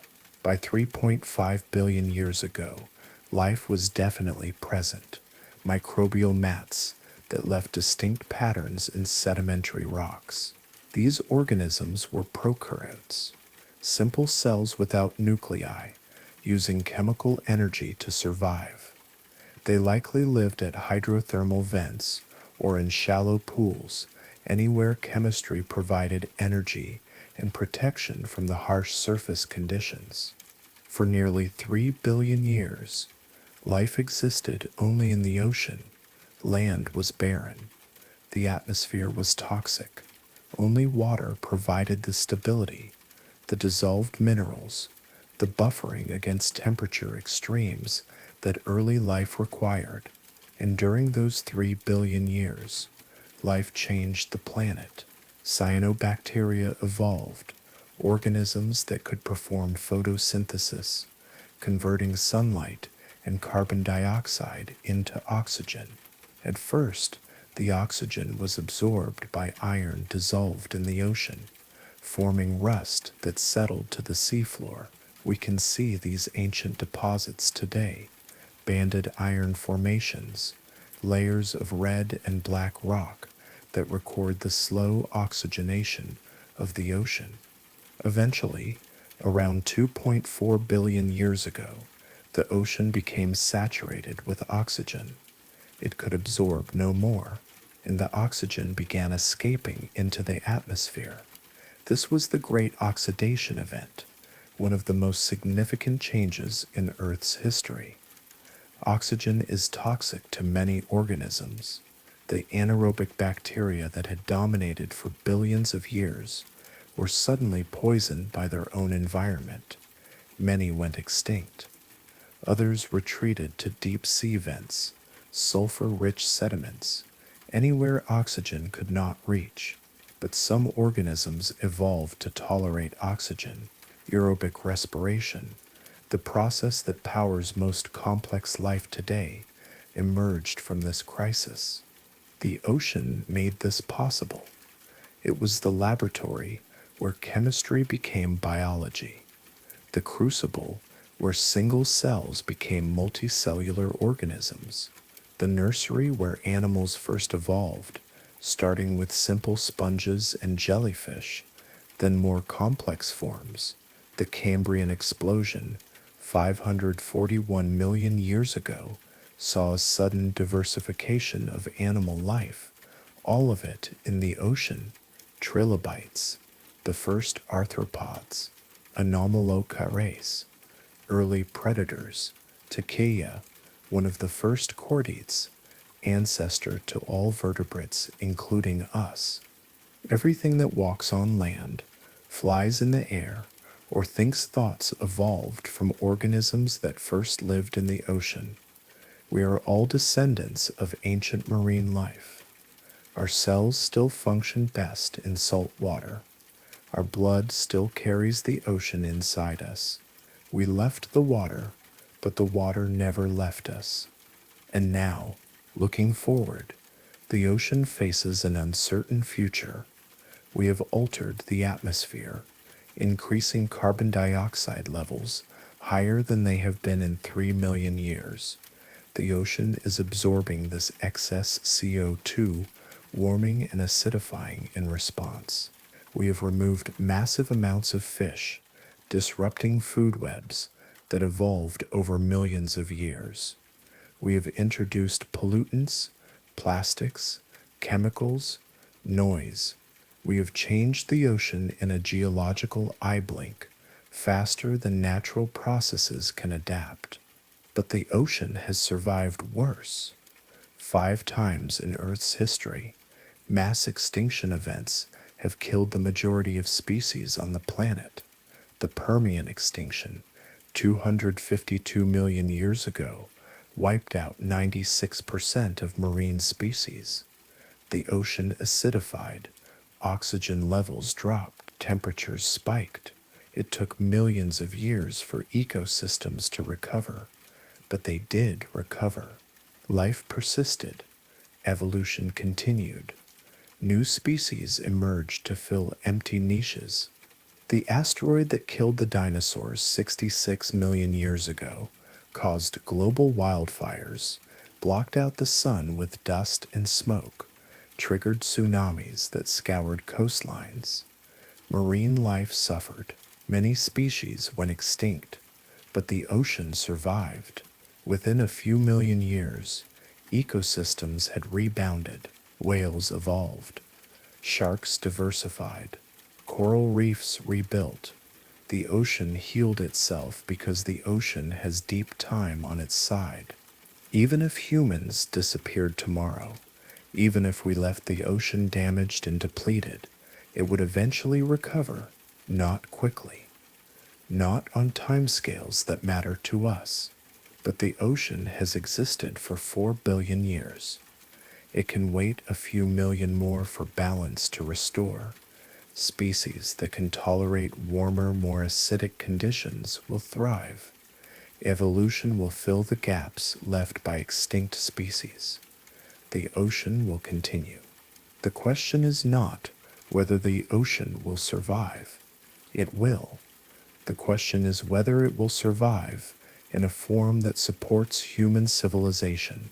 We depend on specific conditions: stable fish populations for food, coral reefs for coastal protection and tourism, predictable currents for weather patterns, moderate temperatures for agriculture. If those conditions change too much, too fast, we suffer. The ocean does not care. It will adjust to whatever equilibrium the new conditions create, but we might not be able to adjust with it. This is the uncomfortable truth about environmental change. Nature does not have preferences. It does not care if pandas go extinct, or coral reefs die, or humans struggle to feed themselves. Nature is a set of processes, chemical and physical and biological, that play out according to the laws of thermodynamics and natural selection. We care because we are part of the system. We care because we benefit from the current state and will suffer if it changes. But our caring does not alter the fundamental indifference of natural processes. The ocean has been reshaping itself for 4 billion years. Continents have drifted. Ice ages have come and gone. Sea levels have risen and fallen by hundreds of meters. Entire groups of organisms have appeared and disappeared. The ocean today is not the ocean of the Cambrian or the Jurassic or the Pliocene. It is a snapshot, a temporary configuration that happens to exist right now, and it will change, with or without our influence. It will change. But here is what we can control: the rate of change. Natural changes occur over thousands or millions of years. Organisms have time to adapt, migrate, evolve. The changes we are causing are happening over decades. That is too fast for many species to keep up. They go extinct not because they could not evolve, but because they ran out of time. And when species go extinct, ecosystems destabilize. Food webs collapse. The services those ecosystems provided disappear. We can slow the rate of change. We can reduce carbon emissions. We can stop overfishing. We can clean up pollution. We can give the ocean time to adjust, space to recover. We cannot return to some pristine past. The past is gone. But we can aim for a future where the ocean remains productive, diverse, resilient, a future where our descendants can still eat fish, visit coral reefs, watch whales breach, a future where the ocean continues to regulate climate, produce oxygen, inspire wonder. The ocean has given us everything: the water we drink, the air we breathe, the food we eat, the climate that allows agriculture, the beauty that feeds our souls. It has asked nothing in return. It does not need us, but we need it, and that asymmetry creates an obligation. not a moral one imposed by external authority, but a practical one imposed by self-interest. Protecting the ocean is protecting ourselves. 4 billion years from now, if Earth still exists, there will probably still be an ocean. The sun will be brighter, approaching the end of its main sequence life. Earth will be warmer, perhaps too warm for liquid water at the surface. Eventually, in another billion years, the oceans will evaporate entirely, boiled away by a dying star.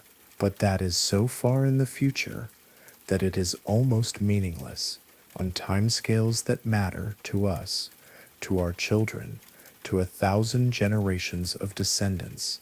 The ocean will persist. What form it takes is partly up to us, not entirely. We are not powerful enough to dictate the ocean's fate, but we are powerful enough to influence it, to push it toward one future or another, and that power comes with responsibility. The ocean made us, it made everything, and now we have the chance to protect it, not from destruction, it is too vast to destroy, but from damage, from changes that will make it less able to support the life that depends on it, including our own. This is the story of the ocean. It begins in steam and rain, in chemistry becoming life. It continues through extinction and evolution, ice ages and warm periods, the rise and fall of countless species, and it ends, if it ends at all, billions of years from now, when the sun swells and the water vanishes. But between the beginning and the end is now, this moment, this choice. What kind of ocean do we want to pass forward?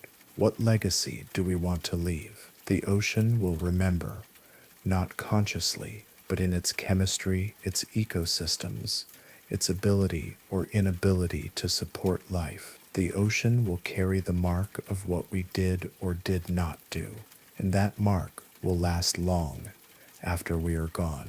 We started this journey at the surface, standing at the edge of the ocean at night, looking into darkness that hid mysteries.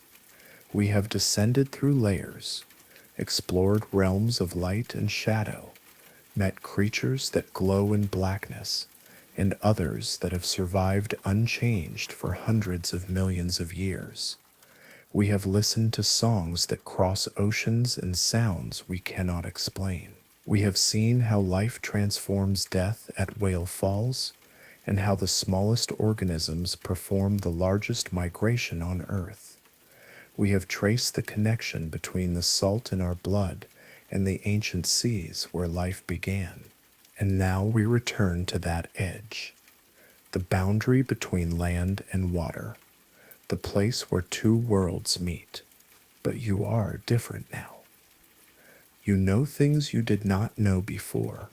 You understand that when you look at the ocean, you are looking at most of the planet.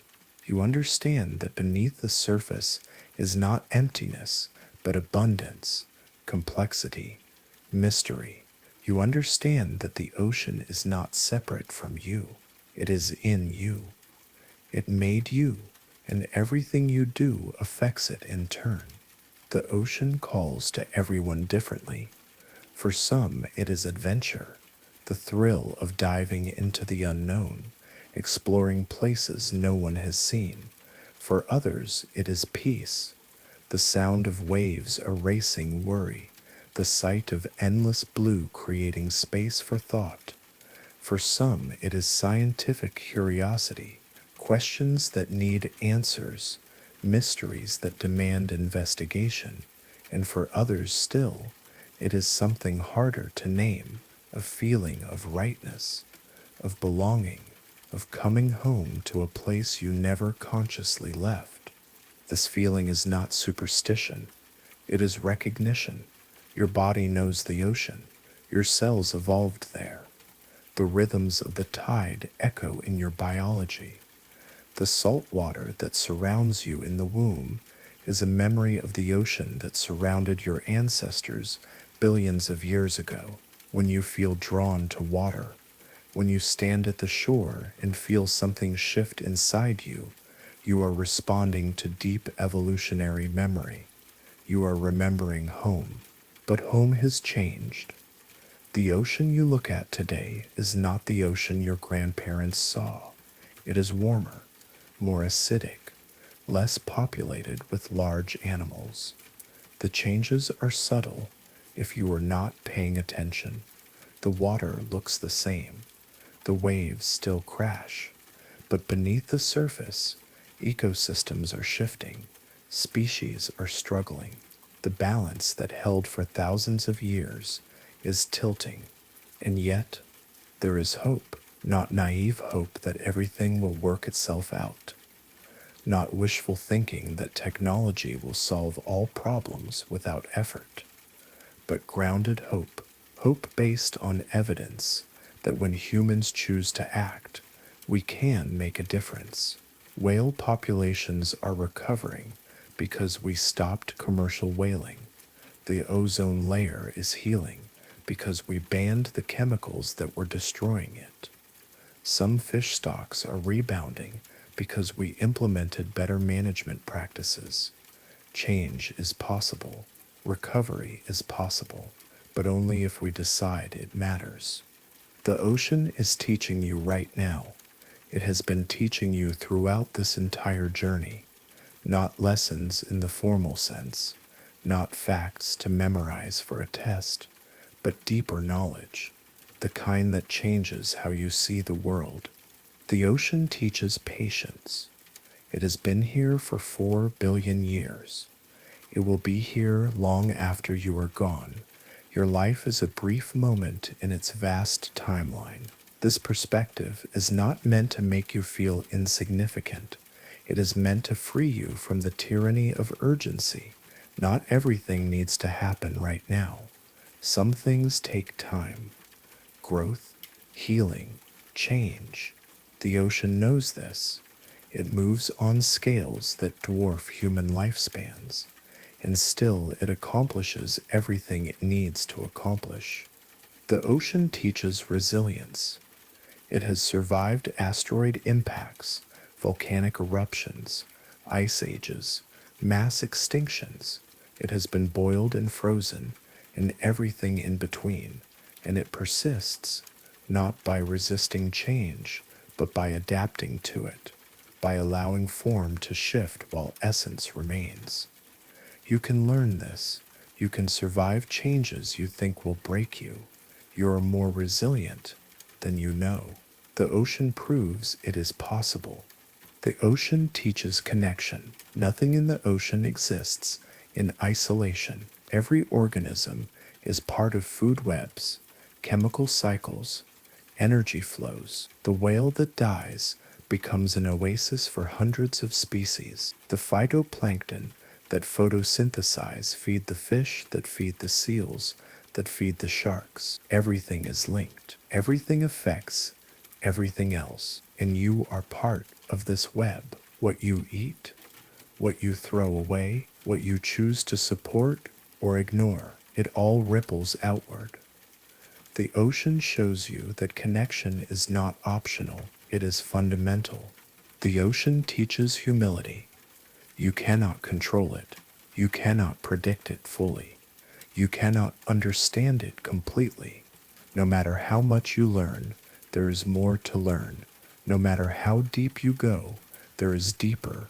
No matter how much you think you know, the ocean will surprise you. This is not a failing. This is a feature. The ocean is a reminder that mystery is not a problem to solve.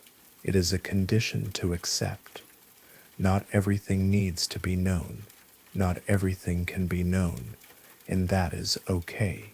The ocean teaches acceptance. Waves rise and fall. Tides come and go. Organisms are born and die. None of this is tragedy. It is process. The individual wave is temporary, but the ocean endures. You are the wave, and that is enough. Your life has meaning, not because it lasts forever, but because it is part of something larger.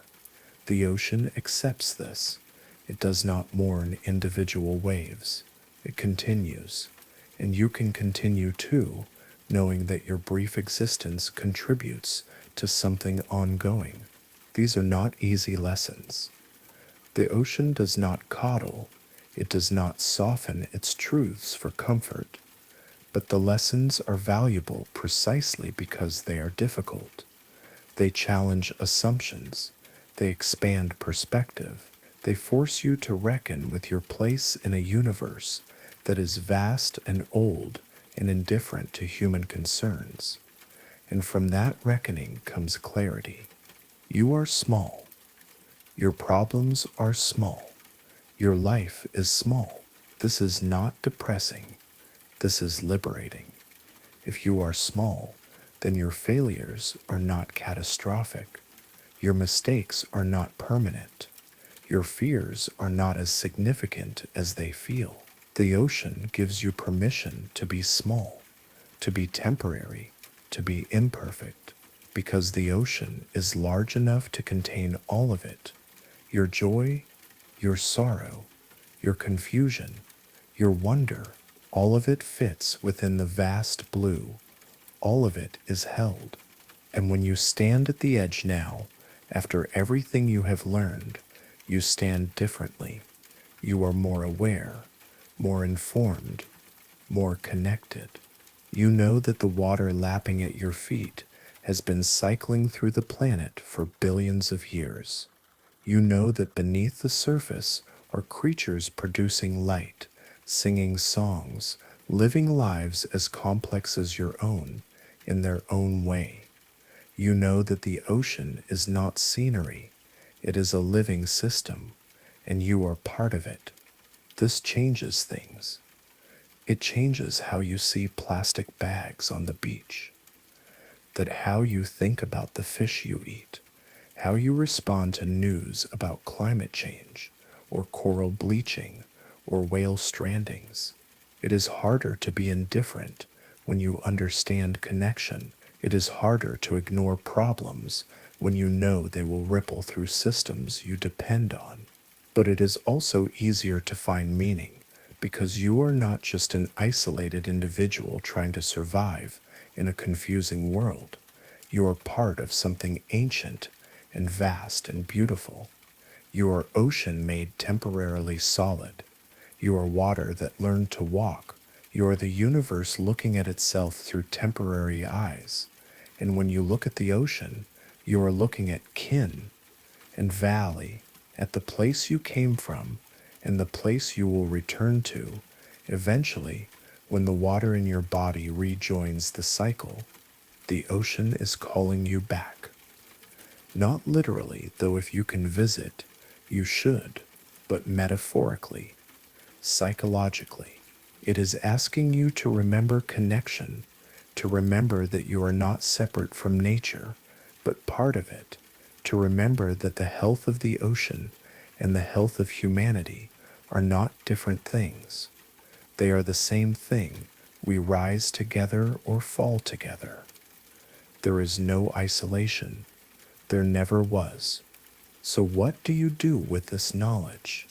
How do you respond to the call? You listen. You pay attention. You make choices that align with what you now understand. You reduce waste. You support sustainable practices. You advocate for policies that protect rather than exploit. You teach others what you have learned. You pass the knowledge forward, and you stay curious because the ocean still has so much to teach. Every time you visit, every time you read about new discoveries, every time you watch a documentary or talk to a marine biologist or simply sit and listen to the waves, you learn something new. The ocean is an endless teacher, and you are a student for life. The journey we have taken tonight has been through knowledge, through science and mystery and wonder, but the real journey is the one you take tomorrow and the day after, the journey of living with awareness, of carrying the ocean with you even when you are far from the shore, of making choices that honor the connection you now understand. The ocean does not ask for worship, it asks for nothing. But if you have learned anything tonight, you know that it deserves respect, care, protection, not because it is fragile, though parts of it are, but because it is essential, because without it, nothing else matters. Without the ocean, there is no oxygen, no climate regulation, no water cycle, no life as we know it. The ocean is not one resource among many, it is the foundation, and foundations once damaged are hard to repair. So you stand at the edge. The water is dark, the waves continue their ancient rhythm, and you understand, perhaps for the first time, what you are looking at. Not scenery, not a barrier, not a mysterious void, but home, the place where you began, the place that sustains you still, the place that will outlast you and everyone you know, the ocean, eternal, essential, calling you back to remember what you are, water that learned to wonder, and in wondering became something more. Blue is the color of distance, of longing, of memory, fading at the edges. When you look at something far away, at mountains on the horizon, or stars in the evening sky, they appear blue because of how light scatters through atmosphere. Blue is the color that remains when everything else has been filtered away, and the ocean is blue, the deepest blue you will ever see. Blue that holds every shade from pale aqua to navy to the blue-black of the abyss. Close your eyes for a moment. Picture blue, not the blue of paint or fabric, but the blue of water, the way sunlight filters through waves, creating columns of dancing light, the blue-green phosphorescence of bioluminescent plankton glowing when you run your hand through the water at night, the deep indigo of the twilight zone, where the last photons of sunlight surrender before reaching the midnight black below. Blue is not just a color, it is a feeling. Studies have shown that looking at blue reduces stress, lowers heart rate, induces calm. There is a reason hospitals use blue-green walls in recovery rooms. There is a reason meditation apps use ocean sounds and blue imagery. Blue is the color of rest, of letting go, of allowing yourself to drift. And tonight, that is what you need. You have traveled far through science and mystery, through light and darkness, through the strange and the familiar. You have met creatures that produce their own light and others that have lived unchanged for hundreds of millions of years. You have heard songs that cross oceans and sounds that remain unexplained. You have learned that the ocean is in your blood, that you carry it inside you, that you have never truly left it. Now, it is time to return, not to a place, but to a state, to the blue peace that exists before thought, before worry, before the weight of being awake in a complicated world. The ocean offers this. It always has. And as you settle into sleep, you can accept the offer. Imagine you are floating. The water is warm body temperature, so that you cannot tell where your skin ends and the water begins. You are weightless. Pressure releases from your joints, your spine, your shoulders. Tension you did not know you were holding dissolves. The water supports you completely. You do not need to try. You do not need to hold yourself up or hold yourself together. The water does that. All you need to do is let go. Above you, sunlight filters down through the surface. It creates shifting patterns, caustics that dance across your closed eyelids. The light is blue. Everything is blue. Blue and warm and quiet. You can hear your own breath. The sound is amplified slightly by the water, reassuring, rhythmic, in and out, like waves, like tides. You begin to descend, not quickly.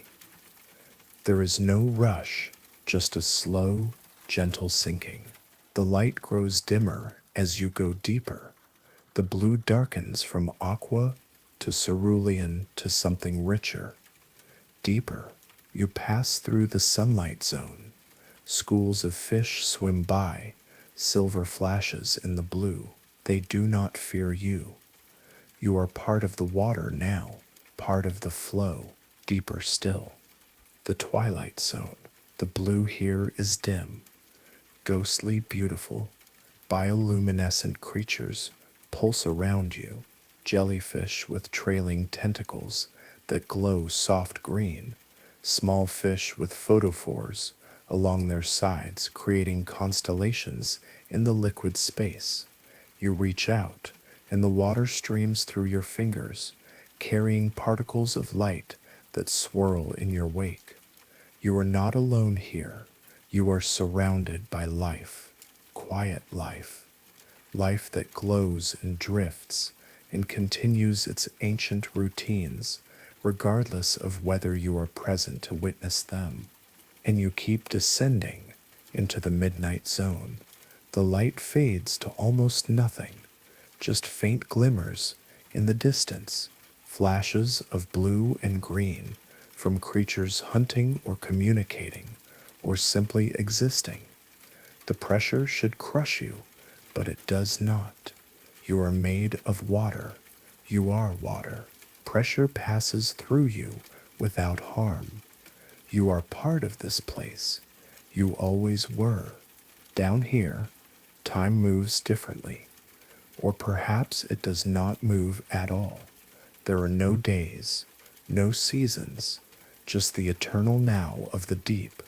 You could stay here forever, drifting, weightless, free from everything that usually defines you. Your name, your responsibilities, your fears, your goals. None of it matters here. None of it can reach you. The water insulates you from everything, from the world, from yourself. And in this space, something shifts. The constant chatter in your mind quiets. The endless loop of thoughts, worries, plans, regrets, it slows, then stops. What remains is awareness, pure and simple. You are aware of the blue, of the water, of your breath, of existence itself, stripped down to its most basic form, being, just being, without needing to be anything else. This is what the ocean offers. Not answers, not solutions, not escape, though it might feel like that. What the ocean offers is perspective, space, the reminder that you are small and temporary, and that this is okay, that you are part of something much larger, that your individual wave will rise and fall, but the ocean continues, and there is peace in that. There is freedom. You float in the blue dark. Minutes pass, or hours, or no time at all, because time is a surface construct, and you are beyond the surface now. You are in the realm where clocks do not matter, where schedules and deadlines and obligations do not exist, where the only rhythm is the slow movement of deep currents and the occasional flash of bioluminescence. Everything else is stillness, blue stillness, perfect and complete. And as you rest here, you understand something you could not understand before. The ocean is not trying to teach you. It is not trying to be anything other than what it is. Water, salt, life, chemistry. The ocean simply exists, and in its existence, it demonstrates a way of being unhurried, adaptive, resilient, indifferent to judgment. The ocean does not worry about what it should be, it is, and that is enough. You can be like this. Not literally. You have responsibilities the ocean does not have. You have a body that needs food and shelter. You have relationships that require attention. You have work that demands effort. But beneath all of that, beneath the surface of your daily life, you can carry this blue peace, this understanding that at your core, you are like the ocean. You are mostly water. You are adaptable. You are connected to everything else. And you do not need to be more than you are. The ocean does not judge you. It does not care if you are successful or struggling, if you are happy or sad, if you are certain or confused. It accepts you as you are. Water accepts water, and you are water, temporary water, in a temporary form, but water nonetheless. And water always returns to water, always has, always will. Slowly, you begin to rise, not because you want to leave, but because all descents must eventually reverse. You float upward through the midnight zone. The flashes of bioluminescence become more frequent. The blue begins to lighten. You pass back through the twilight zone, where hatchetfish and lanternfish swim in their eternal dusk. You pass through the sunlight zone, where colors return, where warmth increases, where life is abundant and loud and bright. And then you break the surface. The air is cool on your face. The sun, if there is sun, is warm. You float there for a moment, half in water, half in air, straddling worlds. And you realize you have always been straddling worlds. You are animal and aware, finite and connected to the infinite, temporary and part of something eternal. You are wave and ocean, individual and collective, alone and never alone. You swim toward shore, or perhaps you are already there. Perhaps you were there all along, standing at the edge, imagining this journey. It does not matter. The journey was real because you experienced it, and what you experienced will stay with you. When you wake tomorrow, you will still carry the ocean, the salt in your blood, the water in your cells, the rhythms coded into your biology, the memory of blue peace, the understanding that you are connected to something vast and ancient and ongoing. And when stress rises, when the world feels too heavy, you can close your eyes and return to the blue, to the water, to the place where you are held without needing to hold yourself. The ocean is always there, in you and around you, in the rain that falls and the rivers that flow and the water you drink, in the moisture of your breath and the tears that come when you need them, in the sweat of effort and the fluid that cushions your brain. You are never separate from it. You cannot be separate from it. You are made of ocean. You are ocean wearing a human shape for a brief time, and when your time is done, the water will return, will rejoin the cycle, will flow back to the sea. But tonight, you do not think about endings. You think about the blue, about floating weightless in warm water, about bioluminescence flashing in the dark, about whale songs traveling thousands of miles, about creatures so strange they seem impossible, yet they exist, they thrive, they continue, about the deep patience of the ocean, its resilience, its indifference that is not cruelty, but freedom. You think about mysteries, the 52 Hertz whale still singing, upsweep still humming, The unexplored 95% still holding secrets, the creatures we have not met, the processes we have not mapped, the questions we have not thought to ask. The ocean still has so much to show us, and that is beautiful. That is exactly as it should be. Sleep now. Let the blue hold you. Let the waves in your mind slow and settle. Let your breath match the rhythm of the tide. Let yourself dissolve into the peace that exists before words, before thoughts, before the need to be anyone or anything. Just be, like the ocean. Just be. And dream of blue. Dream of light, filtering through water. Dream of creatures glowing in darkness. Dream of songs that need no response. Dream of falling through layers of light and shadow until you reach the place where everything is still.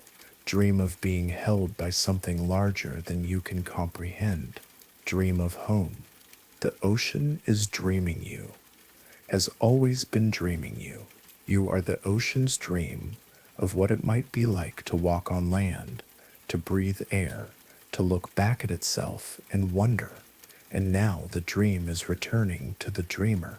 The wave is folding back into the water. The distinction between you and the ocean is dissolving. You are blue. You are water. You are home. Let go. Sink deeper. The blue is waiting. It has always been waiting. And it will hold you gently as you drift into sleep, into dreams, into the quiet dark where all journeys end and begin, into the ocean, into peace, into the blue. Good night, traveler. May your dreams be as vast and mysterious as the ocean itself. May you wake remembering that you are water, and may you carry the blue peace with you, always.